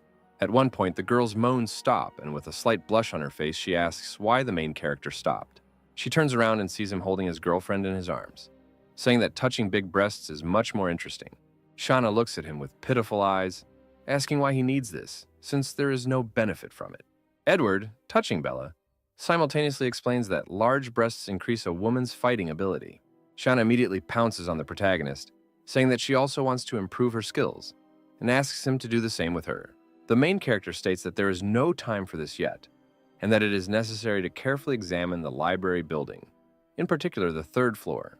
While examining the room where the survivors lived, he finds a huge number of books lying on the floor that had not been treated properly. At one point, he hears a sharp and unexpected sound of a falling book and decides to check everything again, because someone could have remained alive. He looks around the corner and sees 3 tied-up young girls, their clothes torn and tattered, who have clearly been abused more than once. The girl with green hair starts screaming and asks to save them because they heard the screams of zombies who will soon be here and eat them. The second girl with glasses also adds that they do not want to die, and pitifully asks to release them in exchange for them doing whatever Edward wishes. The main character sees a huge number of bruises and abrasions on the girls' bodies, realizing that they were used to satisfy lust and were kept here like animals. Edward frees them from their shackles and asks them not to be afraid, because he is not one of those people who held them captive. Looking at the poor girls, he understands that even after his release, they are still afraid of him, because the world has changed dramatically, and there are few people he can trust now. While examining the room, he notices bags of food, which apparently was the same payment that the man in the security guard's uniform was talking about. Analyzing the amount of food that they had at their disposal, the main character understands that it is because of them that everyone in the area is starving. The supplies are most likely being exchanged for shelter. Edward takes some of the supplies for himself and suggests that the girls divide the rest between themselves, since he doesn't need that much. The girls immediately pounce on the food, and the main character looks at them, realizing that in this new world, they are just a commodity that other men use as they please. After that, he decides to look around a little more and notices that Bella and Shaana have disappeared somewhere. Walking a little further down the corridor, he notices the girls looking at a small rat that is eating the body of an infected person. Edward asks them to stop acting like little children and not to play with the rat, because it is disgusting and they might get infected with something from it. The girls immediately decide to object to him, saying that the rats are very cute and in no way disgusting. At that very moment, the main character notices how the little rat begins to mutate, making loud squeaks and trying to scratch itself until it bleeds. A few moments later, the rat dies, and the protagonist concludes that the bodies of small animals cannot withstand the virus and therefore begin to rot. The main character tries to calm the girls down by asking them to find the positive in everything, because small animals cannot become carriers of the zombie virus. Edward says that it is already late and they need to stay here for the night. And at this time, a mysterious silhouette is watching them from the roof of a neighboring building. We see a guy in a scary mask who watches everything that happens from the side and tries to understand what happened in the library. Having managed to climb to the second floor of the library, he realizes that all the people are dead and assumes that this is all the work of Felix. He decides to take a closer look at the building, saying that something fun is finally happening in the town, and he wants to take part in it. Looking through the rooms one by one, he comes across those same liberated girls who are sleeping quietly and peacefully in bed. The guy in the mask grabs one of the girls, covers her mouth with his hand, and says that if she behaves quietly, he will not do anything to her. He asks a question, wondering what happened here and why all the people ended up dead, and asks to write the answer with his finger on his palm. The girl writes back that there was one guy and two girls here, and it was because of them that all the survivors ended up dead and they were free. The guy in the mask turns out to be quite surprised that only 3 people were able to do this, and says that he will keep his word in letting the girl go. The girl starts to run away, but before she can take even a few steps, he immediately pulls a knife out of his pocket and cuts her carotid artery. At that very moment, Edward appears behind him, threatening him with a dagger and ordering him to stand and not move. The guy in the mask says that before starting a dialogue, it is better to introduce ourselves to each other and then ask questions. Looking ahead, he notices Bella and Shaana standing nearby, saying that he didn't expect to see the town's main beauty on a team with our main character. He turns his head slightly towards our main character and begins to offer him some kind of deal, but does not have time to finish his thought. Edward interrupts him with a shout and aggression, stating that he did not give him permission to move. The main character understands perfectly well that as soon as he saw the mysterious stranger, he immediately realized that he was as dangerous as a poisonous snake, and he needed to be extremely careful. Edward asks him, assuming that in front of him is the very man with the abilities that the whole town is talking about, named Marcus. Marcus replies that he was just passing by and has already answered too many questions, and now it is his turn to ask them. The main character says that if he is interested in all these people, then they deserve their death. Marcus raises his hands, pretending to be friendly, and says that he doesn't want to become enemies with Edward, and that he just came here to pick up supplies. The protagonist agrees with him, saying that he can go, but at the end the guy in the mask invites him to join his camp. He says that this is a safe and secure haven, where they will gather resources from all over the town and survive in this way. Edward understands perfectly well that this is all just a trap, and those who are lured into the camp are turned into slaves and forced to work day and night. The protagonist refuses, saying that Marcus is simply tricking all the survivors into giving him food and other resources. The guy in the mask frowned and said that he wanted to resolve everything in a good way, but in case of refusal, he cannot let him go just like that. Edward, with complete confidence and slight fear of his opponent, nevertheless repeats his words, saying that he is not going to join his team under any circumstances. After these words, Marcus takes off and in a few seconds manages to surround our main character and knock the weapon out of his hands. He appears behind him holding a dagger in his hand and says that our protagonist has no right to refuse. At the last moment, thanks to several evolutions already, Edward has enough reaction speed to dodge the attack and try to hit back. Marcus, having received a slight scratch, tries to understand how the main character knew that he would attack from behind. He says that Edward is very strong and is currently most likely the fastest person he has ever met. Marcus also adds that the main character is a good fighter and he could use such people in the camp, and it is still not too late to join him. Edward refuses again, to which the guy in the mask gets even more angry and orders him not to get cocky, or else he will have to pay dearly. After these words, Marcus rushes towards Bella, asking her not to be offended because they were friends in the past. The guy in the mask delivers a lightning strike, after which an indescribable shock and surprise appears on his face. Bella uses just 2 fingers to stop the dagger that Marcus was trying to stab her with. At that very moment, Shaana draws her katana, intending to attack Marcus, and Edward tries to stop her. The main character rushes after the guy in the mask and asks him to leave him because he wants to deal with him personally. Edward lunges at the guy with his dagger, but he manages to dodge, demonstrating fantastic acrobatic skills and reaction speed. The main character runs up to his girlfriend asking if she is okay and if she didn't like it when she grabbed the knife with her fingers. The main character examines the girl from all sides, and she asks him not to worry because everything is fine with her. Shaana, who's watching all this, says that she is very jealous because her sister Bella looks happy. She throws the katana on the ground with a very cute and childish face, saying that she also wants to learn how to fight with bare hands. Edward asks the girls to stay away, then looks at Marcus and asks him how dare he attack his girlfriend. Marcus, in turn, with angry eyes and screams, declares that he will finish them all off right here and now. He begins to move around the protagonist at incredible speed, and Edward realizes that these afterimages are a result of his superpower, which increases his speed of movement. Marcus says that the protagonist is very smart because he was able to uncover the secret of his ability, but this will not help him catch him. The main character understands that his opponent is right, but everything is not so bad because he will not be able to move at such speed indefinitely. Edward manages to use his power to grab Marcus's hand just before the attack and slow his movement. The main character deals a powerful blow to his opponent with a dagger, but in the process receives a slight wound himself. Marcus, bleeding, tries to apologize, saying that the protagonist has won and he does not want to continue. He also holds his hand behind his back and prepares to attack again from behind, while trying to talk Edward's teeth. At one point, having thrown the dagger, the main character still manages to dodge it, as Marcus's strength begins to slowly run out. Taking advantage of the moment of confusion, Marcus jumps into a nearby window, trying to escape and hide. Edward orders him to come back and fight like a real man, and not try to run away because he will not let him go just like that. Once on the ground, Marcus finds himself surrounded by a crowd of zombies, which is controlled by our main character. Several infected manage to grab Marcus by the arm, and he takes desperate measures, declaring that he is not going to die here and cuts off his own arm. After which, using his super ability, he runs away, saying that sooner or later, he will definitely take revenge on Edward. The protagonist looks at Marcus's hand lying in the pouring rain and regrets letting him go alive. Someone came up to him from behind, trying to console him and asking if everything was okay with him, since he had received a small wound. The girl still insists and asks to examine his wounds and sees how blood is still oozing from the cut on his back. Bella presses her entire chest against our protagonist, saying that this should make him feel better and more comfortable.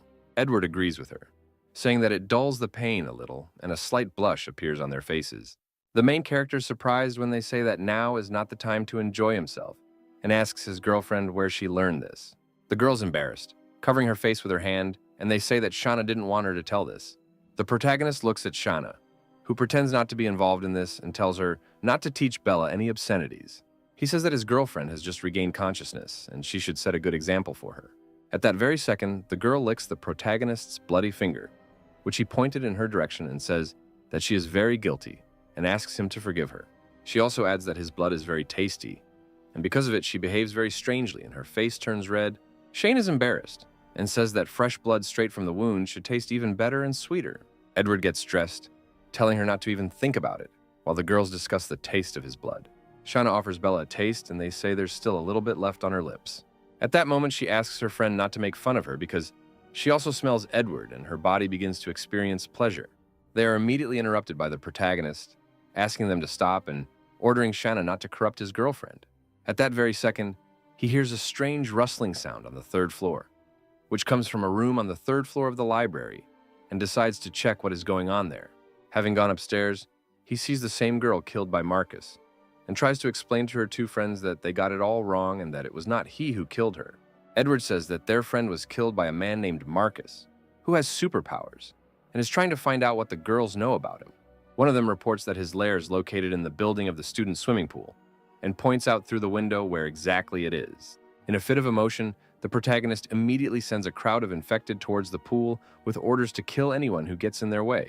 Deciding not to delay the matter, he orders Bella and Shaana to follow him and leave as quickly as possible. The girl who showed him the way stops him, saying that Edward is the only good person they met here, and asks him to take them with him. Her friend adds that sooner or later the food here will run out, and they will both die of hunger. The girls begin to show off their charms, offering their bodies in exchange, and that they are ready to do whatever they are told. The main character understands that if this continues, then his companions, in whom rage is slowly boiling, will destroy these girls. Edward declares that he is a gentleman and would not dare take advantage of their plight. He also adds that he has some business to attend to, so he cannot take them with him. But if he meets anyone good on the way, he will send them here. After saying goodbye to the girls, Edward heads towards the pool building with the promise to destroy Marcus that night. Meanwhile, the swimming pool building looks quite safe, as it is surrounded by a large number of bodies of water. Inside the building, there are a large number of surviving students, as well as supplies, and everyone is busy with their own business. We see the guy our protagonist met earlier when he was looking for a cure for Nikki, who is communicating with other survivors. A stranger describes to him the situation that is unfolding within the walls of the campus, and that they are safe. Our old friend is about to leave, and the conversation among people is that Marcus was able to get hold of seeds and that they will soon begin to grow fresh vegetables. After some time he returns, and we see the second guy with yellow hair, who we also met earlier, who asks if he learned anything useful. Also standing next to them is Nikki, who decided to go with them to deal with Marcus, and apparently they are waiting for the right moment. One of the guys suggests that they should have spent longer extracting information from Marcus's henchmen, and then it would have been easier for them to deal with him. The girl replies that no, they didn't deserve it, and besides, she needed to promote the guys up in the local hierarchy. The guy with black hair makes fun of his friend, saying that he just chickened out when Nikki decided to kill everyone. He tries to justify himself by saying that he simply admires her abilities and that she is very cool. Nikki says that enough of the fun and they need to get down to business and decide what to do next. She adds that fighting with Marcus is very dangerous, so she suggests that the guys leave her alone before it's too late. The guys resolutely refuse, saying that he will never leave her alone because Marcus is collecting supplies, forcing other survivors to obey him, and they also want to deal with him. Nike says that if they are so determined, she will not ask any more questions and suggests that they finally finish what they started. The friends exude incredible determination, saying that Marcus clearly doesn't expect that they are preparing a cunning plan against him. Nikki can't believe she got this far last time. She was the prey, it's time to switch places. At this point, Marcus still manages to reach his base, leaving a trail of blood behind him. Suddenly, a random survivor emerges from the toilet cubicle, notices his boss, and tries to understand what happened to him. At that very second, without thinking twice, Marcus pulls out his dagger and cuts off the head of the guy who was in the wrong place at the wrong time. Marcus understands that no one should see him in this state and begins to treat his wound as quickly as possible. He realizes that he has worked too hard to become who he is, and he can't let it all go to waste. After bandaging the wound on his arm, he begins to think about what to say to the people at the camp, and also ponders a plan for revenge on our protagonist. He wants to take a few people with him and use them as cannon fodder, thereby killing two birds with one stone. At that very moment, his thoughts are interrupted by Edward, standing near the window, who says that he thought that in order to find the king of the student city, he would need to make more effort. Marcus immediately tries to escape through the open door, but Edward manages to close it with the help of his spiritual power. The masked guy crashes into her and falls to the ground, and the protagonist smirks, realizing that he is getting better and better at controlling inanimate objects. Marcus doesn't know that the main character has superpowers, so he doesn't even know how he managed to do it, and enters into another fight with him. At this time, Nikki, accompanied by two of his friends, says that he hears some voices coming from the upper floor. The girl immediately hurries up the stairs to check where the sounds are coming from, because ordinary people are not there so late. The girl runs up to the very restroom where the battle is taking place and hears the sounds of a fight, not imagining who could hold out for so long under such pressure. Nikki looks through the crack in the slightly open door and sees our protagonist fighting with Marcus. An exhausted guy in a mask tries to understand why he can't hit our main character. Edward says that there is nowhere else to run because the only way to retreat is to try to flush down the toilet. Such ridicule clearly does not please Marcus, and in a fit of emotion, he again tries to attack the main character. Using his spiritual energy, Edward says that his opponent never learns and once again slows his movements with his own. Marcus misses again. I don't understand why he can't even slightly scratch his opponent. Edward is already extremely tired of playing with this crippled puppy and hits him with the blunt side of his blade. He continues to slap him with his dagger, and Marcus screams that he is the king of the campus and cannot be treated like this. Completely beaten, he tries to retreat to the closed door and, being in a very disadvantageous position, continues to try to threaten the protagonist. At that very moment, the restroom door opens and he sees Nikki standing in front of him. The girl strikes with lightning speed with her blade, depriving Marcus of one eye. The guy starts screaming furiously in pain, promising that he will kill everyone who dares to encroach on his title and power. In a fit of rage, he says that the king will fight them to the death, and if he is destined to die, he will take them with him. He tries to attack Nikki, but the girl manages to use her incredible reaction ability and also dodges the attack. At that moment, Edward decides to end his suffering and pierces him with his dagger, inflicting a mortal wound. Marcus's lifeless body falls to the ground with a crash, marking the end of this battle. At that moment, Edward allows his girls to get inside, which surprises Nikki because the whole trio ends up here.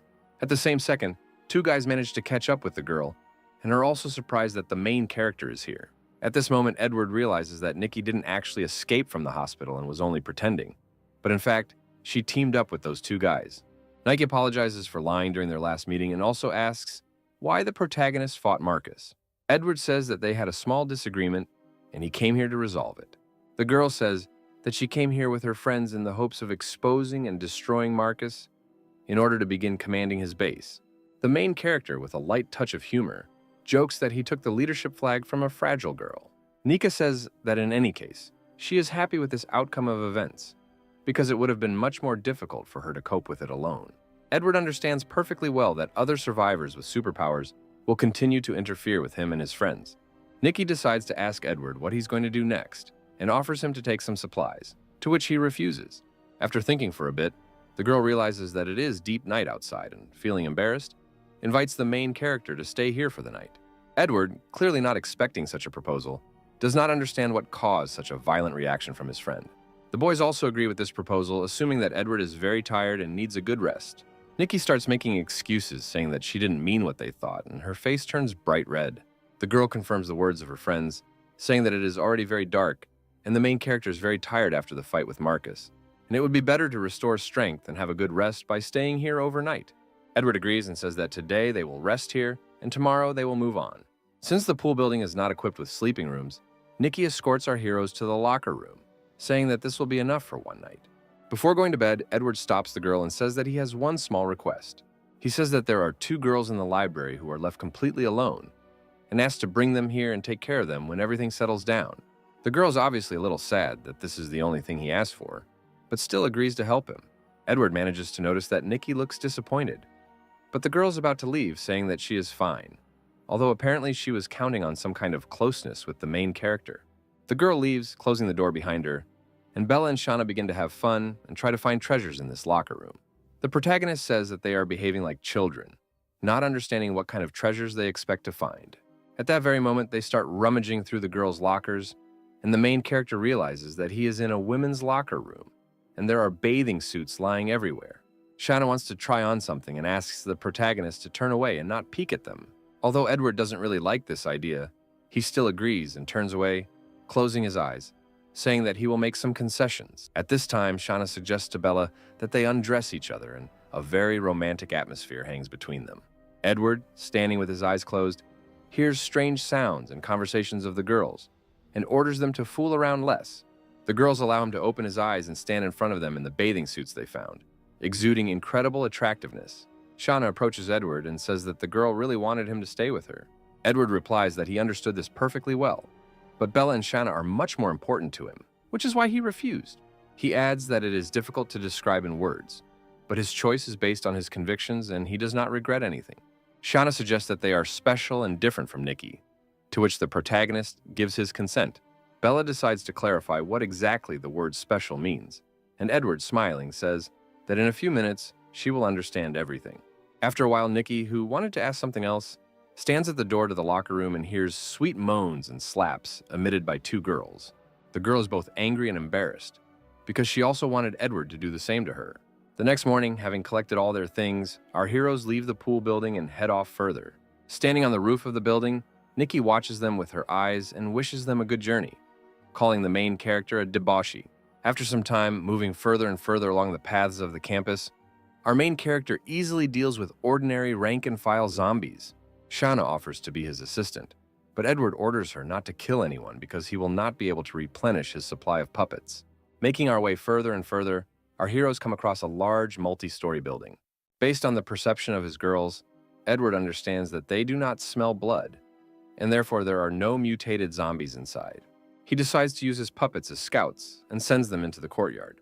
In the form of a huge number of different images, with the help of his zombie connection, he understands that he would not have been able to cope with this before, but now his level allows it.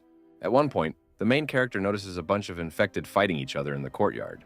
He decides to send his puppets into battle to attract the attention of a mutated zombie that may be nearby. While he gives commands to his subordinates, someone is watching him from the top floor. Sensing something was wrong, he turns around, but sees no one behind him and decides that he simply imagined it. He decides that he has experienced sensory overload, due to the fact that he is controlling a huge number of zombies at once. The fight he had started did not bear much fruit, but he was still able to collect some crystals. Looking around, he notices that Shaana has disappeared somewhere again and begins to get angry. At that very moment, he feels how the spiritual connection with one of the puppets is abruptly broken. He immediately decides to go and check what's going on, realizing that he was most likely killed while he was distracted by his girls. Once there, he sees a dead zombie with an intact crystal and realizes that no one searched him. Edward assumes that the situation is set up in such a way that he was lured here, and the corpse is just bait. At that very second, before he could react, someone grabbed him from behind and began trying to strangle him. The attacker throws him against the nearest wall and closes the door so he can't escape. The main character dies that his opponent is most likely an advanced zombie of high rank, and sees in front of him a girl with white hair and a gorgeous figure. At that very moment, memories of his student life flash through his head, and how one of his friends told him about a certain student. The zombie he had just met earlier was one of the most beautiful girls at the university named Vanessa. She gained popularity among students after her stunning dance at one of the celebrations. At that very moment, through their spiritual connection, Bella and Shaana realize that Edward is in danger and rush to his aid. Vanessa, being much stronger physically, presses the main character against the wall and does not give him the opportunity to get out. The protagonist, not wanting to part with life in this way, manages to use his spiritual power and throw the girl into the nearest wall. Believing in his own strength, he says that he is not the type to just sit and wait to be eaten alive. Vanessa's strength is on a whole other level, and she easily breaks free from the bonds of Edward's strength. The main character cannot believe his eyes and the speed with which she removed the shackles, trying to guess how much she has evolved. He turns around, trying to find his dagger and asking the girl not to hurt those weaker than her. Edward tries to grab and return his dagger to himself, but Vanessa's reaction speed allows her to keep up with his movements. Having succeeded in combining his spiritual power and slowing down the girl's movement, he still manages to pick up the dagger and make a lightning strike to scratch her. Realizing that she can't cope so easily, Vanessa nevertheless decides to take a step back and think about her next steps. At that very moment, Bella and Shaana burst into the room, rushing to help our protagonist. Edward reports that he is fine, and that it was a mutated zombie that set up an ambush that caught him. Looking at Vanessa, he could not have imagined that one of the university students would be so strong and hospitable. The girls immediately rush to attack the mutated zombie, declaring that no one dares to just sue their master. Vanessa, realizing that she cannot cope with 3 opponents, decides to retreat and jumps into a nearby window. Shaana suggests giving chase and not letting her go, but Edward orders her to calm her ardor. He says that he tried to take control of her during the battle, but he couldn't, and therefore, she is very strong and they could pay dearly if they chase after her. He also adds that they have not lost anything and will simply let her go, because she already knows what they are capable of and will not risk attacking in the future. At this point, Shaana sniffs the protagonist and says that she smells blood that does not belong to him. Edward orders her to stop messing around and suggests that they think about their next plan of action. Together they decide that they have seen enough within the walls of the campus, and it is time for them to get out of this university. Looking into the distance, the main character says that they are well equipped for their further journey and suggests finding a place where they can spend the night. At the same time, he notices the upset look of Shaana, who is holding her katana, and says that something is wrong with her. The girl says that her sword began to crack during the battle with the 2 advanced ones, and after she broke the door, the cracks went further. Edward realizes that Shaana will be much weaker without her weapon, and suggests that she look for a new one. She suggests going to her old house, where we can find weapons for our main character. Edward agrees, since Shauna's family specialized in making weapons, and his current dagger is a bit short and could use an upgrade. You understand that it is approaching night. Our heroes go to look for shelter, and a mysterious silhouette continues to secretly follow them. After some time, our heroes come across a multi-story building, and Edward decides to check it out by going up to one of the rooms on the upper floors. Standing behind him, Shaana is immediately surprised by the beauty of the apartment that she sees, and the faces of our heroes become slightly blushed. Our heroes see before them a colorful room decorated with a huge number of pink decorations, which, judging by everything, used to be one of the rooms of a love hotel. The main character suggests looking for another room, but the girl, not listening to him, immediately jumps onto one of the beds, saying that it is very soft and comfortable. Edward understands that he can no longer convince them, but nevertheless agrees to stay here for the night. Before starting to rest, the main character goes to scout out the situation and orders Shaana not to teach Bella any obscenities while he is gone. The girl agrees with him, but as soon as he leaves, she makes an ominous face and says that when he returns, it will be too late. Confused, he decides to ask her what is meant by the word obscenity. Shaana immediately throws her on the bed, saying that if Bella wants, she will gladly teach her everything she knows. Bella says that Edward won't like it and they better stop, and Shaana, trying to play on his pity, says that she was very upset about the sword, and this would help her distract herself. Having succumbed to her provocations, she nevertheless agrees and lies down on the bed, and Shaana asks her not to move because she will take care of everything herself. We examine the building where they decided to spend the night. Edward realizes that the same student from his memories was watching him all this time. He also notes that his girls could not sense her, which means that when zombies are close in strength to each other, they cannot identify their own kind. Moving further through the hotel, the main character stumbles upon a room filled to the brim with various supplies and decides to take them with him. While clearing out boxes, he suddenly hears some movement behind him, as if someone is about to attack him. Edward understands perfectly well that all this time she was waiting for the right moment, and that these strangers turn out to be Vanessa. The girl does not try to attack the main character and looks at him with pitiful eyes, saying that she knows him. He is surprised that she has evolved to the level where she can speak, and explains that she was quite famous, and does not understand how she could know him. Edward immediately, using a spiritual connection, orders the girls to immediately come to his aid, while simultaneously watching a video of them doing all sorts of obscenities. Since their room is not very far away, the girls are literally nearby in a few seconds and break into the room. Vanessa tries to defend herself with a wooden stick she found, which she intended to use as a weapon. Her advanced zombie physical skills also allow her to easily thrust her hand into a concrete wall and use it as a support to dodge attacks. Edward decides not to stand in the country and, using his spiritual power, distract Vanessa to give his girls room to maneuver. This is enough to buy a few seconds and allow Shaana to knock Vanessa out. The girl suggests finishing off the zombie right away and cutting out her advanced crystal, but Edward asks her not to rush. The main character takes her in his arms and says that he wants to search her because she knows him from somewhere and wants to make sure that she's not lying. He begins to search the few pockets on the girl's body and finds something interesting in them. He takes out a bloody pink wallet that apparently hasn't been opened since Vanessa turned into a zombie. In one of the compartments of the wallet, he finds a student photo of a girl, in the background of which our main character can be seen. Edward realizes that all this time she attacked him not because she wanted to kill him, but because she wanted to ask him about her past life. The main character decides to try to establish a spiritual connection with her, because it would be very nice to have such a strong puppet at his disposal. Shaana starts to grin, asking the protagonist to tell the truth that he actually liked her body, and Edward asks her not to talk nonsense. While Vanessa is unconscious, the protagonist tries to take control of her, realizing that it will not be easy because she is an advanced zombie. Although it turns out to be difficult, he still manages to cope, and all thanks to the fact that she was unconscious. After taking control of the girl, our main character passed out and slept for a long period of time. And after waking up, he did not understand where he was. Looking around, he realizes that they are still in that same love motel, and he tries to find his girls with his eyes. Looking towards the jacuzzi, he sees Bella and Shaana bathing in parallel, washing Vanessa. When Edward asks what they are doing, Shane replies that they wanted to change Vanessa's clothes, but then realized that there was too much blood and other dirt on her. Looking at how awkwardly the girls handle Vanessa's body, the main character begins to get a little nervous and blush. Vanessa begins to moan with mild pleasure, and Bella and Shaana cannot understand what this is connected with, assuming that her wounds still hurt. At one point, Shaana pulls out an empty plastic bottle from nowhere and begins to collect the drops of water dripping from Vanessa's body. When Edward asks what she's doing, the girl hands him a bottle, offering him a taste of fresh nectar. The main character immediately snatches the bottle, asking who she thinks he is, and says that he will drink it later. After which the girls leave, leaving Edward alone with Vanessa and asking him to dress her in clean and tidy clothes. Looking at the girl's body, he understands that she is slowly beginning to regain consciousness and thinks that she will consider him a pervert. Vanessa slowly opens her eyes, covering her naked body with a piece of cloth, and once again tries to remember who Edward is. After some time, the main character finally manages to dress the girl, and she appears to us in a beautiful and elegant dress. Vanessa says she feels slightly uncomfortable and has a strange sensation in her lower body, causing her to limp a little. Looking around, Edward notices a sharp razor lying around and realizes that Shaana, due to her depravity, shaved the girl in all places.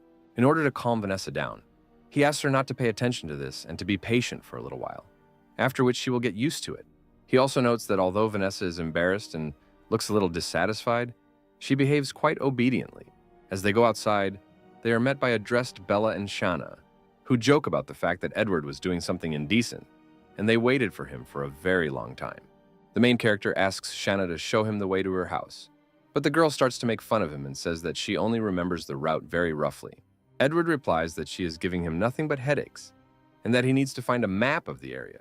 His thoughts are abruptly interrupted by Vanessa, who says that she is quite familiar with the area and can take them to the right address.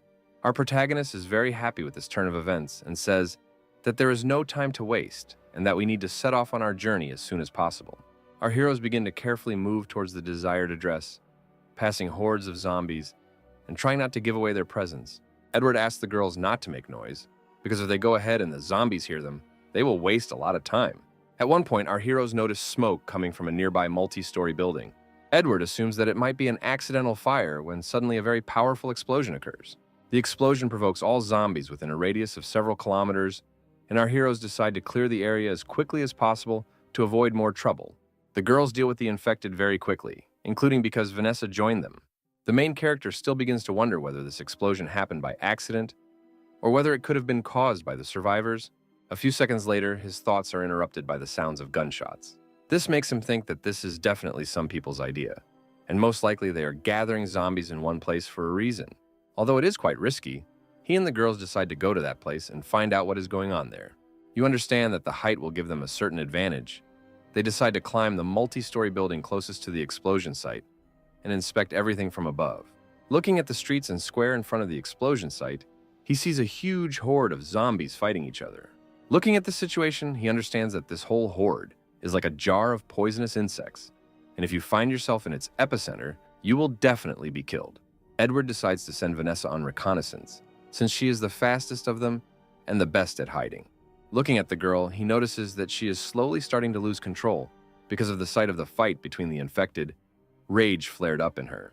Edward decides to concentrate more of his spiritual energy into the girl's body in an attempt to calm her down and make her do what he says. Vanessa effortlessly makes her way through the crowd of infected, using her superhuman skills and speed of movement. Watching all this, Edward realizes that it is not surprising that she was able to ambush him, because she is much stronger than Bella and Shaana. At this moment, our heroes observe a breach in the wall created by a large explosion, through which the infected are trying to get through. We see a girl trying to act as bait, luring zombies after her. A girl named Mistletoe runs to her friend with a rifle whose name is Lewis and asks him for help and cover. We see the two of them collecting barrels of flammable fuel and hoping to blow up all these mutants today. Mistletoe asks Lewis not to forget about the plan because they are just luring zombies here, and the main goal is supplies from all over the street. At this time, Vanessa, who is outside the building, reports that all the entrances are blocked and she cannot see what is inside. Deciding to use Vanessa as a guide, he uses her to take control of an ordinary zombie to use as a scout. At this time, Louis discusses a plan of action with his friend and asks her not to worry because they have enough escape routes. A zombie scout under Edward's control overhears all of this, and he realizes that their main goal is to collect enough supplies and leave the city. Also, due to outside interference and the screams of the zombies, the main character is unable to hear the name of the person who is helping them and is now somewhere nearby. The protagonist orders the girl to return back, and regardless of the success of the survivor's operation, his main goal is to profit from the crystals. He then hits Shaana on the head, asking her not to think about the fact that they will kill the survivors too. Upon Vanessa's return, Edward asks the girls to focus and cover him while he tries to get into that building. Controlling the zombie puppet, he decides to go around the building in a circle and try to find entry points by getting closer to the back door. Approaching the corner of the building, a piece of metal pipe suddenly flies into it, which was thrown with incredible force and speed. We see a guy named Russell standing nearby, holding in his hand exactly the same piece of metal pipe that apparently attacked the puppet. Looking at him, Edward assumes that he does not look so strong that he can easily throw such weights, and most likely he has a superpower. The main character decides to retreat, and at this time Russell is called by someone in a green jacket, asking him what he is doing.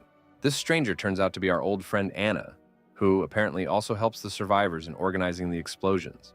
The girl says that all the zombies have now gathered around the business center, and he has no need to patrol the lonely, wandering infected. Russell says he felt like the zombie had intelligence and moved almost like a human. Anna recalls her story of encountering Edward's puppets and says that it is impossible for zombies to have intelligence. The girl turns around and says that she is going to help Louis, ordering the guy to act according to the further plan. Rasul thinks that Anna is a very hot-tempered girl and hopes that because of her, their whole plan will not go down the drain. At this time, Mistletoe finishes preparing barrels of fuel to implement their plan. Louis, smoking a cigarette at this time, says that everything is going well so far and let the girl act according to plan. Before leaving, Mistletoe stops and wants to say something to her friend, but he says that now is not the best time for this. He looks at her with a piercing gaze and says that they will talk about this in private when they finish gathering supplies. The girl leaves, asking her friend to be careful, and Edward eavesdrops on their conversation the entire time. The protagonist understands the concept of their plan to gather all the zombies in one place and blow them up at once and remove all supplies from the area as quickly as possible. At that very moment, thanks to his skills and reaction speed, he manages to dodge another iron pipe that flies at him. At that very moment, Anna attacks him, saying that she hates zombies who can hide. As the fight begins, both of them, unable to control their own movements, fall from the top floor of a multi-story building. The main character, controlling the puppet, understands that he needs to try to save Anna so that she doesn't get hurt when she falls, and trying to grab her by the clothes, he takes off her shorts. All this happens by pure chance, and the girl lands on the puppet's body, thereby softening her fall. Looking around, Edward realizes that if Anna starts screaming and making a lot of noise, it will attract even more infected.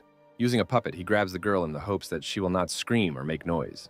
She begins to contort her face in an incomprehensible way and promises to kill all the zombies who try to harm her. Trying to make the girl keep quiet, Edward, controlling the zombie puppet, begins to spank the girl on the buttocks. Anna, embarrassed and blushing, asks Zombie how he dared to do this to her. Edward continues to spank her, and Anna makes strange moans, and her whole face turns red. The main character is already starting to dislike the fact that the girl does not understand what he wants from her, and decides to start spanking her even harder.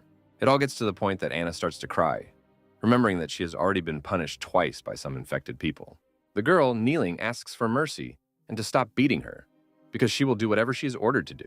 Anna continues to scream like a little child, and Edward, out of desperation, tries to create an ominous scream by controlling the zombie in order to somehow calm her down. He grabs the girl by the whip and tries to scream right in her face, trying to cause fear and loss of consciousness. This cunning plan bears fruit, and the girl really goes into shock and passes out for a while. Taking advantage of this, Edward decides to take her to the team as soon as possible, who will figure out what to do with her next. At this time, Louis shoots back at the infected with a rifle and decides to put the plan into action. He shoots at prepared barrels of fuel, causing an incredibly powerful explosion. The explosion turns out to be so strong and powerful that all the buildings, including their foundations, begin to shake. The blast wave turns out to be just as powerful, but does not affect our heroes, nor does it affect Anna, who is unconscious. Our protagonist realizes that their plan to gather all the zombies and blow them up has most likely been put into action. Looking around, he notices Louis's body lying on the ground, most likely thrown off by the explosion. He notes that he was most likely thrown from the second floor by the explosion. He is very lucky to be alive. The protagonist realizes that they are on the same team and decides to try to save them both. But before that, he decides to put shorts on the girl's body in order to avoid awkward situations in front of her sister Shaana. You notice that at this moment, Louis begins to regain consciousness, and with a sharp and powerful kick, he knocks him out again. Taking them both in his arms, he realizes that he needs to hurry because the building will soon collapse. At this time, the mistletoe, watching everything that is happening from the roof of the neighboring house, cries, thinking that her friend has died. At this time, Russell, patrolling the neighboring streets, comes across traces of blood left by a man. He assumes that these tracks were left by one of his friends and most likely someone dragged them away.